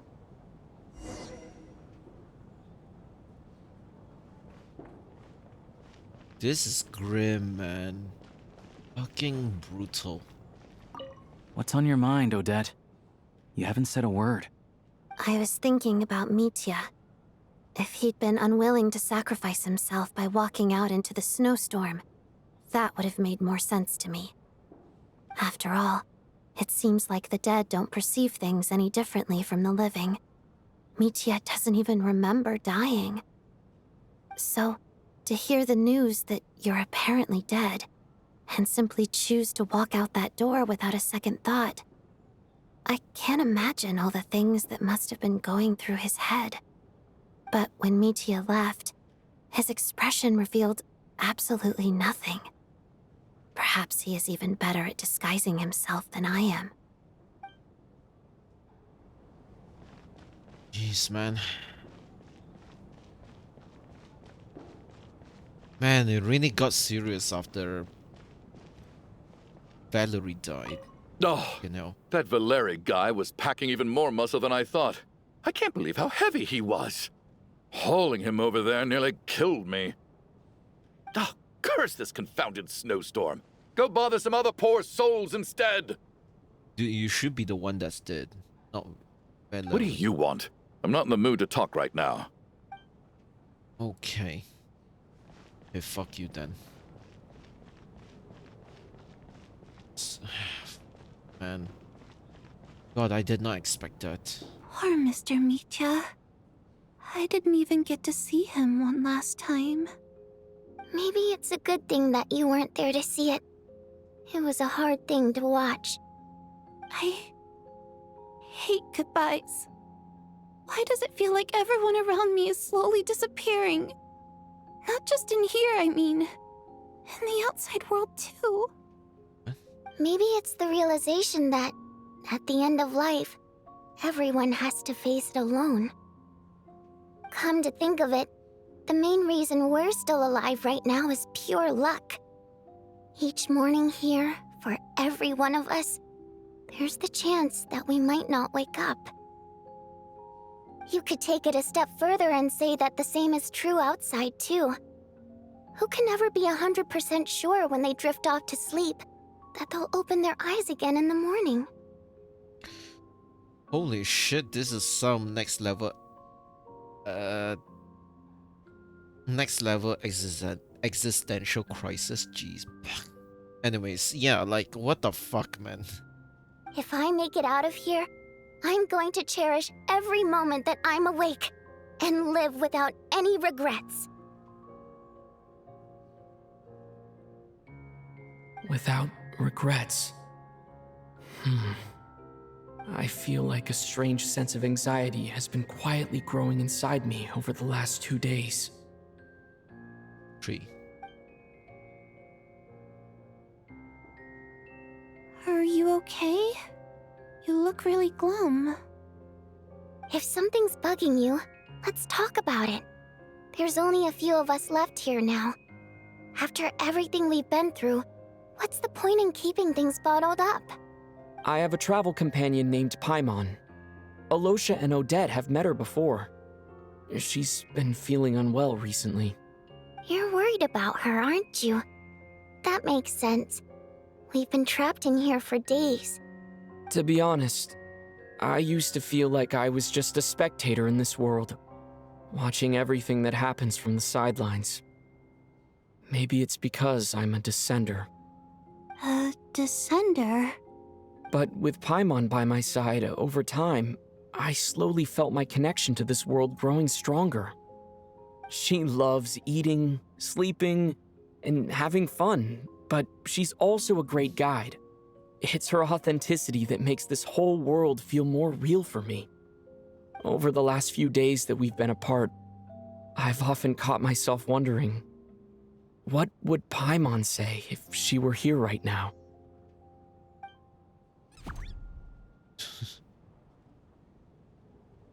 But by the time I snap out of it, the conversation has already moved on, and I'm still in my own little world. I'm trying to overcome this sense of detachment, but I really miss Paimon. I guess, in a way, she means the whole world to me.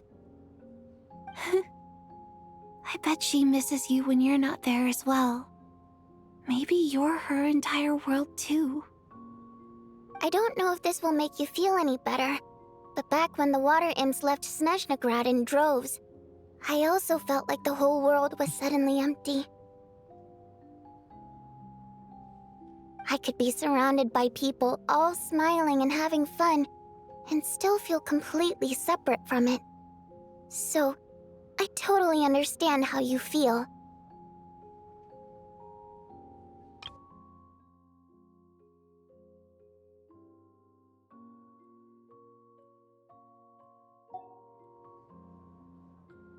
Later on, I started to think, maybe accepting the fact that our loved ones won't always be with us is something that takes a lifetime. All we can do is cherish their companionship from moment to moment. So, once we get out of here, you better hurry back to our side as fast as you can. You can't let your story end in regret. That's the trope I hate the most. Yeah. Thank you. That's exactly what I needed to hear. But Vodyanitsa, if you hate goodbyes too, why didn't you leave with your people? That's just the choice I made. I used to regret it, but I don't anymore. Oh. Like I said before, singing is a water imp's primary mode of expression. It's how we convey our emotions. Our songs have echoed through this theater for hundreds of years, each one a story pieced together through moments of joy and sorrow. But does a story exist without someone to read it? To me, the answer is no. So I made the choice to stay.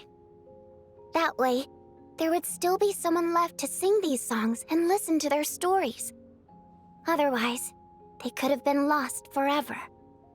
Could you teach me how to understand your people's songs sometime? I want to be able to truly hear them, like Mr. Shram. I would too. A fan after my own heart. Thank you, Tonya. How about I sing something for you, and you tell me what you hear? Aw. Okay, I'll do my best.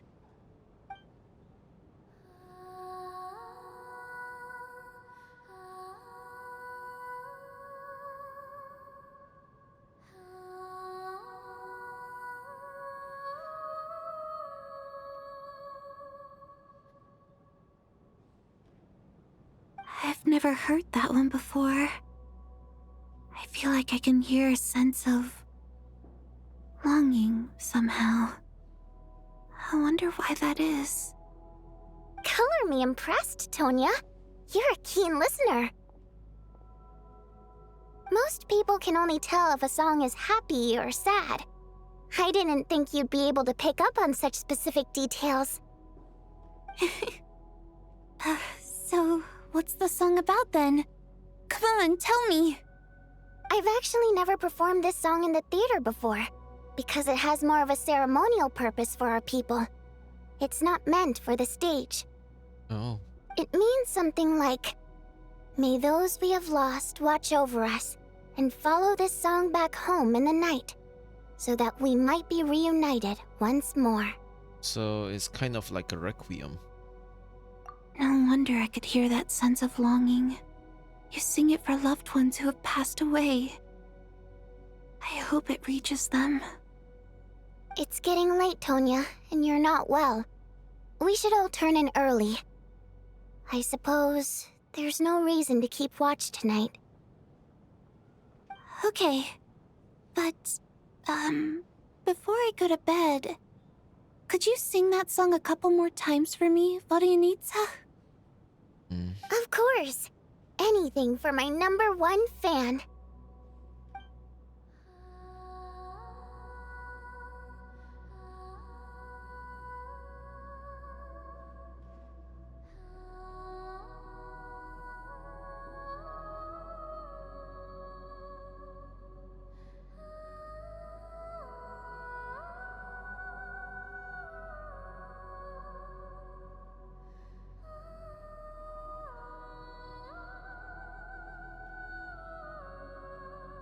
Once I get out of here, I definitely don't plan on ever coming back. Oh my god, bro. But I guess that means I'll never get to hear Vodyanitsa sing again. That's a sad thought. I will come back here, don't worry. Before I fall asleep, I should cherish this moment of companionship while it lasts.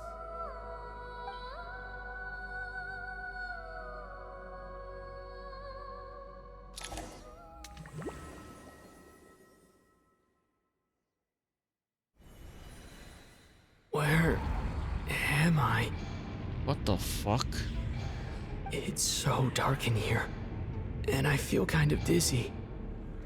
Am I alone? What the fuck? Dude, is this game a horror game now? Huh? What was that noise? What the fuck?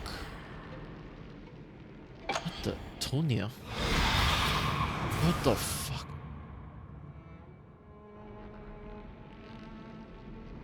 Return, O spirits. Fulfill your oath of protection. What the...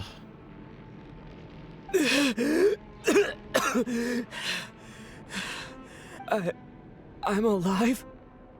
What just happened? What? No time for questions. Quick, over here. Turn on the switch. We need to bring back the light. What?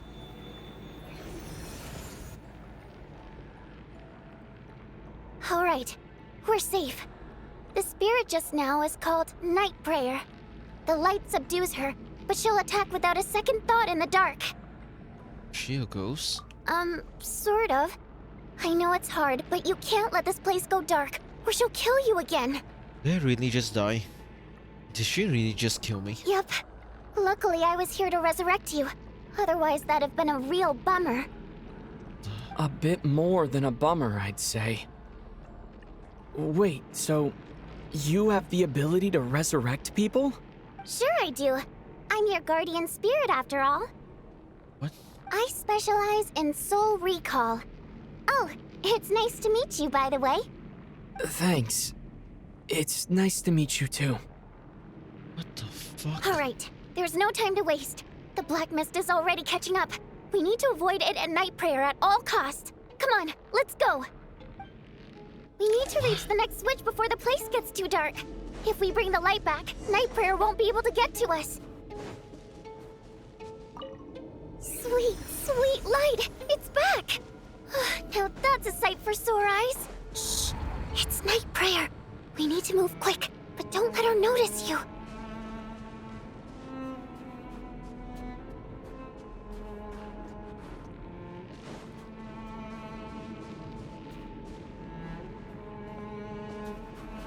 Oh.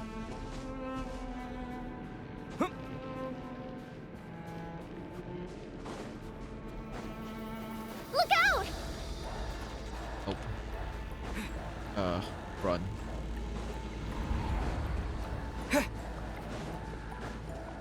Okay. Okay.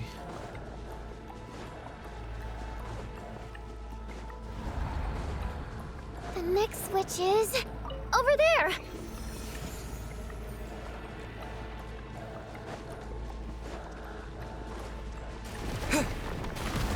Oh, what the fuck?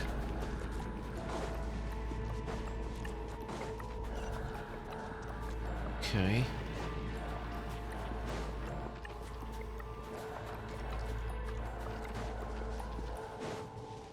Oh. Oh, what the hell? Okay.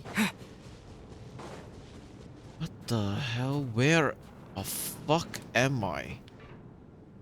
Oh, what the hell?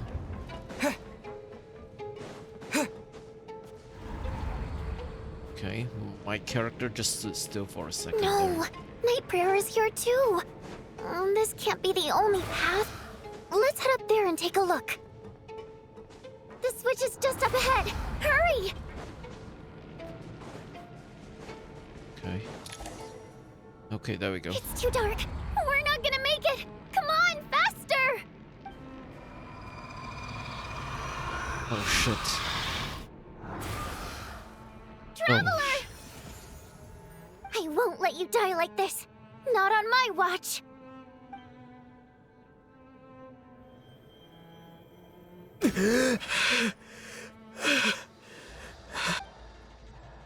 Even though it's not permanent, dying is definitely not a pleasant experience. Great. You're back. Yeah, thanks to you. Time for you to get out of here. Quick, before the light runs out. What about you? You're not coming with me? I can't. I've already been used up. You stop? A guardian spirit's skills are finite. I can only resurrect someone so many times. I might not look any different, but my essence has been exhausted. Now, I will slowly start to fade away. What the fuck? No. I can go no further. The black mist is where I belong. It's okay. No, no, no, no, no, please. No. Why didn't you tell me sooner? Because it wouldn't have changed anything. That knowledge would have just burdened you. And a guardian spirit's role is to protect. But... No. Go. Now, before it's too late. I already hear Night Prayer approaching. No, no, no, no, no, no. Well, Nisa, please. No. Fuck. This is gonna hurt so much, isn't it? Fuck, she's gonna... No. No. What do you need, sir? How could this happen? What do you need, sir? No.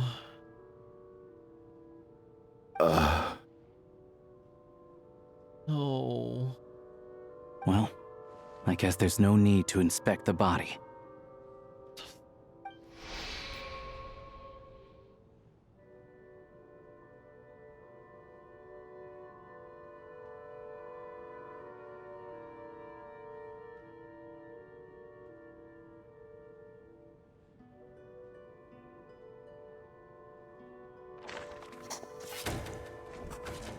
Fuck.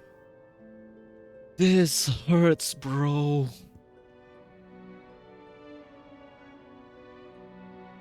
Bro. This wasn't supposed to happen. You lied to us, didn't you, Chuganov? You've been lying from the start. Take a long, hard look at yourself before you go around accusing other people. I suspected you on day one, Lelik, and now look where we are. By some strange coincidence, you've never been targeted. You just happen to have survived this long? No, you should be the prime suspect. And you, little hunter, ever so content with staying on the sidelines. Yet you were the one who stopped us from leaving from the start. Why are you trying to keep us here? Now you're just lashing out indiscriminately. That's either a sign of anxiety or a guilty conscience. Where was all this passion and bravado before? Decided to fight until the bitter end. Is that it? Is that a threat? Fine, bring it on. You think I'm afraid to die after all this? You want to kill me? Go ahead. I'd like to see you try. After all the trauma of the past few days, everyone's been pushed to the breaking point. Valeri and Mitya aren't here anymore. Someone else needs to step up and take charge.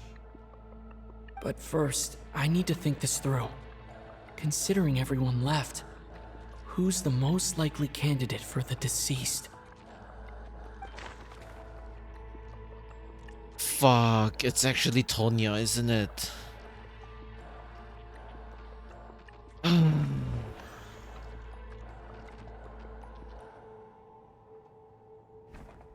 Of those who remain, the only person we've never met before is Tonya.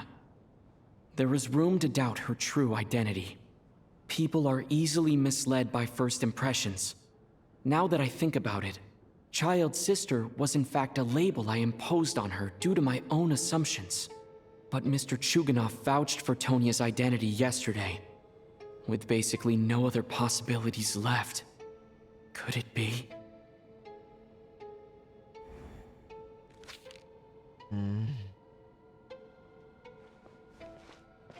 Tonya, how's Tusser been lately? Tusser? Fuck, it's actually her. Oh, fuck. I could have figured that out sooner.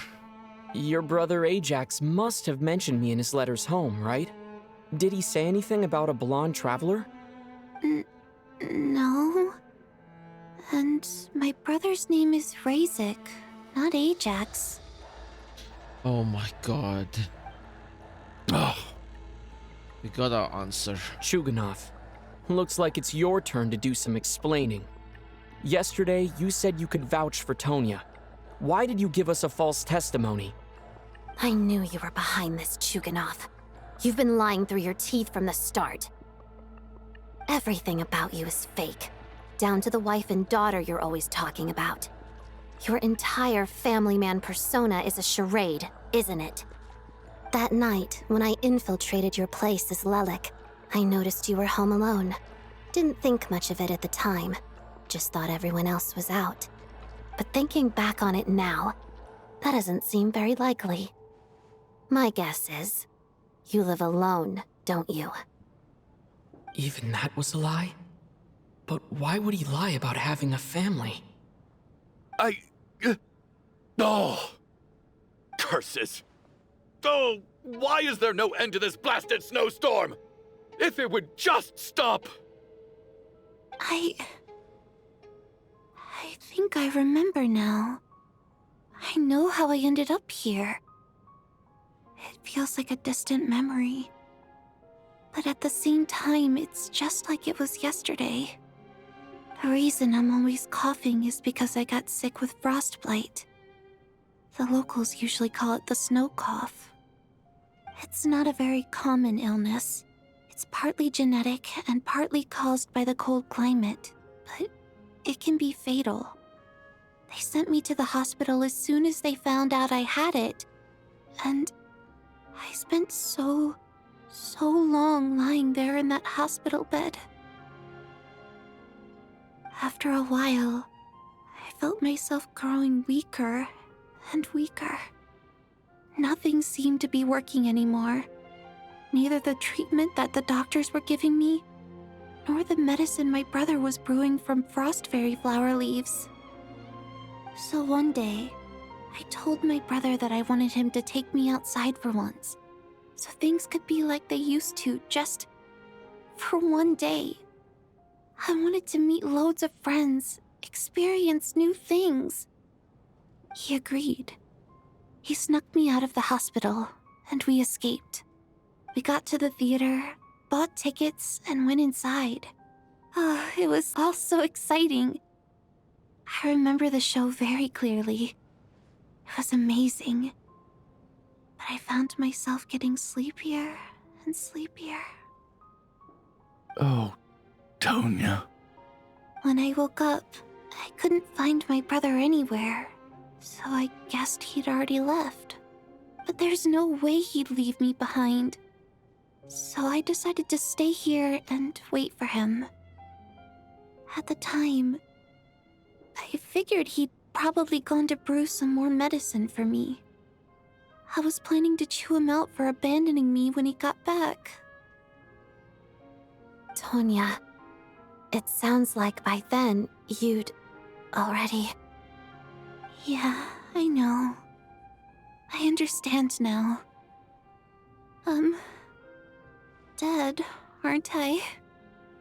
This cough and the feeling weak, it's probably just my body's memory. After all of that, it turns out I can't blame my brother after all.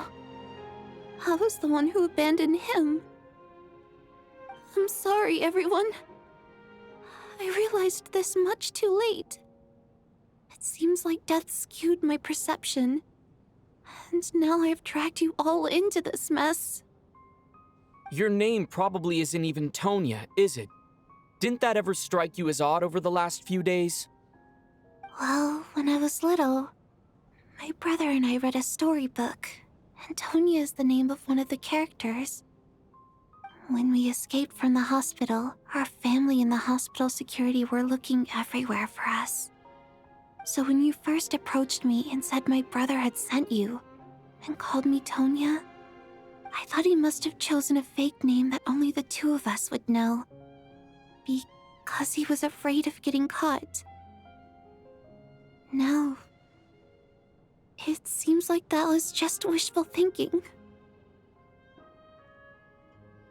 At least your memory of death isn't painful. That is a small comfort. Now it's your turn, Chuganov. Talk to us. I believe no lie is ever told without a reason. you're right. I was lying. I happen to know that the Harbinger child and his sister Tonya managed to get tickets, so I lied to you and pretended I knew them. And yes, I was lying about my family too. The truth of the matter is, I lost them a long time ago. I just refused to accept reality. And now I've spent the second half of my life living a lie. I'm a joke.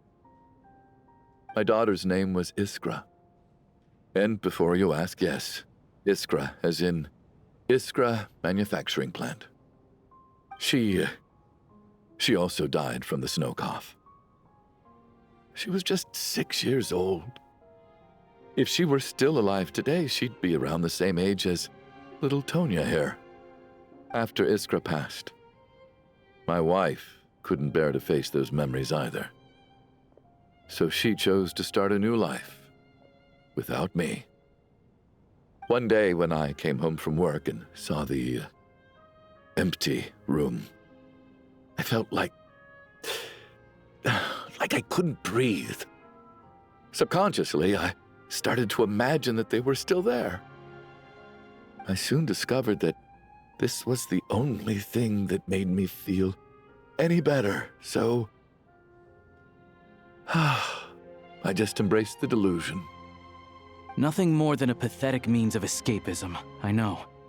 But at least it's not a crime. So explain your false testimony, then. The night before last, when I was chatting with Tonya, she mentioned that her brother would brew medicine for her from frost fairy flower leaves. Combined with her various symptoms, I suddenly understood everything, including the fact that she was deceased. The snow cough used to be an incurable illness. I would pick frost fairy flower leaves to brew medicine for Iskra too. It took hours and hours on the stove. But the year after my daughter passed away, the Jester of the Fatui announced that a cure for frost blight, also known as the snow cough, had finally been developed. It turned out that all previous treatments were completely ineffective. No better than random concoctions. That was the final straw for me. I just couldn't take it anymore. Just one more year. One more year, and everything would have been okay. So, more than anyone, I know full well that in this day and age, no one in their right mind would still be using frost flower leaves to brew medicine for the snow cough. Poor Miss Tonya, therefore, had to have been from an era when snow cough was still a terminal illness. So, you projected your daughter onto her? Even though you knew she was one of the dead? Even though you knew that protecting her could get you killed. That doesn't make any sense. You knew she was already dead. What did you hope to achieve by protecting her? I just don't believe in your crackpot theories, nor do I approve of your actions. How can you just declare a living person dead and throw them out into that snowstorm? Nitia's gone. My good buddy Shram's gone. And now it's Tonya's turn, isn't it? The others I can make my peace with, but little Miss Tonya. What the fuck do you mean? Standing right in front of us, alive and breathing, and fighting her own battles. And you're quite happy to say she's dead? Man, fuck you. What do you mean by the others can make peace with it? I just want her to live.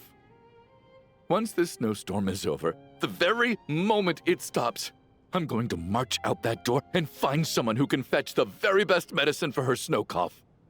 You do know she's... That doesn't change the fact that she's already dead. I'll be damned if I'm gonna let you cast her out into the snowstorm before I have the chance to cure her. Not again. Not this time. Not when the cure is right within our grasp. I'd never be able to forgive myself. You are actually dumb as fuck. Mr. Chuganov, stop. I can't let you do this. Tonya. By the sounds of it, you've known I was dead since the night before last, right?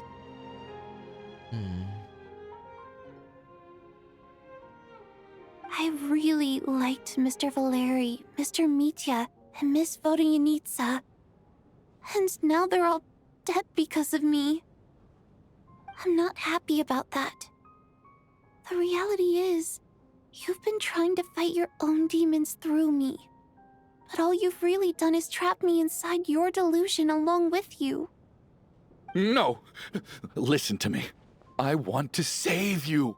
I do!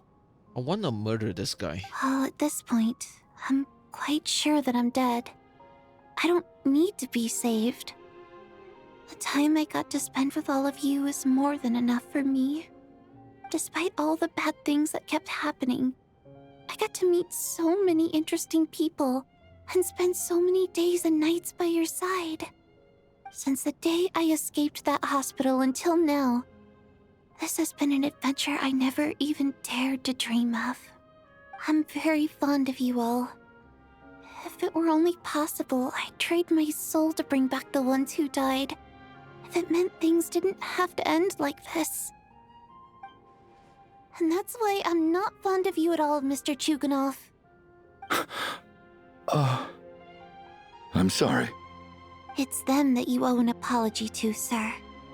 Not me. Well then, I suppose this is it. It's time for my adventure to end. I've caused enough trouble. You're leaving already? It's still early. Don't you want to stay a little longer? No thank you. Oh, and by the way, my name is Patoshka. It was nice meeting you all. That's a beautiful name.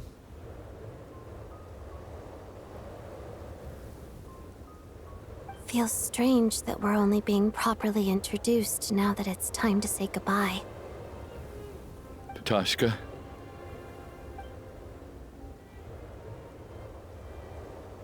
What the? What are you doing, Chuganov? Are you crazy? Let me leave. I can't keep lying to myself anymore. In your dreams.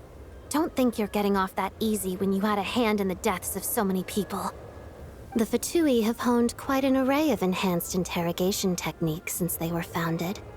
Once we're out of here, Lelik will personally give you a taste of every last one.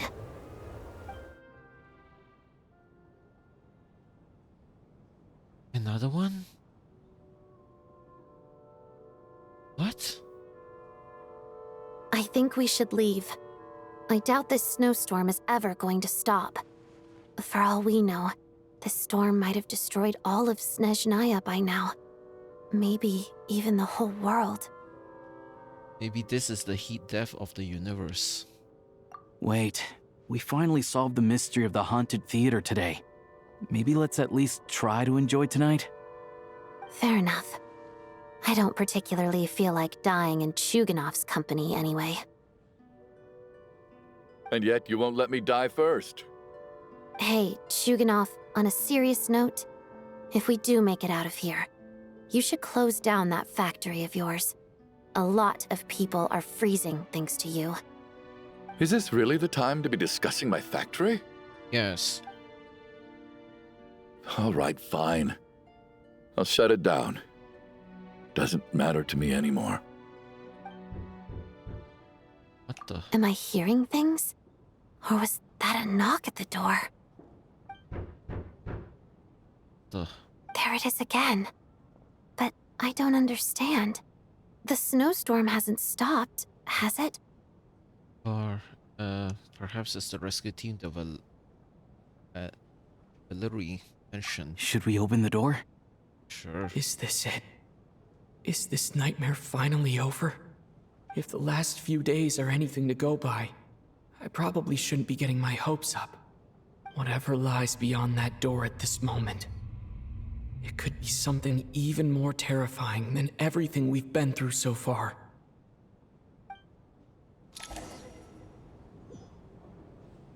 What the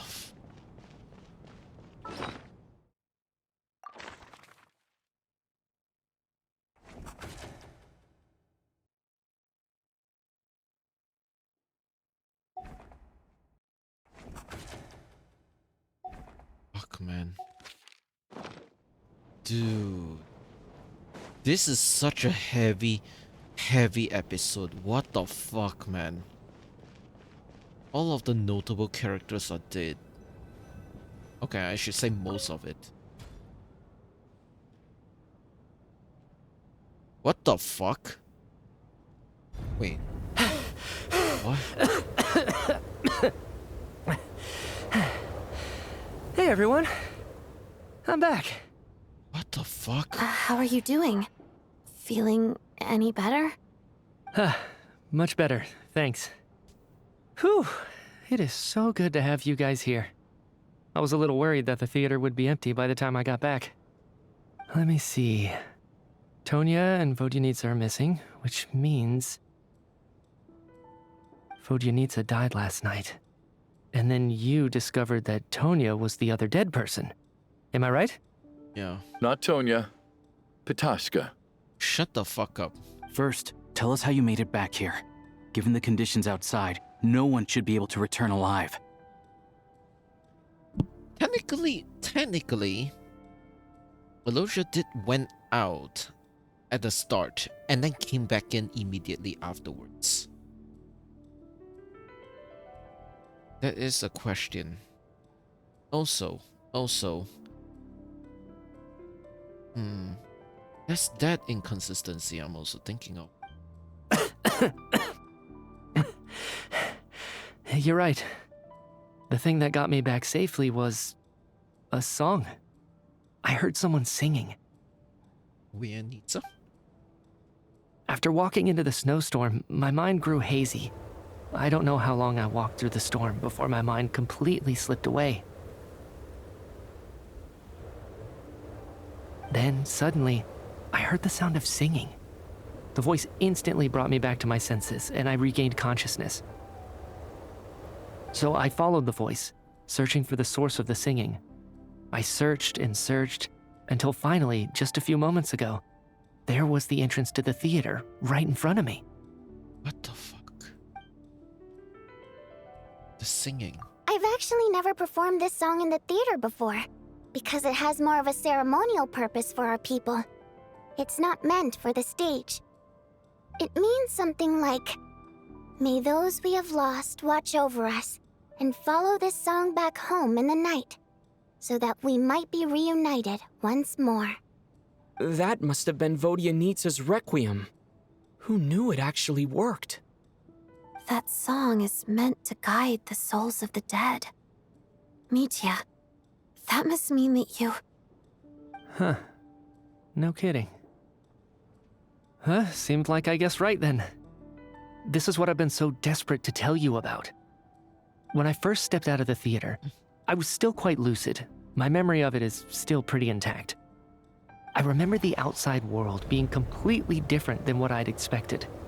It was like this was a world where only the snowstorm existed. There wasn't a trace of any humans or buildings ever having been there. I don't know how else to describe it, except to say that it just didn't seem like the real world. And as for the Requiem, if I was guided here by Vodyanitsa's song, it can only mean that I must already be dead. And this is my soul, not my body. But I didn't experience a clear moment of death while I was out there. Nor do I feel any different now than before I walked into the snowstorm. You don't seem any different to me either. In fact, this is something I've been wondering about for a while now. If souls aren't physical, shouldn't they lack tangible form? Both Shram and Pitashka were clearly deceased, and yet their souls didn't look or feel like ghosts at all. They were visible, tangible, no different than you or me. This raises a truly terrible thought. Is that really what Mitya is suggesting?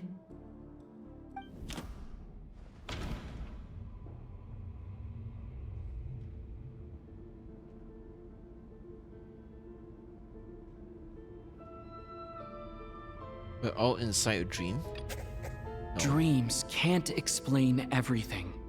And this isn't the Sub-Zeru's festival. Oh. Mitya's soul was summoned back by the Requiem. confirming that he is indeed already dead. And yet, he looks no different from us. Of course, if even the long deceased like Mr. Schramm can blend in with us undetected, then maybe we've all been dead from the very start. And all of us are now souls wandering the theater.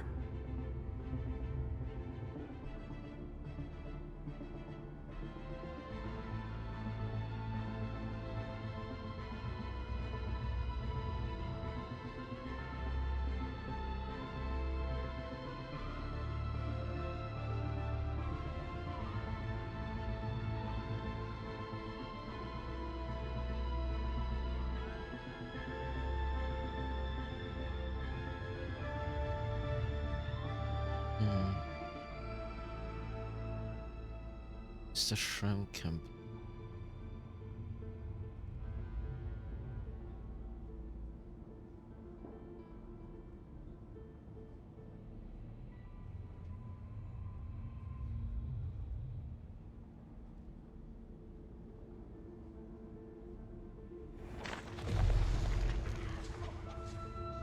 Jesus Christ, man. Yes. Holy shit. I think that this is probably the afterlife.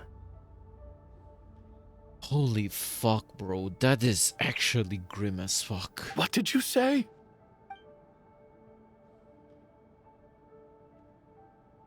You heard me. We died in the theater.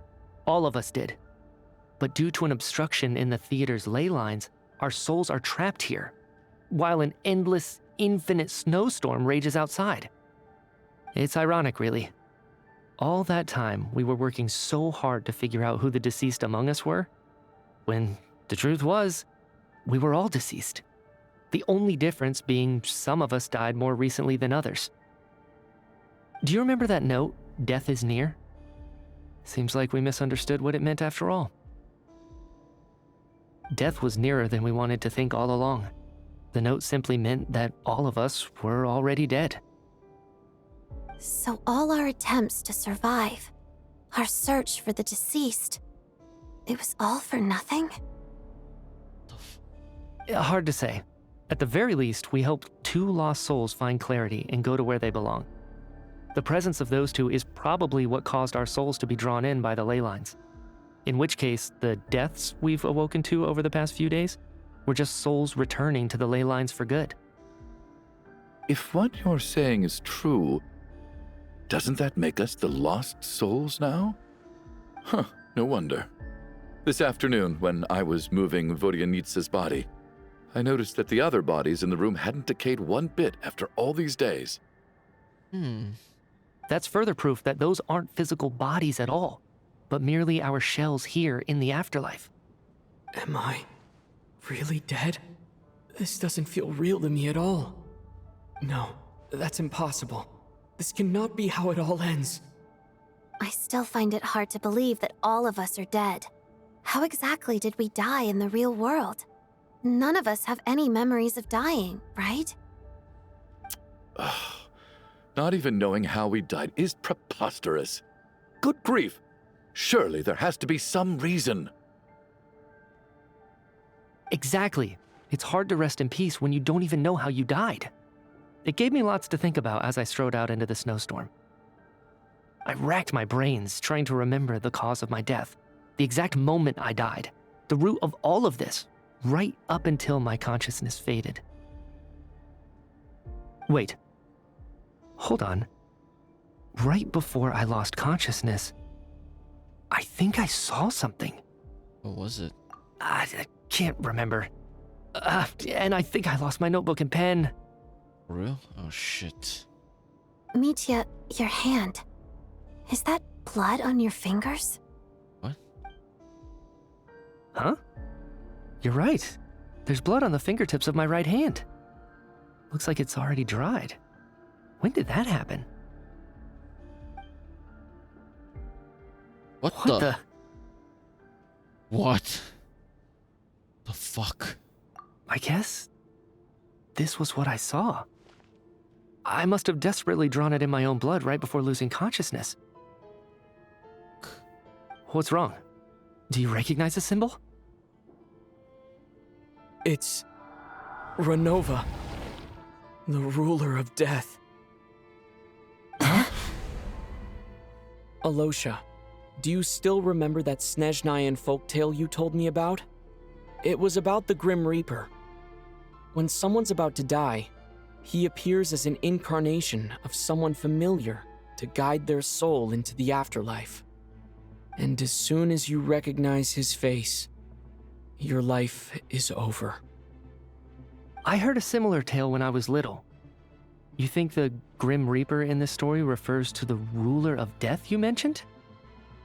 That's right. In which case, death is near could also mean that the Grim Reaper is here disguised in a familiar form. Oh. Oh no. Death, the deceased, and the Grim Reaper? So it's a triple entendre. Apparently. When I first saw this note, I thought it contradicted the investigation report.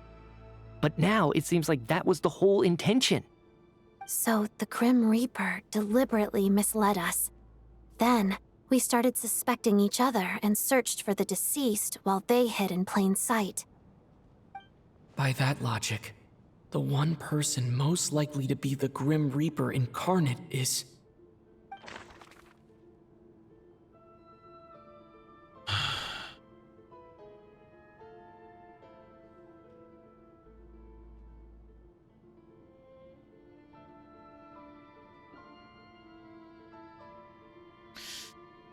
I have two options.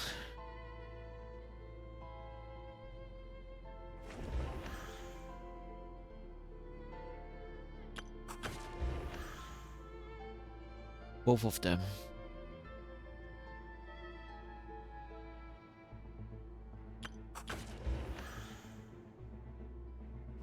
Identifying the Grim Reaper is a major decision to make. I should think it over carefully. So it's not him.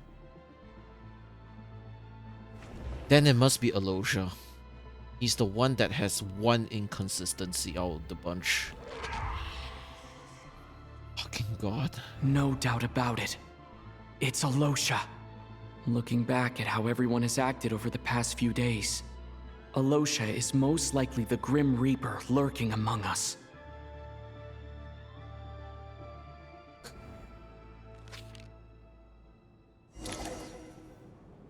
Is it you, Alosha?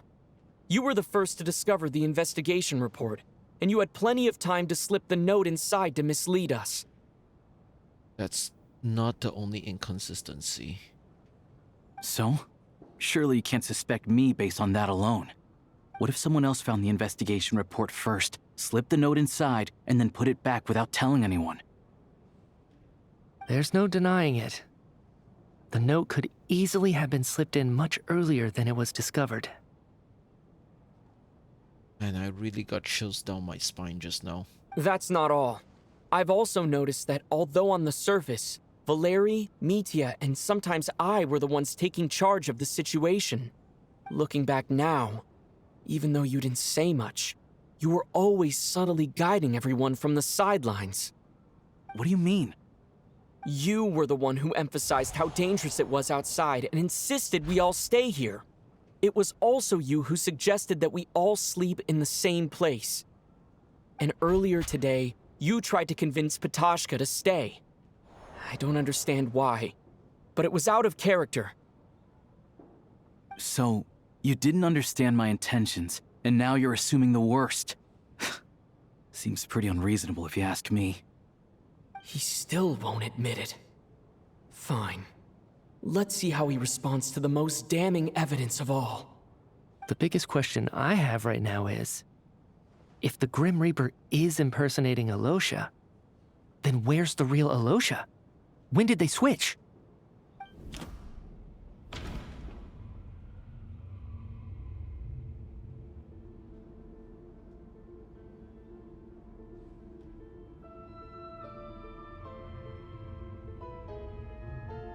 After a performance while investigating a snowstorm, that's the only answer.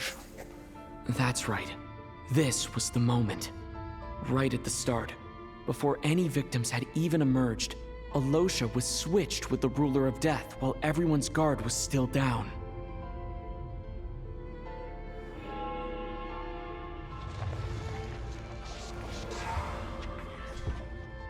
God. When all this began, right after the performance ended and the snowstorm began to pick up, no one suspected anything unusual. We just assumed we were snowed in.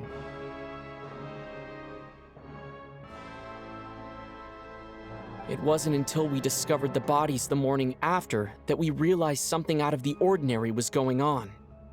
But it's clear now that the oddities actually started earlier than that, when Dimov walked into the snowstorm and never came back. Right. So Mr. Dimov was the first victim, not Sobolova and Torgov. And if we pinpoint that moment as the beginning of this incident, then one thing becomes clear. Alosha, you are the only person who walked into the snowstorm and came back without the help of Vodyanitsa's Requiem. More precisely, Alosha never came back at all. The one who came back was the Grim Reaper. I knew that's gonna be a point of contention. I cannot believe now it surfaces. Not bad. Well, since you've backed me into a corner, I suppose there's no point in keeping up the act anymore. Alosha? You're the Grim Reaper? I am no such tired cliché. Mortals should address me as the Ruler of Death. Before being wiped out for good, you identified the two deceased, and even sensed my presence. A commendable achievement, far beyond what I expected. I heard you can ferry souls. Those deaths each night. Were they your doing? Your initial conclusion was correct. Due to the existence of the two deceased, the ley lines yearned to reclaim those long-lost souls. Every night, they devoured an equal number of souls to fill the void. This required no intervention from me. Though, of course, ferrying souls is indeed my authority. Here, take a look. What the fuck? No, Odette. What are you doing? That takes care of today's two. What the fuck? Don't get so worked up. You are already dead, and your souls must return to the ley lines. I know we're already dead. You murdered us, didn't you? Murdered? No. Murder is when mortals usurp my authority. Death is my jurisdiction. If I require someone to die, I need not resort to such laborious methods as murder. You simply met the criteria to trigger my curse of death. I know about the curse of immortality. So there's another death-related curse too? You cursed us? When? And why would you do such a thing? So often, humans pray to me, begging to know when their death will come, and what form it will take. But few people ask why. If you must have an answer, know that death comes simply because one's time has come. So you're not gonna tell us the truth? Hold your tongue. By all rights, you shouldn't even be allowed to speak with me. Those angels from the past are to blame for the reckless renovation of the ley lines here. It's made my work on this occasion infuriatingly complicated. Work? So trapping us here, making us watch our friends die, that's just another day at work for you? You clearly have a lot of questions. Fine. As a reward for your remarkable accomplishments over the past few days, I shall answer a few of your inquiries, provided they aren't too unreasonable. After the physical body dies, the soul must return to the ley lines for that person's death to be considered complete. My work encompasses the entire process of death, including, naturally, the guiding of souls into the ley lines, with which you are now so familiar. You must also be rather familiar with Natlan's Night Kingdom, I presume? It was I who supported the creation of the Night Kingdom. It provided a convenient means of guiding the souls of Natlan. Here, too, the ley lines connected to the theater underwent some modifications. The angels hoped to make them capable of accommodating the souls of some special creations. What? But this actually hindered their ability to accept ordinary souls to some degree. This effect manifested itself after you died from the curse in the theater, leaving you stranded in the afterlife, unable to achieve a complete death. But if souls who die from the curse of death fail to return to the ley lines within a short window of time, they will miss their chance for good.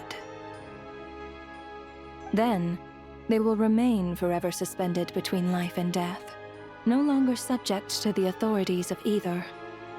So if you don't resolve this matter soon, and see all our souls return to the ley lines before long, we'll escape your control. Mitya is sharp. This must be what Renova was worried might happen, and the reason she got involved to begin with.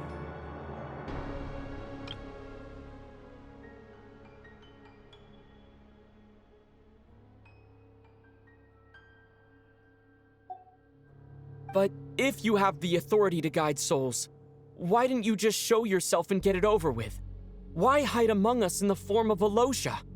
You seek to understand the mind of a god? Very well. I'll tell you. This is a theater, and I decided I wanted to watch a show about death. That's why I encouraged you to take the events to the stage.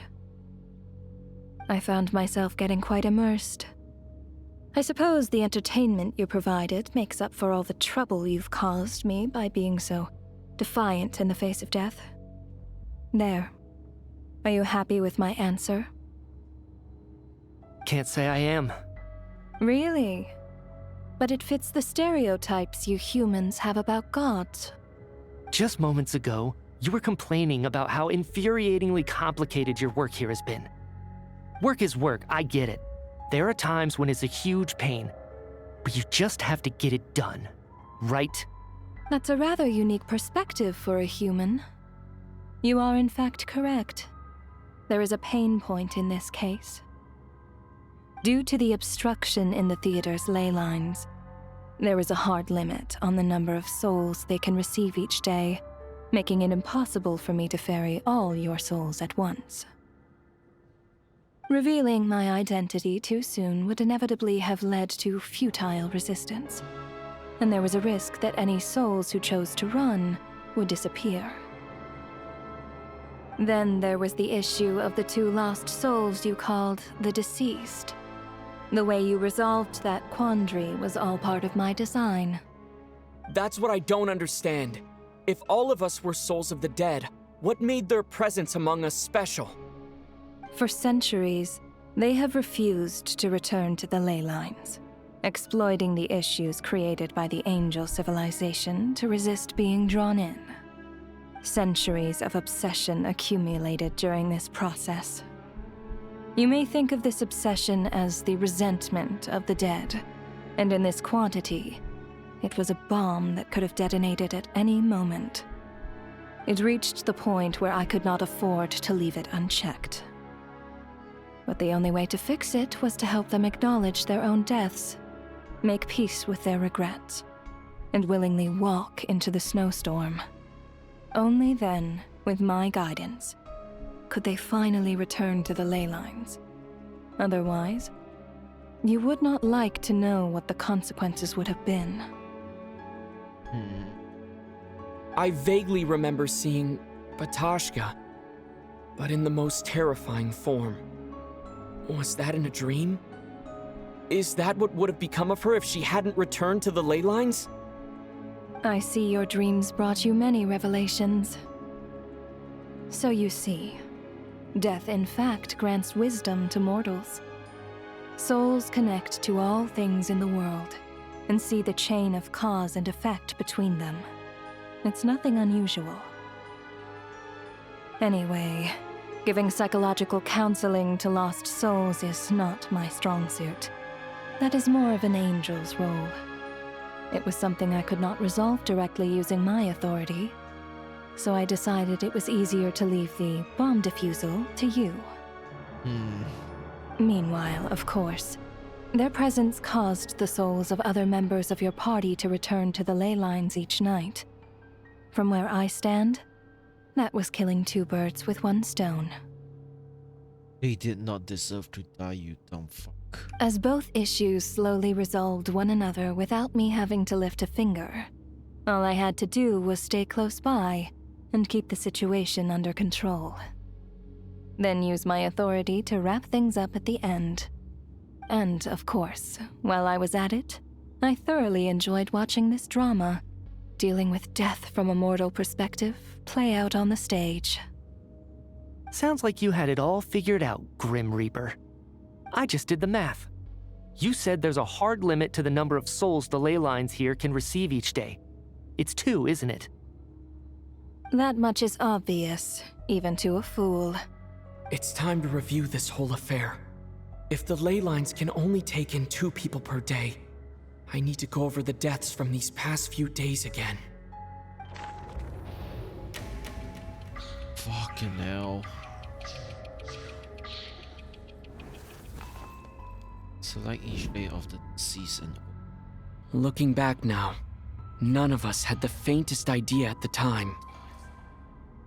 From the moment that staff member named Demoff walked into the snowstorm, the incident had already begun.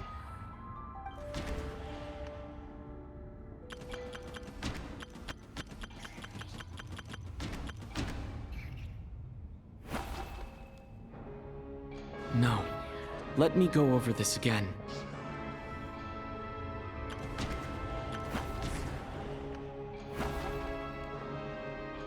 No. Wait, what?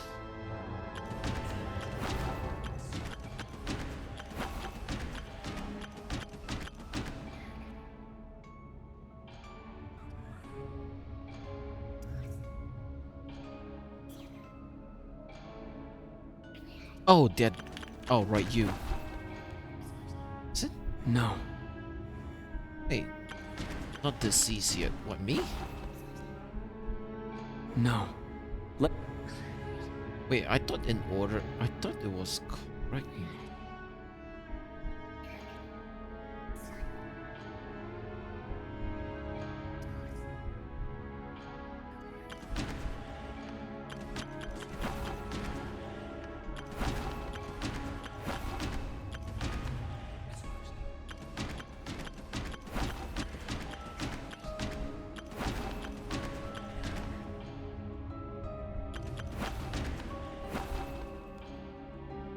No. What?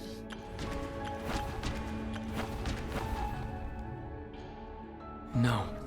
Let...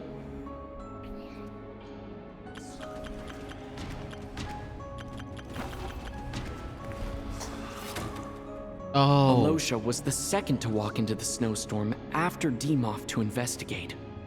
During this process, the Ruler of Death assumed his identity, making him one of the victims.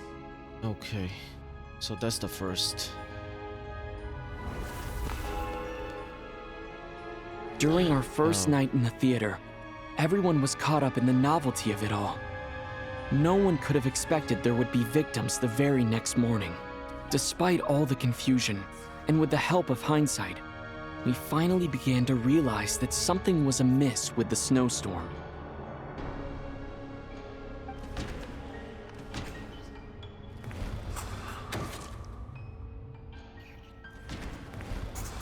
Okay, there we go.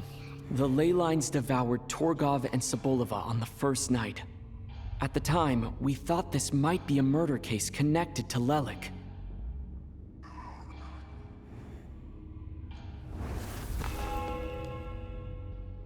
Odette and I spoke a lot that night. 3 people were on watch, but in the morning, we discovered that someone had fallen victim all the same.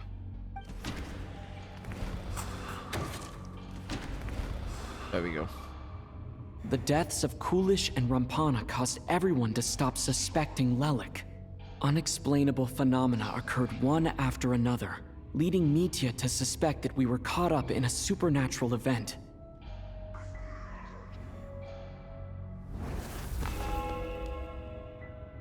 Later, we discovered that there seemed to be an extra person among us, and subsequently discovered the existence of the deceased.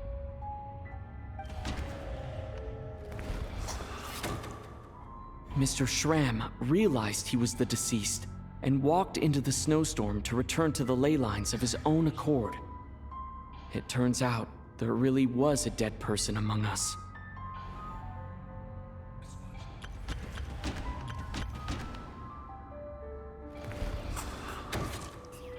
He thought it was all over, but Mr. Valeri's death was a rude awakening for everyone. The ley lines consumed him during the night regardless. A lot happened today. Mr. Valeri's death led us to discover the connection between the number of deceased and the number of victims during the night. But it's not how it goes, because we already paid one. So it was consistent. It was actually consistent. The fact that there was more than one deceased seemed to bring us back to square one. Odette revealed some information she had been keeping to herself.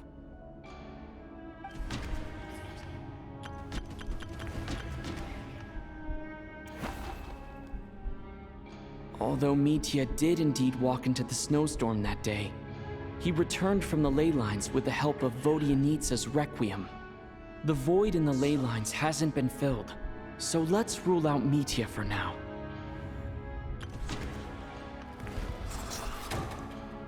Vodyanitsa was swallowed by the ley lines in her sleep, but the Requiem she sang before falling asleep was quite a game changer.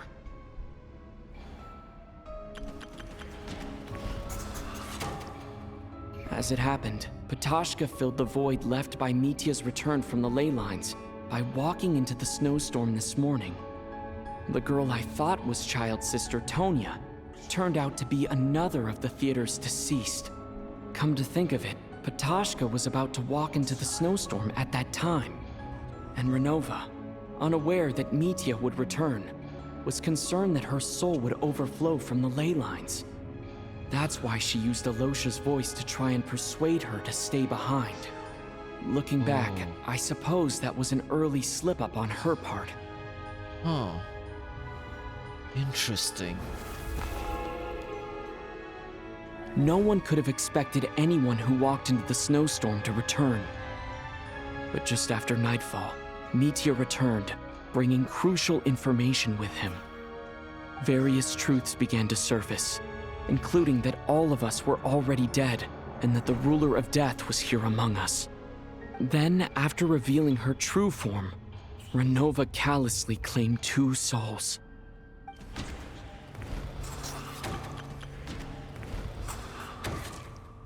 In fact, everyone was already dead by the time we took the photo. And in the days since, we've experienced many more partings in the afterlife. Now, only Mitya and I remain, and the true culprit behind everything still stands before us. In Mitya's eyes, I see the same anger and frustration that I feel. Shit, man. That covers everything. It's all clear now. It's always been 2 deaths per day. Your work isn't finished here yet, is it? The Traveler and I are still standing here, safe and sound. The Water Imp's song threw things off a little, but it is of no consequence. The ley lines have already anchored your soul, and the first ray of light tomorrow morning will take you back. I, meanwhile, need to review my attitude towards the Water Imp race. Huh? So the reunion in the night that Vodyanitsa mentioned, I suppose that was never meant to be a permanent reunion. That just leaves you, Traveler. My power only allows me to temporarily separate your soul from your body. The ley lines of Teyvat would not accept you, and your soul is firmly anchored to your body by your will. For a descender like you, who is not bound by Tevat's rules. Your death can only be brought through the most violent of means, such as directly destroying either your body or soul. But you haven't done that yet, have you? I have no interest in involving myself with Descenders. For now. Although, this may change if Asmodee remains missing, or you insist on interfering with our affairs. One last question then. All our struggles and sacrifices here, they were meaningless from the very beginning, weren't they? Death abides no reason. Besides, what you call sacrifice is merely a concept created by humanity. To me, it is nothing more than a self-indulgent charade in the face of death. Mere mortals fantasizing that their actions could reclaim something from my grasp. A truly laughable idea.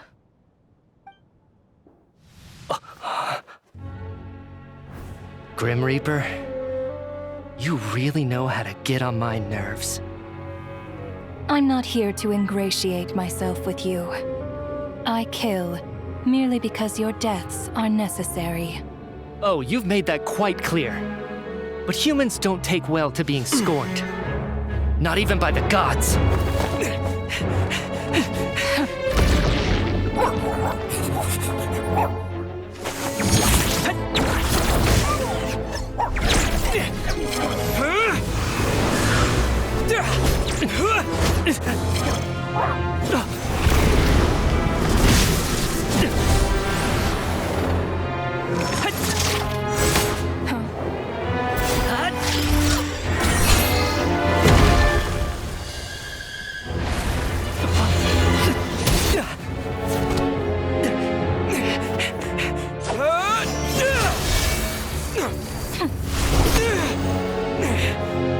This is futile. You must know that you are powerless against me in my own domain. I suggest that you save your strength. For what? Maybe we can't change anything. But if nothing else, we can at least teach you to have some respect for the dead. Audacious.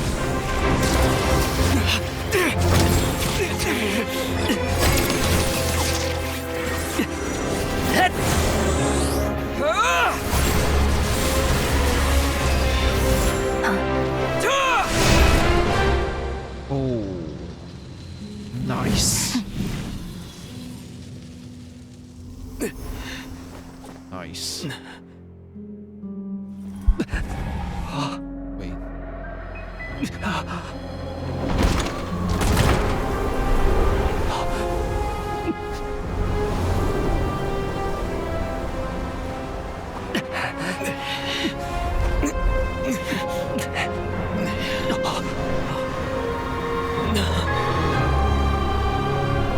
What the hell?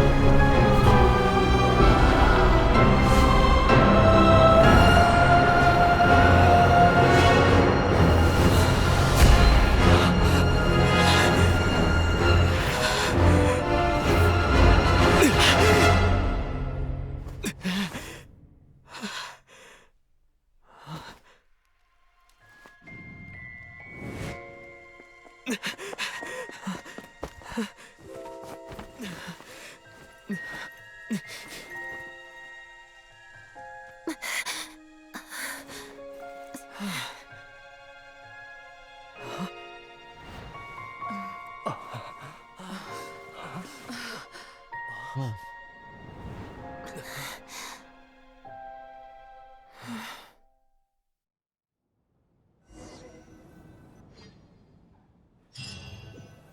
Oh. So. How are you holding up, Odette? What happened to me? How much do you remember? What do you mean? Is the performance over? I can't seem to recall what happened. Has Odette already forgotten?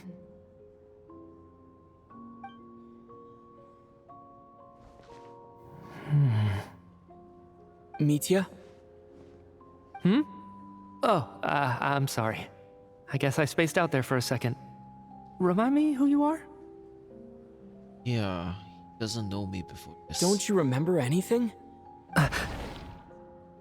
Oh. Yeah, I remember now, comrade.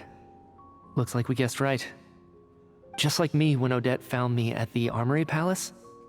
For some reason, everyone killed by the Ruler of Death eventually came back to life.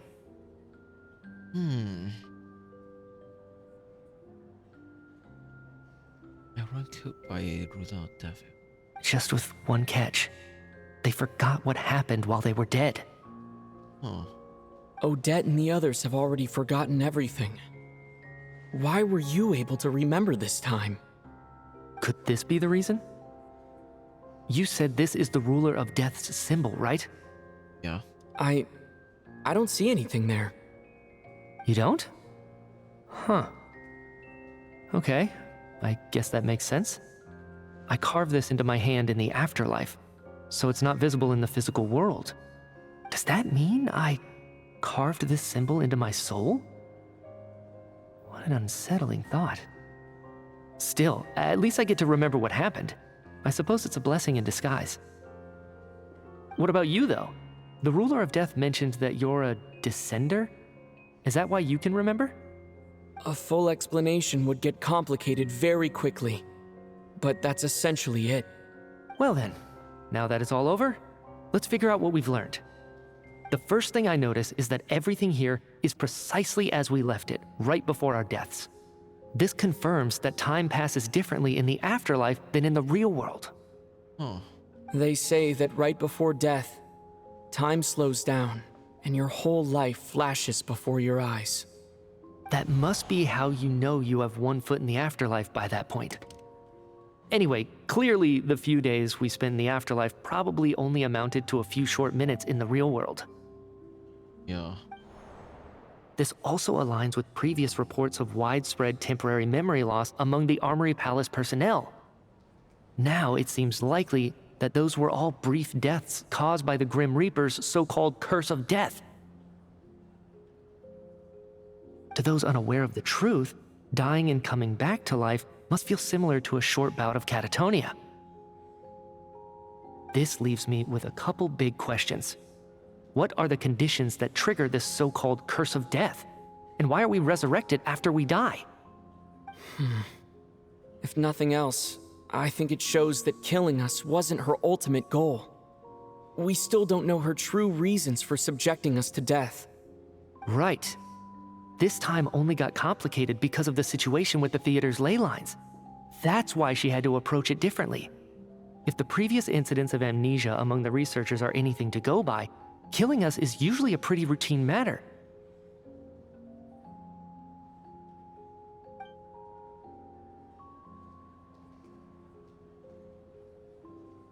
Come to think of it, wasn't I about to note something down before I died? I can't remember what it was, but I think it was something related to my research project. Sorry, Traveler. I'll catch up with you again later. Right now, I have to make a trip back to the Armory Palace. Sure. Sir, if I may, no one of your description has ever shown up in my investigations into Mr. Mitia's friends. Right. He doesn't know me. Yet, you two seem very familiar with each other. Could you perhaps tell me where he was in such a rush to get to? Back to research. And, by the way, have we ever crossed paths? Forgive the presumptuousness, but I feel a vague and indescribable sense of familiarity about you. I can explain everything. Could you help me gather everyone in the theater in one place?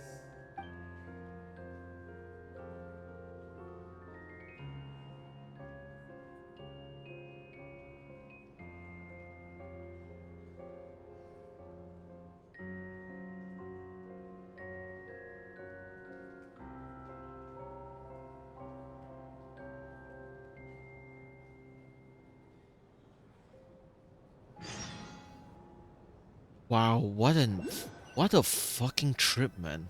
Honestly. So Chuganov really is going to shut down the factory. I guess this theater incident actually did us some good after all.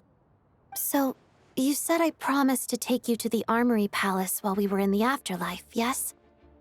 I believe you. I think I even have a vague memory of it. Well, yeah. I want to go back and check on Paimon first. Agreed. Let's check in on her first. The whole reason for our trip to the Armory Palace anyway is to figure out what's going on with her health. Oh my god, I miss...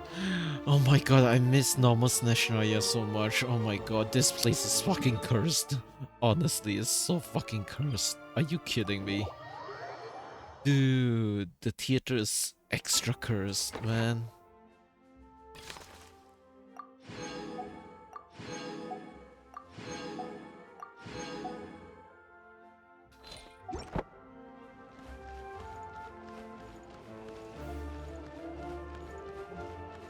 Wait, do we still have that picture?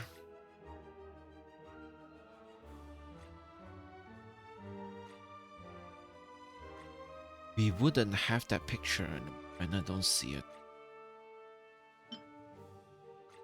Yeah, I don't think we have it anymore. Yeah, we don't have it anymore.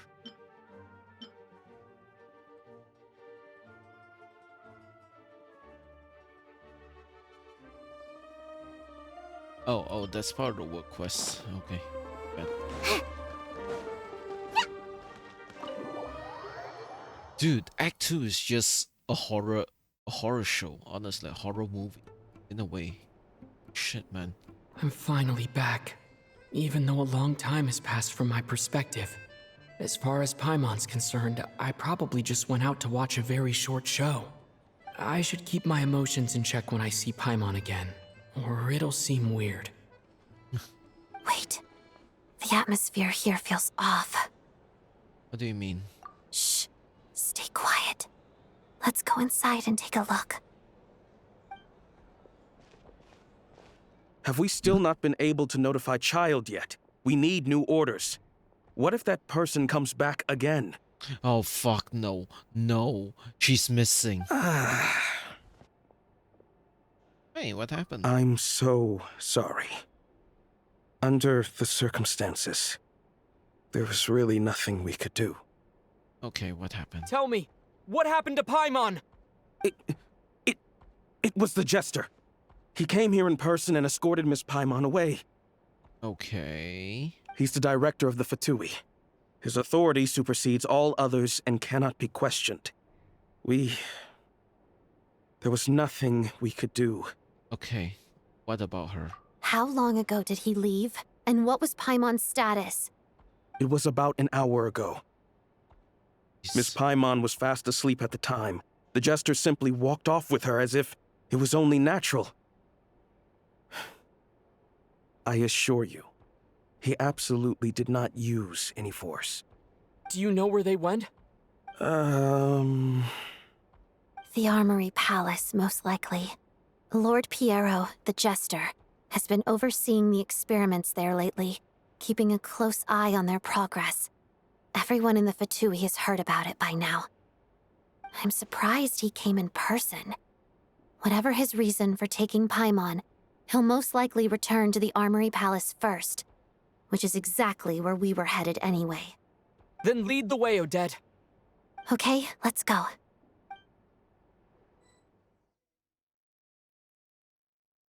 Man, what the fuck is going on? It's just up ahead. Quick, let's get inside. No, I'll go alone. You know I'm planning to force my way in. You're with the Fatui, so you should stay outside. I was hardly planning on taking you through the official channels anyway. I'm here to force my way in, just like you. Huh? I may be a Fatus, but I'm also Lelek, enemy of Project Stuja. Paimon's safety is paramount right now. With me around, you'll have an extra pair of hands. There might be devices inside that are easier for an insider to deal with. If you say so. Let's go. There's no time to hesitate. Where is the Armory Palace? Oh, what the hell? Okay, it's just here. So this is the right Lupov.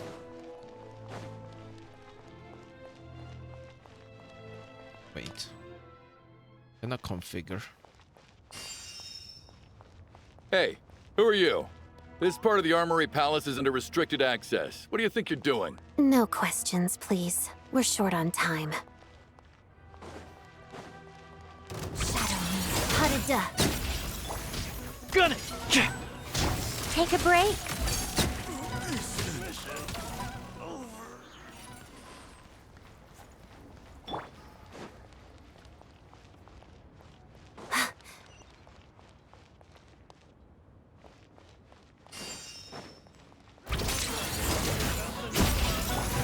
Bullseye!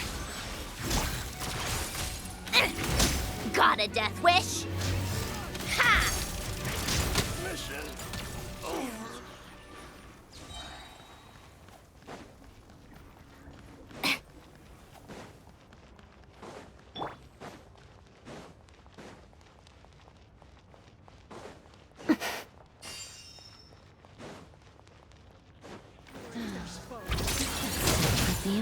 That's it. Waltz of the snowflakes. Gun it! How tiresome.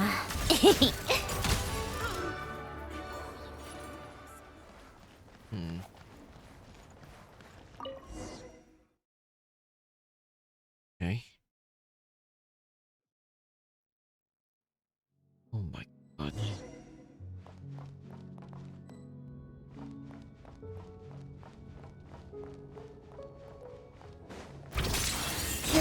Do you have a pass? Where are you coming from? So, you're intruders, huh? Then don't blame me for what happens next! Never mind, you're dead.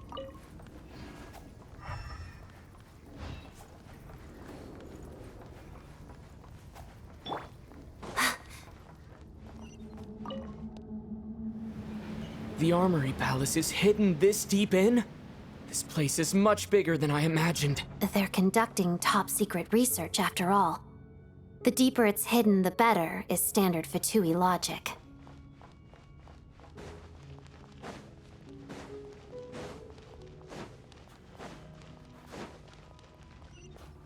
The style doesn't really look like the Fatui's handiwork, though. They must have requisitioned some structures from a past civilization. It also serves as a bit of a disguise.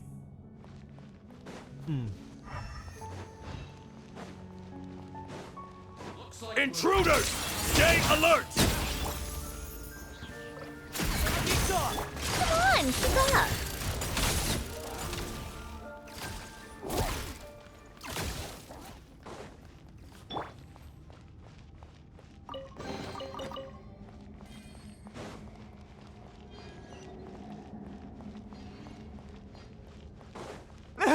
Intruders? Don't come any closer! Just what are you guys trying to do here? I'm sure Witness the snow swan's grace. One down! How tiresome. Come on, keep up.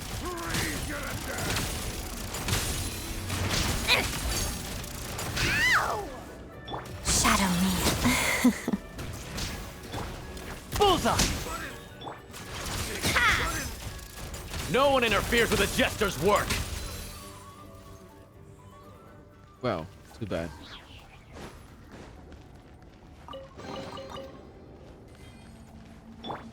Oh shit, she's low.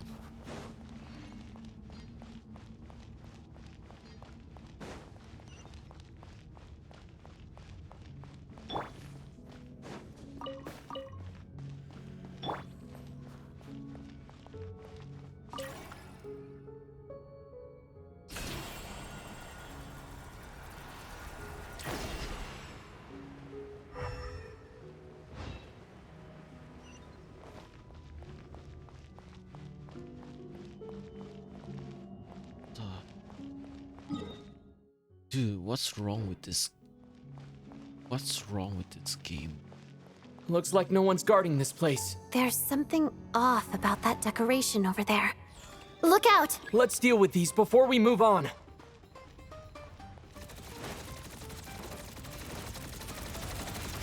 Together, pirouette.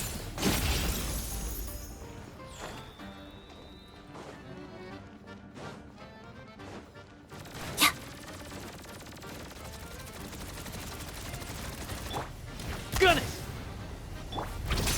Pas de deux. Take a break.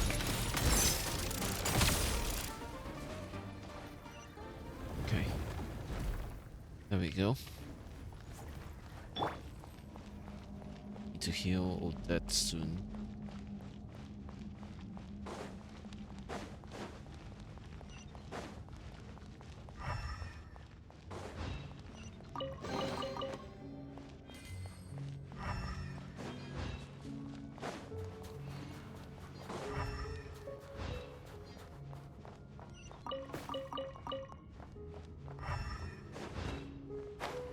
Oh, fucking hell. Dude, this design is insane. The researchers here probably don't know that we're uninvited guests. Let's try not to hurt them. What's the big star from the theater doing here? That's Miss Odette. She's a member of the Fatui. Don't tell me you didn't know that.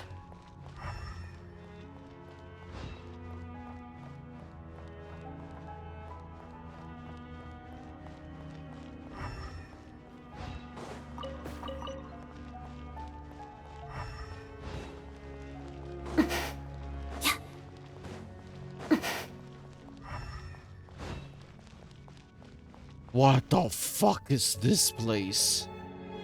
Dude, what are they building down Was the here? whole reason for Project Stuja to support the research here at the Armory Palace? Just what are the Fatui and the Tsaritsa planning?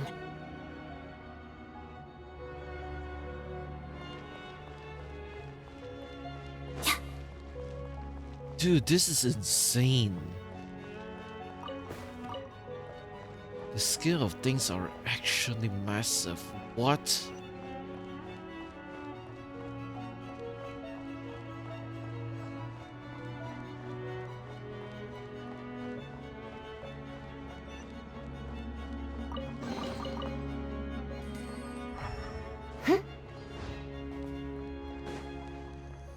What the bullshit, man? Dude, this place is much Whoa. bigger than I expected. Who are you? Never seen you around here before.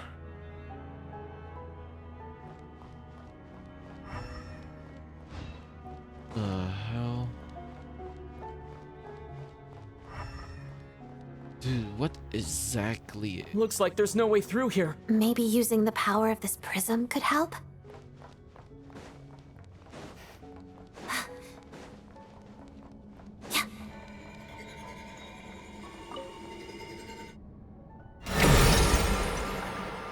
What the bullshit? I think I see some images. It's the prism's power at play, causing images of the past to reappear, albeit only as illusions. Let's make our way. Paimon. And the Jester. Is this another scene from the past? Yes. It looks quite old, though. I don't think it happened in the recent past.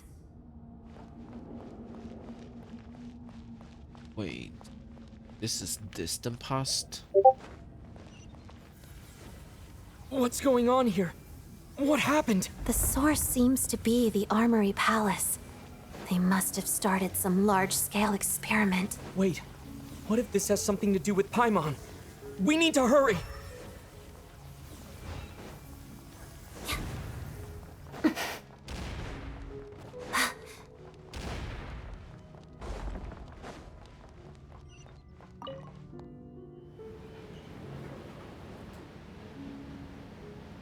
The hell? Is it raining? Can't tell if it's raining, honestly. We're almost there. The Armory Palace is just up ahead. Paimon, please be okay.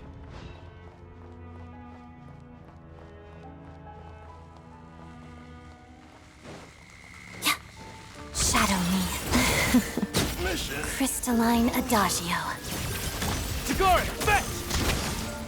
Come on, keep up. Ha! Fagio! Are you good to go on? I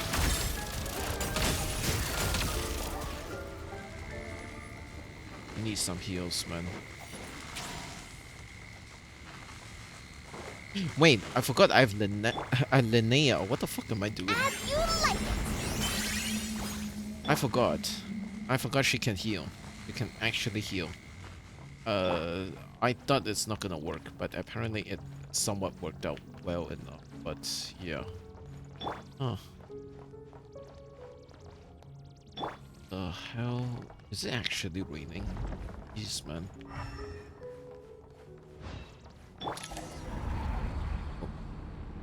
What's going on? Wait, I remember this feeling. It's the curse of death. No, no, not now. Why is the curse of death striking again already? Odette. Shit.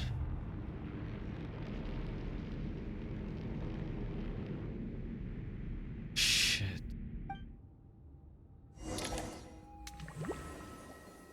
Oh.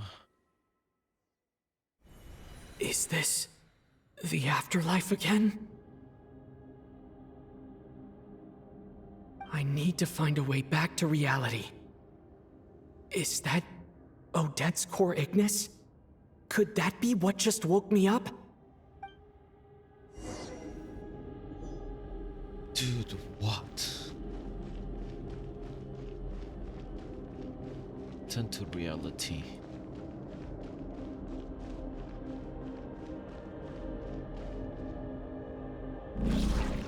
Shit, man.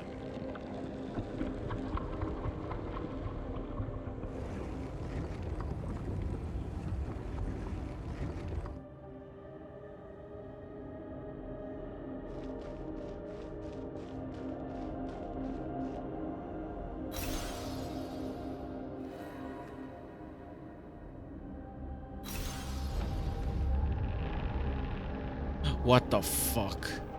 This is the witness all over again. What the fuck do you...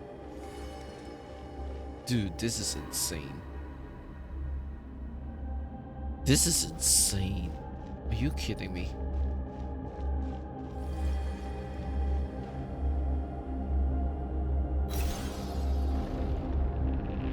Oh my fucking god. That's insanity. Bro, I fucking love this, man.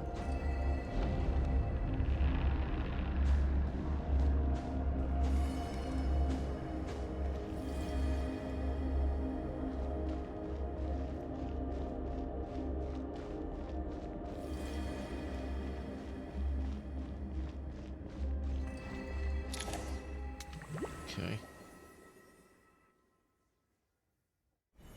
Odette? Odette! No signs of life. But past experience says that she should be resurrected before too long. Right? Did Odette intentionally use her core Ignis to guide my soul? I feel like something similar happened in a dream I had before. Thank you, Odette. If not for you, my soul wouldn't have found its way back to my body so quickly. And I might not have woken up so soon. But I'm sorry. I don't have time to protect you. I have to use the time you bought me to get Paimon back.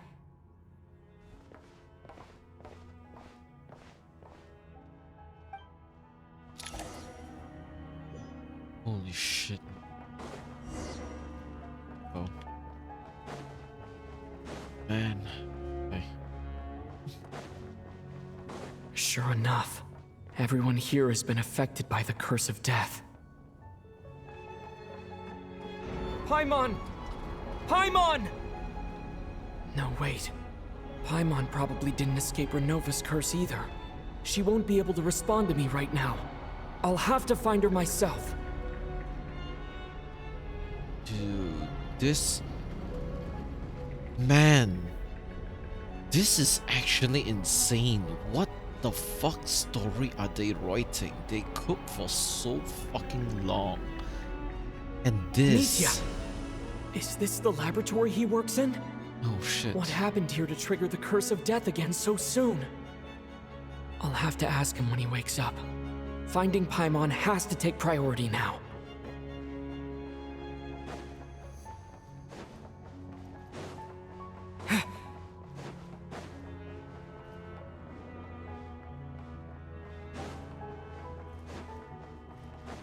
there.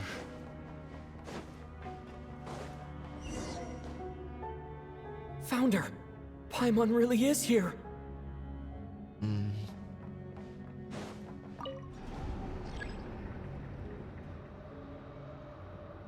Experimental.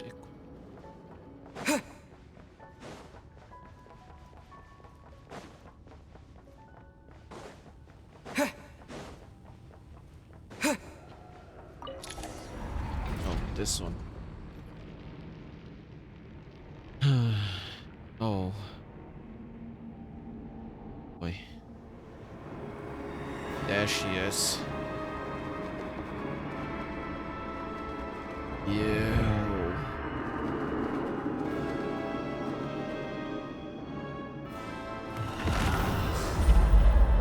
Holy shit.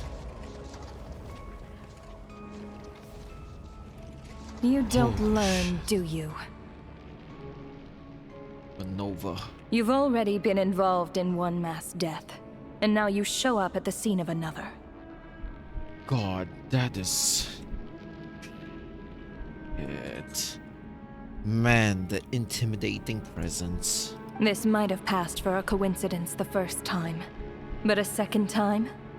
Am I to assume you are intentionally interfering in Snezhnaya's affairs? What do you mean Snezhnaya affairs? Judging by your expression, it seems that you understand little of what is going on here. What do you mean? In that case, a word to the wise. Do not interfere in Snezhnaya's affairs. A civilization that fails to learn its lesson constantly depletes its own worth. It will one day lose any reason for its existence. And as a descender, you are perfectly suited to be the lifeline to which a dying civilization might desperately cling. Consider your position carefully. No advice needed. I'll make my own judgments. Suit yourself. When the day of reckoning arrives, not even a descender can hope to escape unscathed. The time for resurrection fast approaches. The mortals here are not yet worthy to behold my form. So that will be all for today.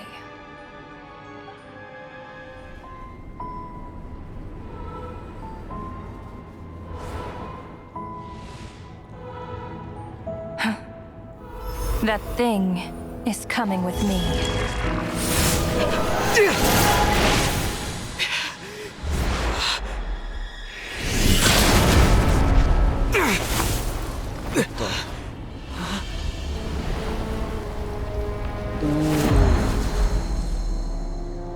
Nice. You awoke sooner than I thought.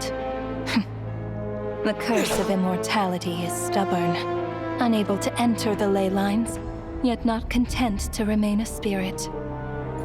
Ruler of death, what do you want? You perplex me. Both you and you. That thing may be a creation of Celestia, but it possesses none of Celestia's power, let alone authority. Your obsession with it baffles me. No matter, the resurrection will soon begin. It's worthless anyway. I'll reclaim it next time.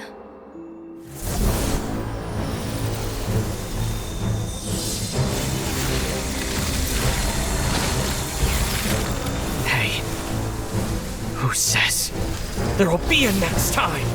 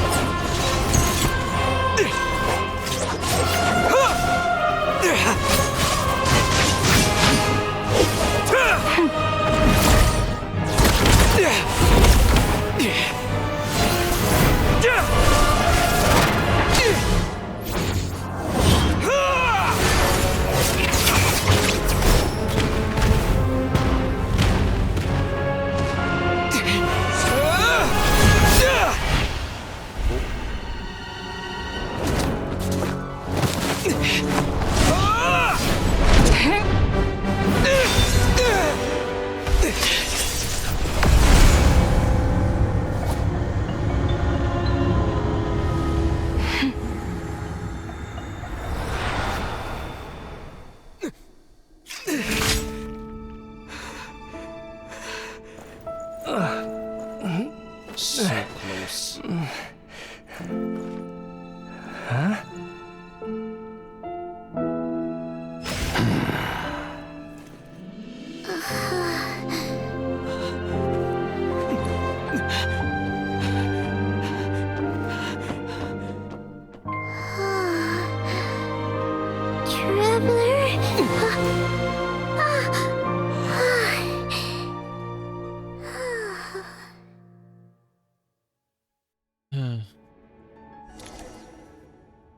I missed you, Paimon. Yeah, I genuinely miss you this time. I have no words.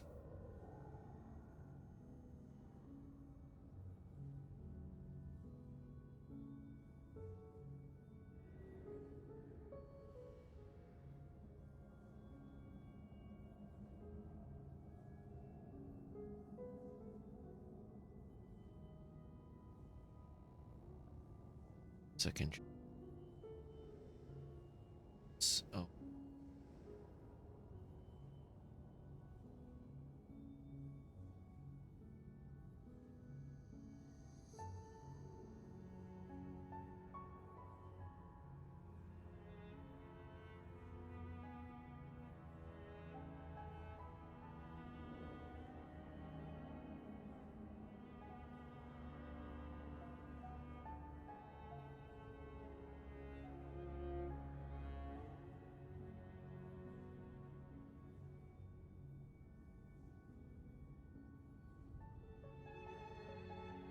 Sorry about that. Okay. Right, there we go. Continue. What are you talking about? We haven't even been apart for that long, have we? It was different this time. I actually miss her, honestly. You seem to be in pretty good shape. Yeah, Paimon's back in tip-top condition. It's the weirdest thing. Paimon fell asleep earlier, and when she woke up, she found herself here.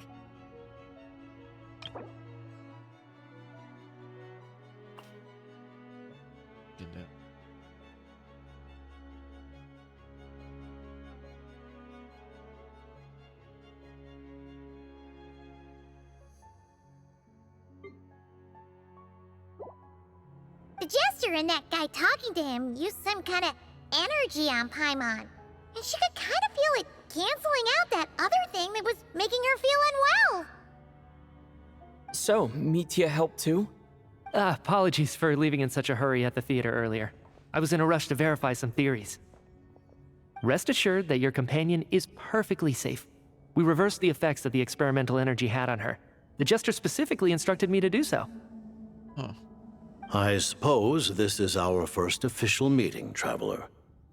I could not let Paimon suffer in her condition for a moment longer, and so I simply took her without explanation. I hope you do not mind. Well, you definitely gave me a scare. But why would a big shot like you care about what happens to Paimon? As I said when you first arrived in Snezhnaya, we once spent some time together. In the distant past. Oh yeah, you did mention that. And Paimon did think you seemed strangely familiar the first time we met. I'm afraid the reminiscing will have to wait. Mitya, let us continue with the report. What conclusions, if any, did you reach from conducting the final experiment of our energy research ahead of schedule? The good news is, my hypothesis regarding the Ruler of Death has been verified. As for the bad news, I recommend we suspend the experiments and Project Mistelton until further notice. Currently, we have no means with which to make a breakthrough. I say this purely as a scientist, guided by reason alone. Mistelton.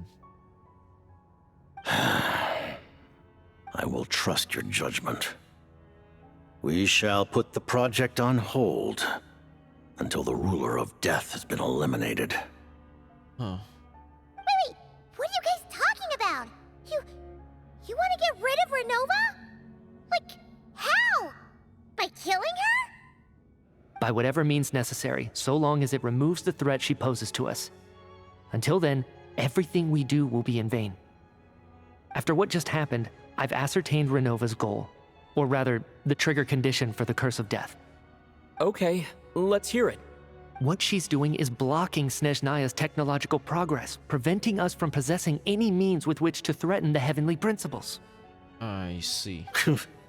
Just like the little lapdog she is. So, any ideas, research, or experiments that lead to technological progress can trigger the curse. Just now, for instance, I was set to launch a final phase energy experiment ahead of schedule. If the experiment was successful, we could have achieved a crucial breakthrough. As expected, though, the moment the experiment began, all the researchers, technicians, and witnesses died from the curse.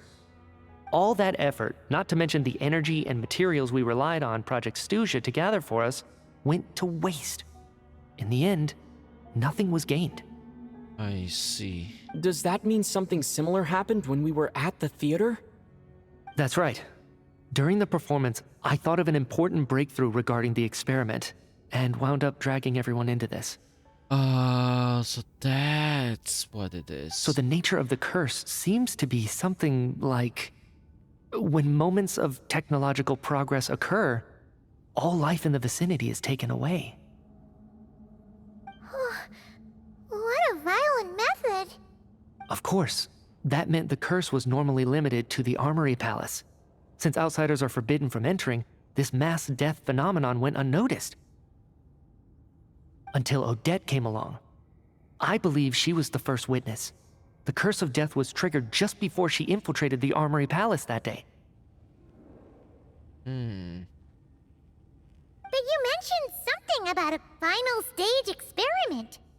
Doesn't that mean you've actually made some progress? That's right. Even with the gods locking certain key components out of reach, humanity can still advance technology in incremental steps accumulated over time. But, as I'm sure Renova anticipated, even incremental progress has its limits, a point where the truth you're seeking must be put to the test in an experiment. You mean the experiment you were just about to do? Yes, we were at a critical juncture, a moment where the quantitative was about to translate into fundamental qualitative change. With this single experiment, we could have brought everything we've worked for to fruition. But now, after already being forced to fumble around in the dark all this time, it feels like we've truly hit an impenetrable wall. As long as Renova's Curse of Death persists, we won't be able to advance the experiment or obtain any results. And with Project Stuja having been in effect all this time, at our nation's current strength, repeated trial and error is simply unsustainable.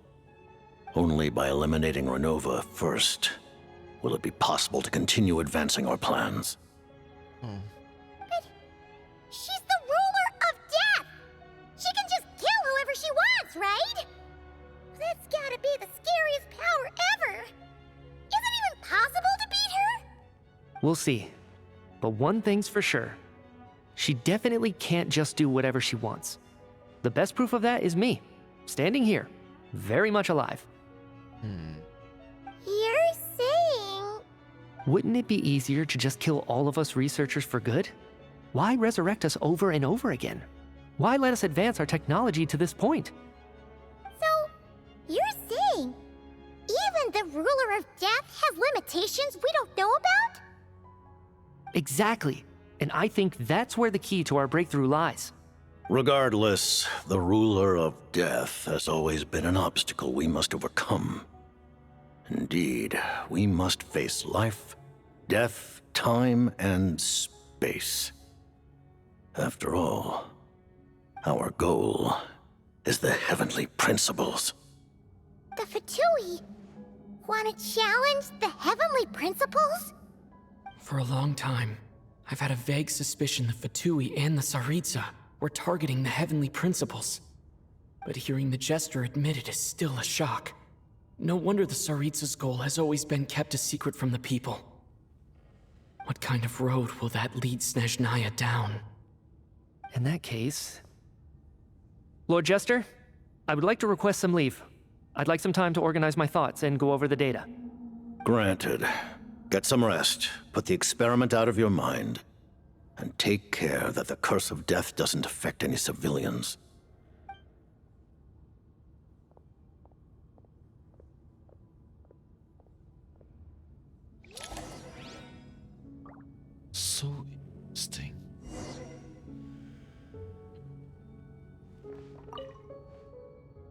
While there is yet time, allow me to offer you my hospitality, honored guest of Snezhnaya.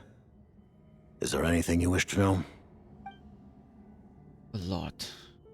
I remember hearing the term Mistleton from Columbina.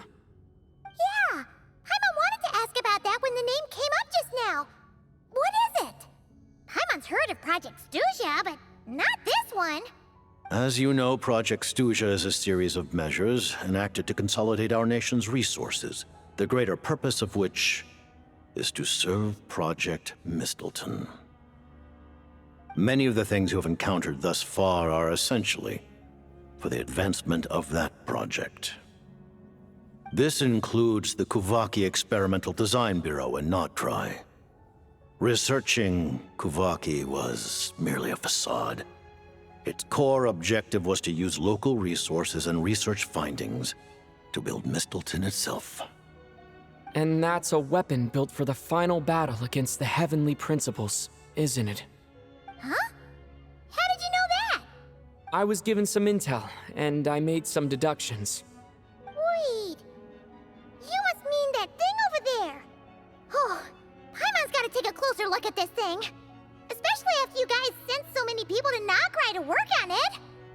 Kuvaki alone will not break through Celestia's defenses, let alone challenge the Heavenly Principles. The Heavenly Principles are no doubt accustomed to combating the power of the Light Realm, and elemental energy is simply the power of the human realm, converted to that form by the Heavenly Principles themselves. Any attempt to use this power against its creator would be a futile endeavor. For now, therefore, we have set our sights on the form of energy associated with the Third Descender and the Stellar Linchpins. This may hold the potential to allow Mistleton to contend with the Heavenly Principles. I see. You could say that by reverse engineering the Stellar Linchpins to extract the energy within, we have obtained a source of anti-Celestia energy. See. So this and is research that is in charge of. The Kuvaki Experimental Design Bureau, Project Stuja, and the new energy experiments.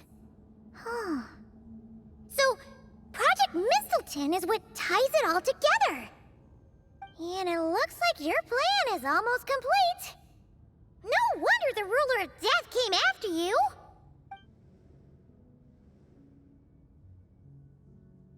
Tsaritsa. Her Majesty the Tsaritsa has embarked upon an expedition to vanquish a monster. Were it not for this, I imagine she would have been delighted to grant you an audience. Seems like the powers that be in Snezhnaya don't intend to hold my past conflicts with the Fatui against me. The Harbingers have been granted significant autonomy in retrieving the Gnosis. But by the same token, they do not completely represent Snezhnaya's official stance. You read my mind. Speaking of the Gnosis, Paimon's been dying to ask this question since forever. Why exactly does the Tsaritsa want to collect them? Is it something to do with the fight against the Heavenly Principles? The Gnosis will undoubtedly serve as a key bargaining chip when she confronts the Heavenly Principles. Beyond that, you had best ask the Tsaritsa herself. I am not sure if this information is mine to disclose. Fair enough. What do you mean, not sure? Don't you make the rules? You're the highest-ranking Harbinger! Ugh, never mind. He's not Harbinger. Taking on the Heavenly Principles is something most people wouldn't even entertain in their wildest fantasies. Why is the Tsaritsa so fixated on this? In Teyvat today, civilization is nothing but an illusion. Something whose very existence can be negated at any moment. Our civilization may very well be destroyed in the struggle, but as things stand, the Heavenly Principles could choose to negate our existence on a passing whim. And we must not sit back and accept that fate.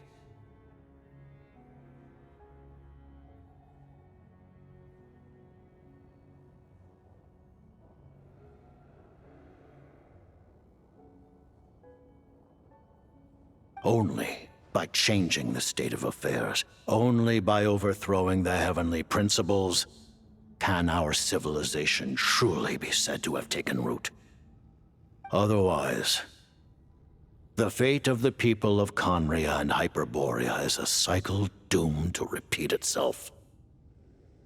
See. Accepting potential destruction in return for getting to control your own fate. Furthermore, perhaps this is still somewhat difficult for you to understand. Are you aware that all the rules of this world are made up of curses? Huh? All of them? Paimon knows about the curse of death you mentioned, and the curse of immortality that you and Dainsleif have. Then the birth of the Hilichurls, the rules of Natlan's Ode of Resurrection, those are curses too? Furina's long life seems to stem from a curse placed on her by Focalors as well. Yes. Even a god's love for humanity is a curse the heavenly principles inflicted upon the gods. What? The Tsaritsa has always had ample reason to hate the heavenly principles.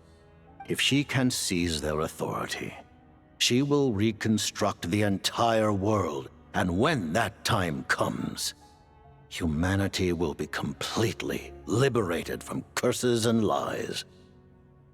Look forward to it. It will be a world beyond your imagination. See. Though the ordinary people of Snezhnaya may not understand these details, in this frigid land locked in a ceaseless struggle against the environment, in this nation to which the gods have never shown favor, we all believe that standing in solidarity with the Tsaritsa in our shared struggle will surely usher in a new and better world.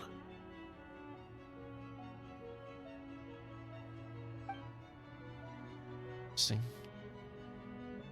Relationship with Paimon. Paimon really doesn't remember. He's basically a stranger. You've got to believe Paimon. Allow me to explain. The reason Paimon reacted to the anti-Celestia energy developed by the Armory Palace is because she comes from Celestia herself. More specifically, she is one of its creations. I see. Paimon? A creation of Celestia? Oh, right.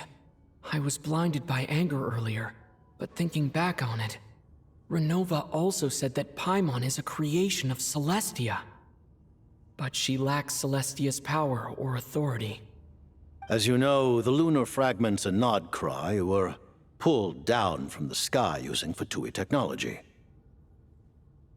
But the first application of this technology was in Conria over 500 years ago. I used this technology upon the heavens, and the response I received was none other than Paimon descending from Celestia. Huh. I presented her to the Vinster King, but he took no interest in this gift, nor did it satisfy him. Paimon then took up temporary residence in my palace until, of course, the arrival of the Cataclysm. Wait, Paimon's a little confused. You're talking about things that happened in Conria 500 years ago. You're saying Paimon was there for that? So she's at least 500 years old. But Paimon doesn't remember any of that. Falling from the sky, being given away as a gift, none of it. Having lived through the Cataclysm, perhaps you too were burdened with some manner of curse. Although, losing your memories would indeed be the smallest price I've ever seen paid. But it's not just her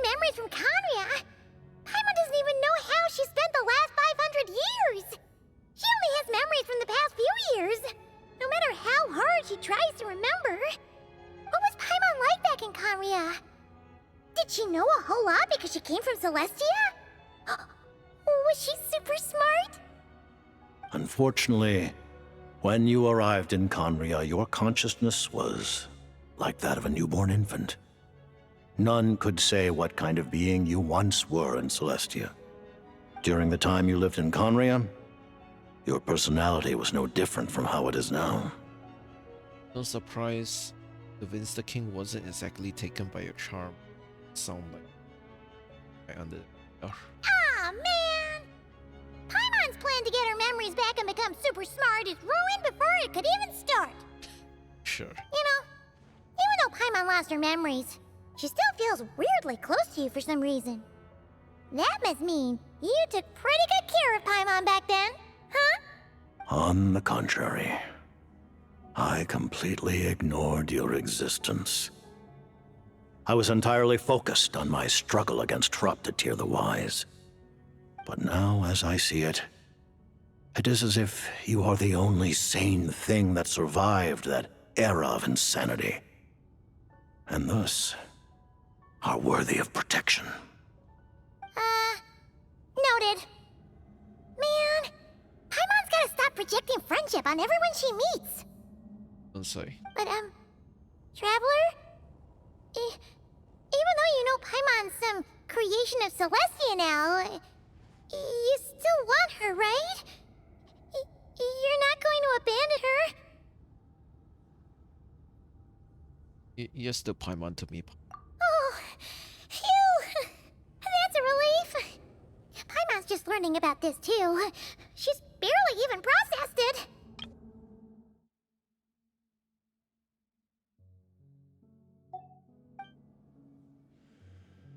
I think we're done.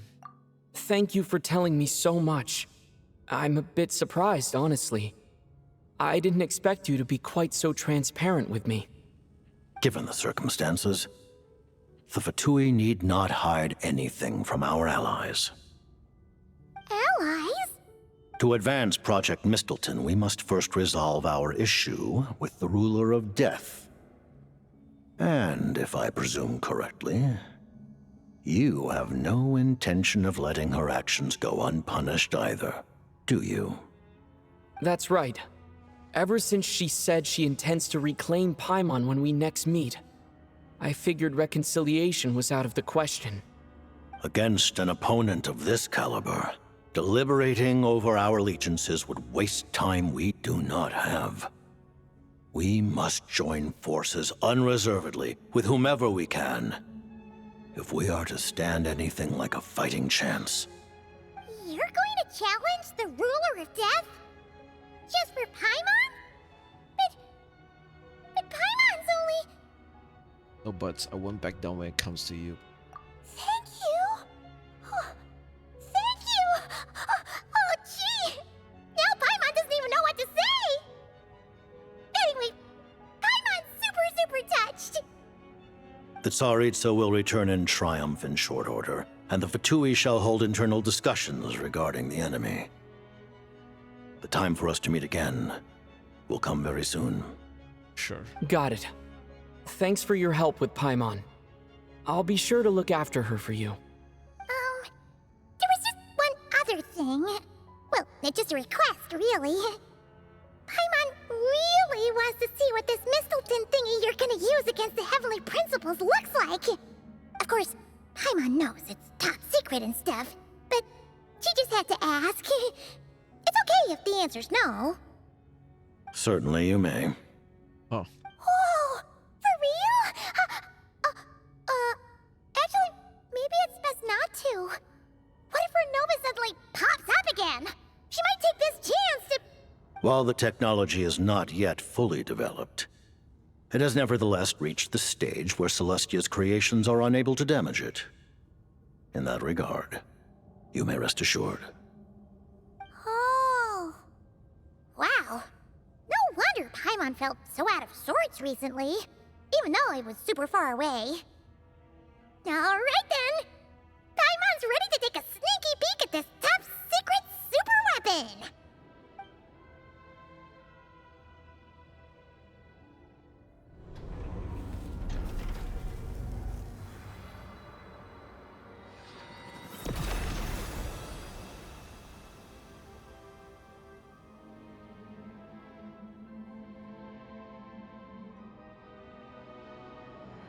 Standard Japan.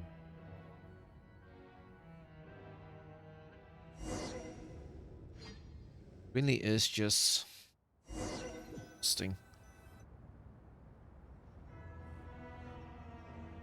Huh?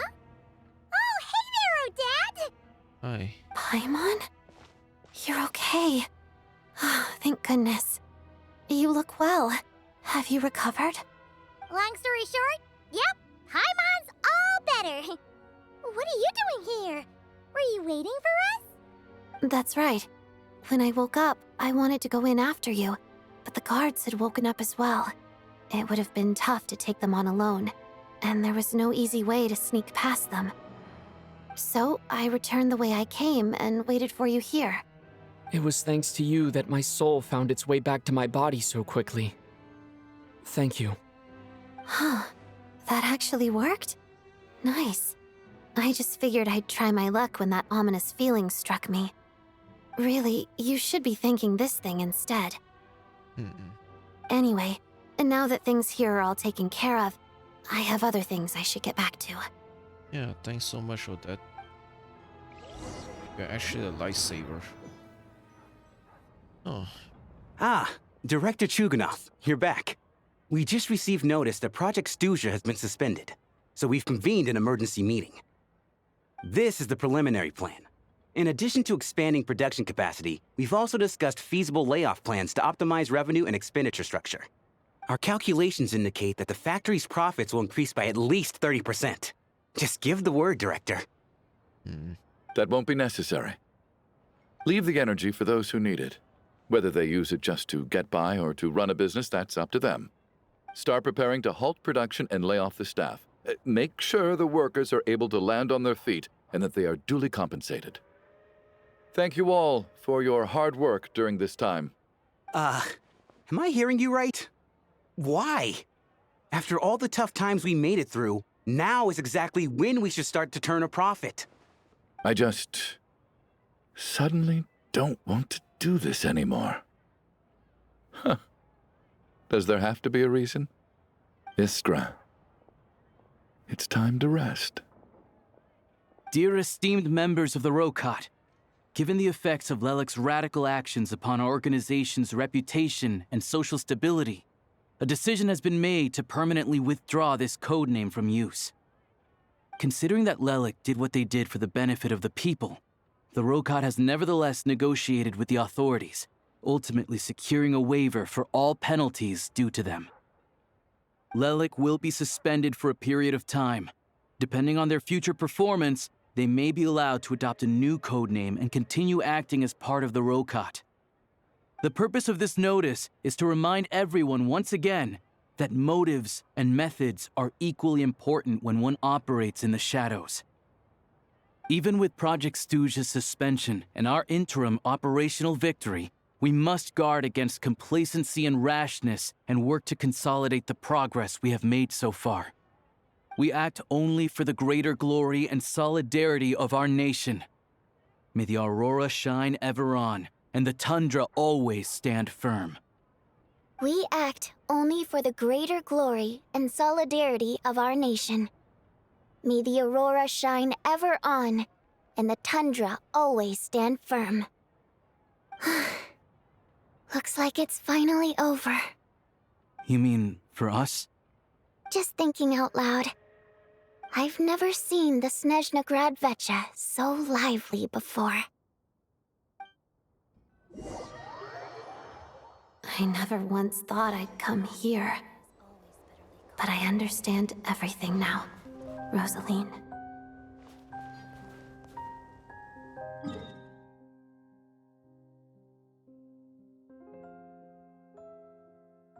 Sanctuary of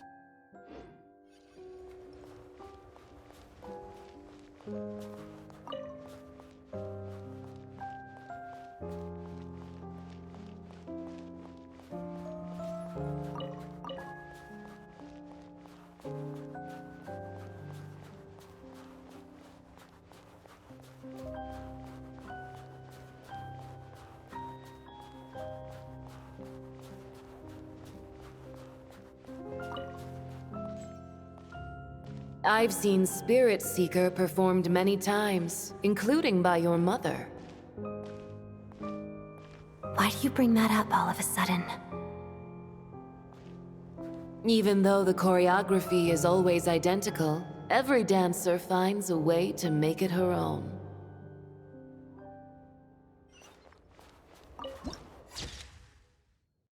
Cross and also rules.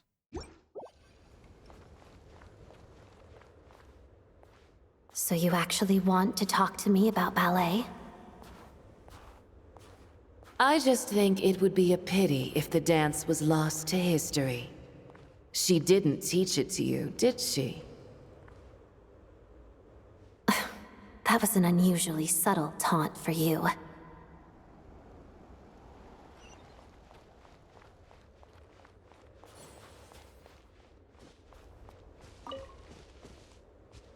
We embraced one another on the snow-swept plains, melting the ruthlessness of time.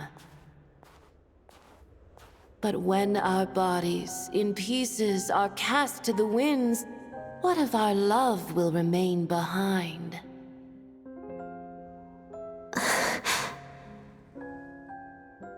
Don't tell me you can't sing. Shush.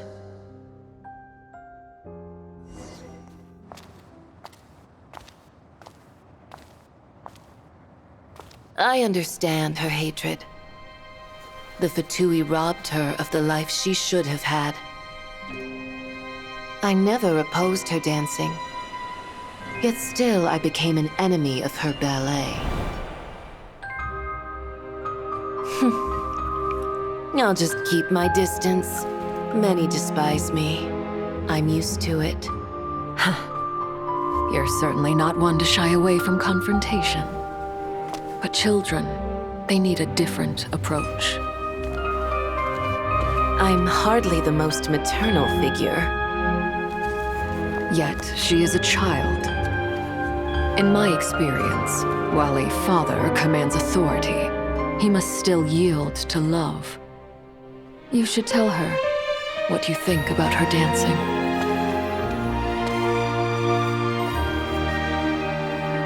Odette will soon take the stage at the Koralyevsky Theater. This could be your chance. Geonosis secured. It went smoothly. I'll be there. Have them send me an invitation.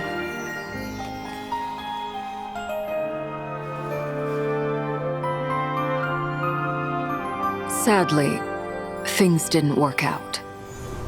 Her final words are inside that block of ice. This? Aren't these for monitoring her subordinates? Not yours. This one isn't her witch's flame, but my two worlds' flames. The two worlds' flames can burn away memories. It was my parting gift to Rosaline.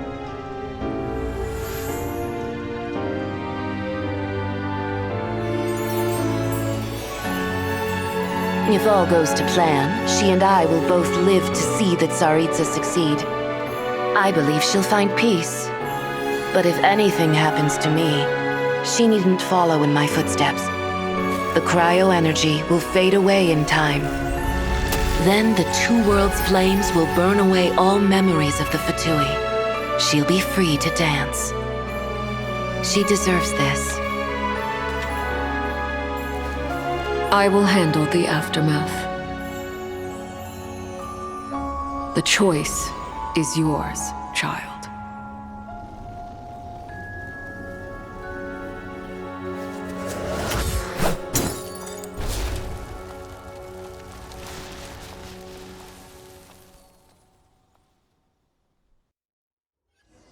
Oh. Fresh air at last! Paimon's head isn't spinning anymore, and the fever's all gone. Paimon's finally free to fly again! Oh, it's nice to finally know where Paimon came from, too. It did make Paimon a little nervous at first, but it's such a relief now. Like, who cares if Paimon's a creation of Celestia? She's probably not anyone that important. Probably just the fairy of food and fun or something. And like you said, this doesn't have to change anything between us. You're not gonna just... Hey! Hurry up! Why are you walking so slowly? You've spent the last few days lying in bed and stuffing your face. I didn't think you'd be able to fly this fast. Says who? Paimon's as agile as ever. They don't call her White Floaty for nothing. Paimon originally wanted to check out the bookstores in Snezhnograd, but she's more in the mood for flying around right now, so let's save that for later. Wait, they've got light novels from Yae Publishing House here too. Huh? And this is Paimon's favorite mystery story from Fontaine! Wow! It got a sequel! The local Snezhnayan books look pretty interesting too, but also kinda heavy. Not the easiest things to look around. I thought you were in the mood for flying around. Paimon can read while she flies. Hey! Look at these two dolls! Which do you like better? Nitsa is cuter. Alright! Boss, we'll take both. Paimon will have the other one. Oh, I thought we were only getting one. All right, fine. I'll pay. There you are. Thanks for visiting. Paimon will grab this and then... Huh? Oh, yeah. Huh? Huh? Oh my god. How many layers does this thing have? And what are you laughing at? Huh. You knew all along, didn't you? A whole bunch of people are gathered over by the plaza. Hey, look! That looks like Tartaglia! Hey, Tartaglia! I know that voice. Of course. If it isn't Paimon and my old comrade. You're looking well, Paimon. All better? Yeah! The jester knew I was wrong and fixed Paimon right up! Thanks for sending someone to keep Paimon safe, too. Oh, yeah. About that. That was... kind of embarrassing.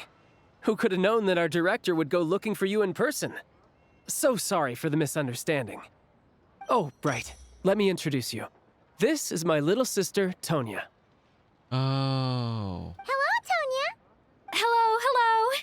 Firstly, I'm really sorry about my brother.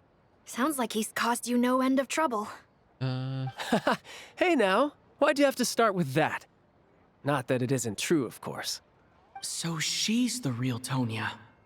She said you two didn't manage to meet up at the theater. She waited ages for me, and when I didn't show, she got a little worried and went outside.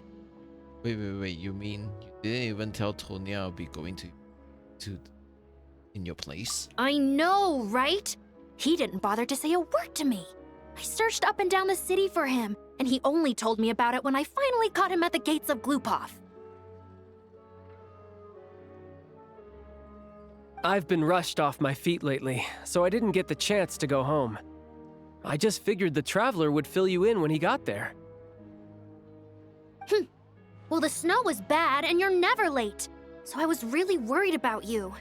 How was I supposed to know that you'd stood me up? I'm sorry, Tonya. I really am. I'll make it up to you somehow. Just... please don't tell Mom and Dad. Although the mix-up led to a series of misunderstandings, it's probably for the best that the real Tonya didn't get caught up in that mess. True. Besides, it's obvious that Tartaglia isn't usually one to break a promise. He only gave his ticket to me because he had to look into Lelik.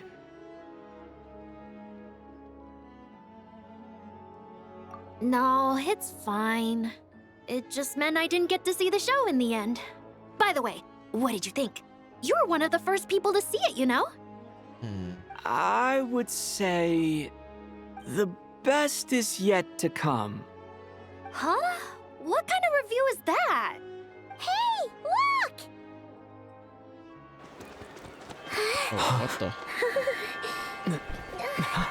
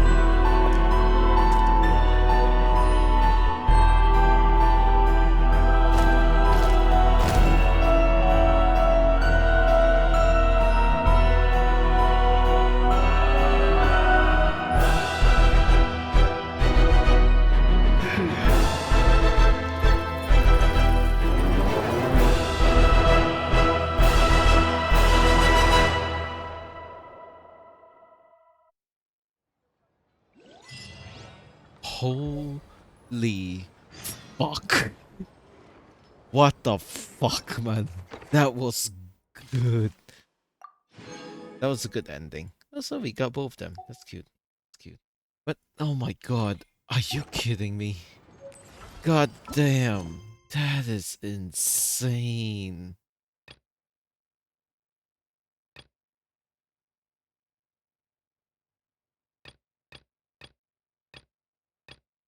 Okay, we'll do these tomorrow. Holy fuck, bro. I have no words. I actually have no words. Like, that is such a hype moment. That is actually such a hype moment. I know she only shows up at the end, but honestly, I don't think I care. But it does show that this is... God, man.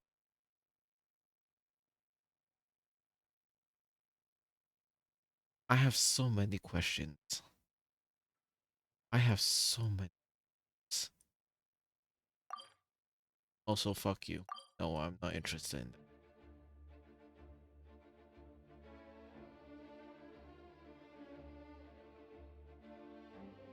But yeah.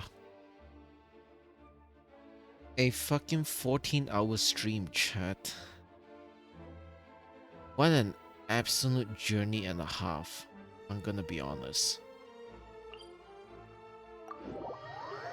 Like, honestly, I have no words. That is such a...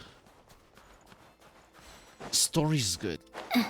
Honestly, the story is really, really good. I don't know what to say about this, if I'm gonna be honest.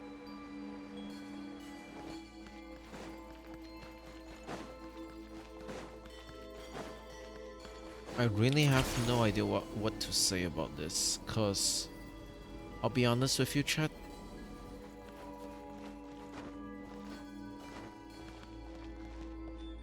What's this about? How tiresome. Pick up the pace. I honestly have no idea what to say about this story. Like, it leaves me with more questions. Like, I'm happy that... What the fuck?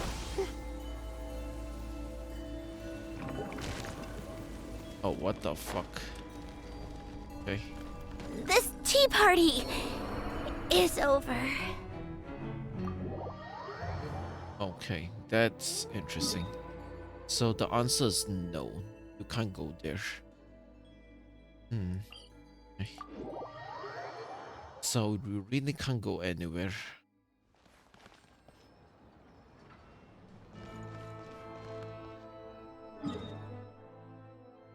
So yeah, as I said, like, I did not expect this. I'm gonna be honest. Like,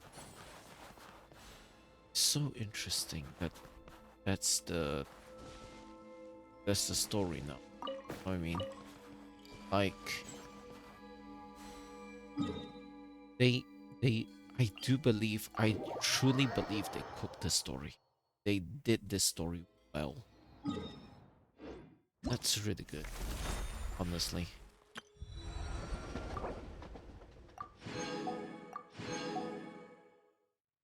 Okay, there we go. That's it? That's actually it, huh?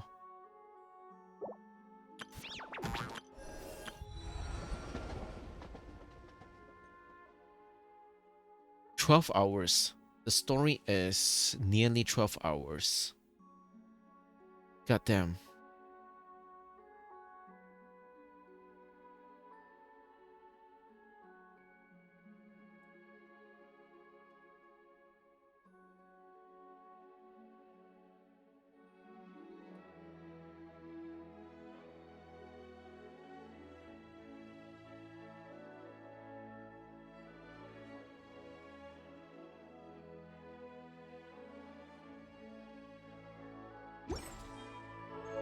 Okay.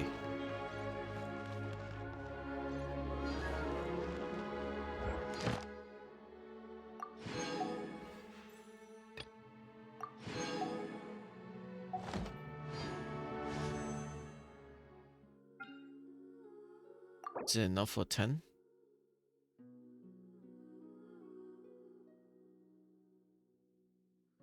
I'll need to convert. No, let's not do that. Let's not do that.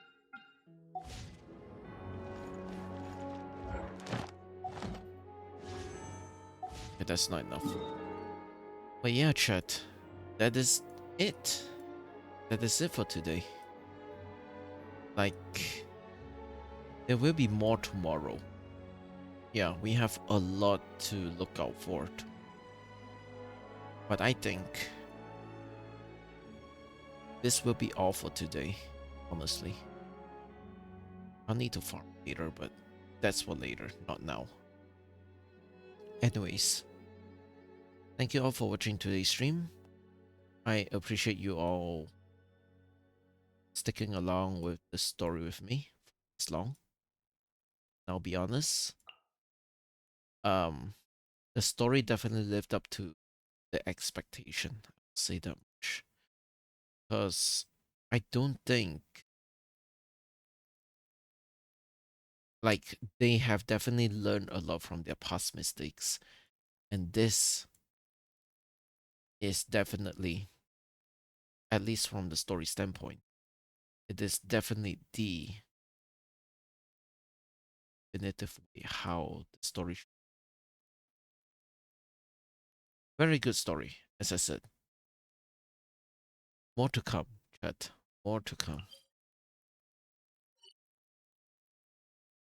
Need to take a look at what this is about. Anyway, chat. Have a good one. I'll see you guys tomorrow. Man.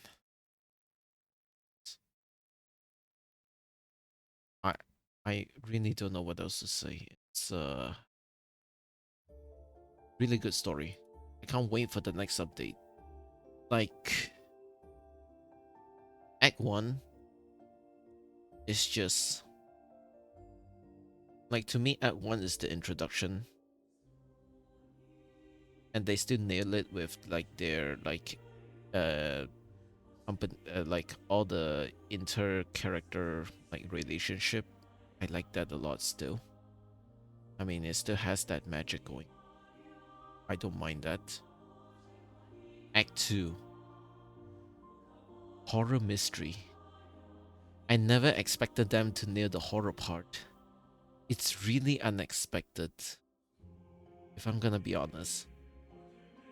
Especially when Valerie dies in the story. I was so taken aback. Like, I genuinely felt like, no way he actually died. Like, he should be the strongest guy of the bunch, and he died. Man, that had a knock on me. And then I think the what you call the breaking point was like when Nitsa dying. Like, I did not expect that to happen. Goddamn, that was good. The game really got me. And then not to also not to what you call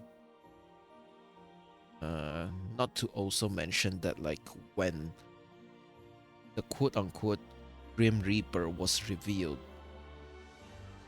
God damn, man. Man, that actually scared me to, like, what you call, that actually sends chills down my spine. Like, honestly. That actually scared me because it was so unexpected. But it was so well done. It was so well done.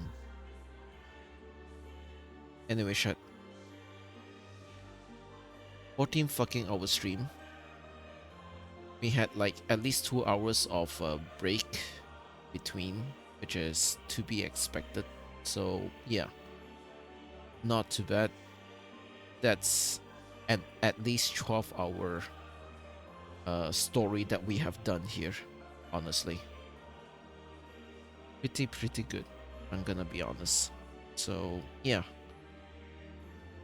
I hope they continue this, because like I think it's a good balance of like 12-hour story, single patch. Like, I think previously it was like what, 6-hour patches, like a 6-hour like story through and through. But doing like a 12-hour story, not bad. Anyways, have a good one, chat. I'll see you guys tomorrow. And yeah. Goddamn. What an actual trip. And it's only 7.0. I really look forward to what they have as a story for the next update. But first, of course, we have a lot to go through for this update other than main story.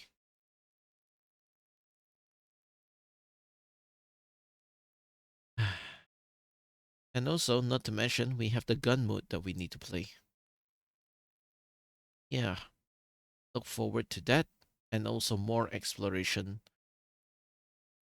maybe tomorrow. But I think we'll do the meeting points. I think that itself is important. Take care, chat. See you guys in about 8 hours time. It's 3 fucking AM, by the way. I'm gonna go. Bye, chat.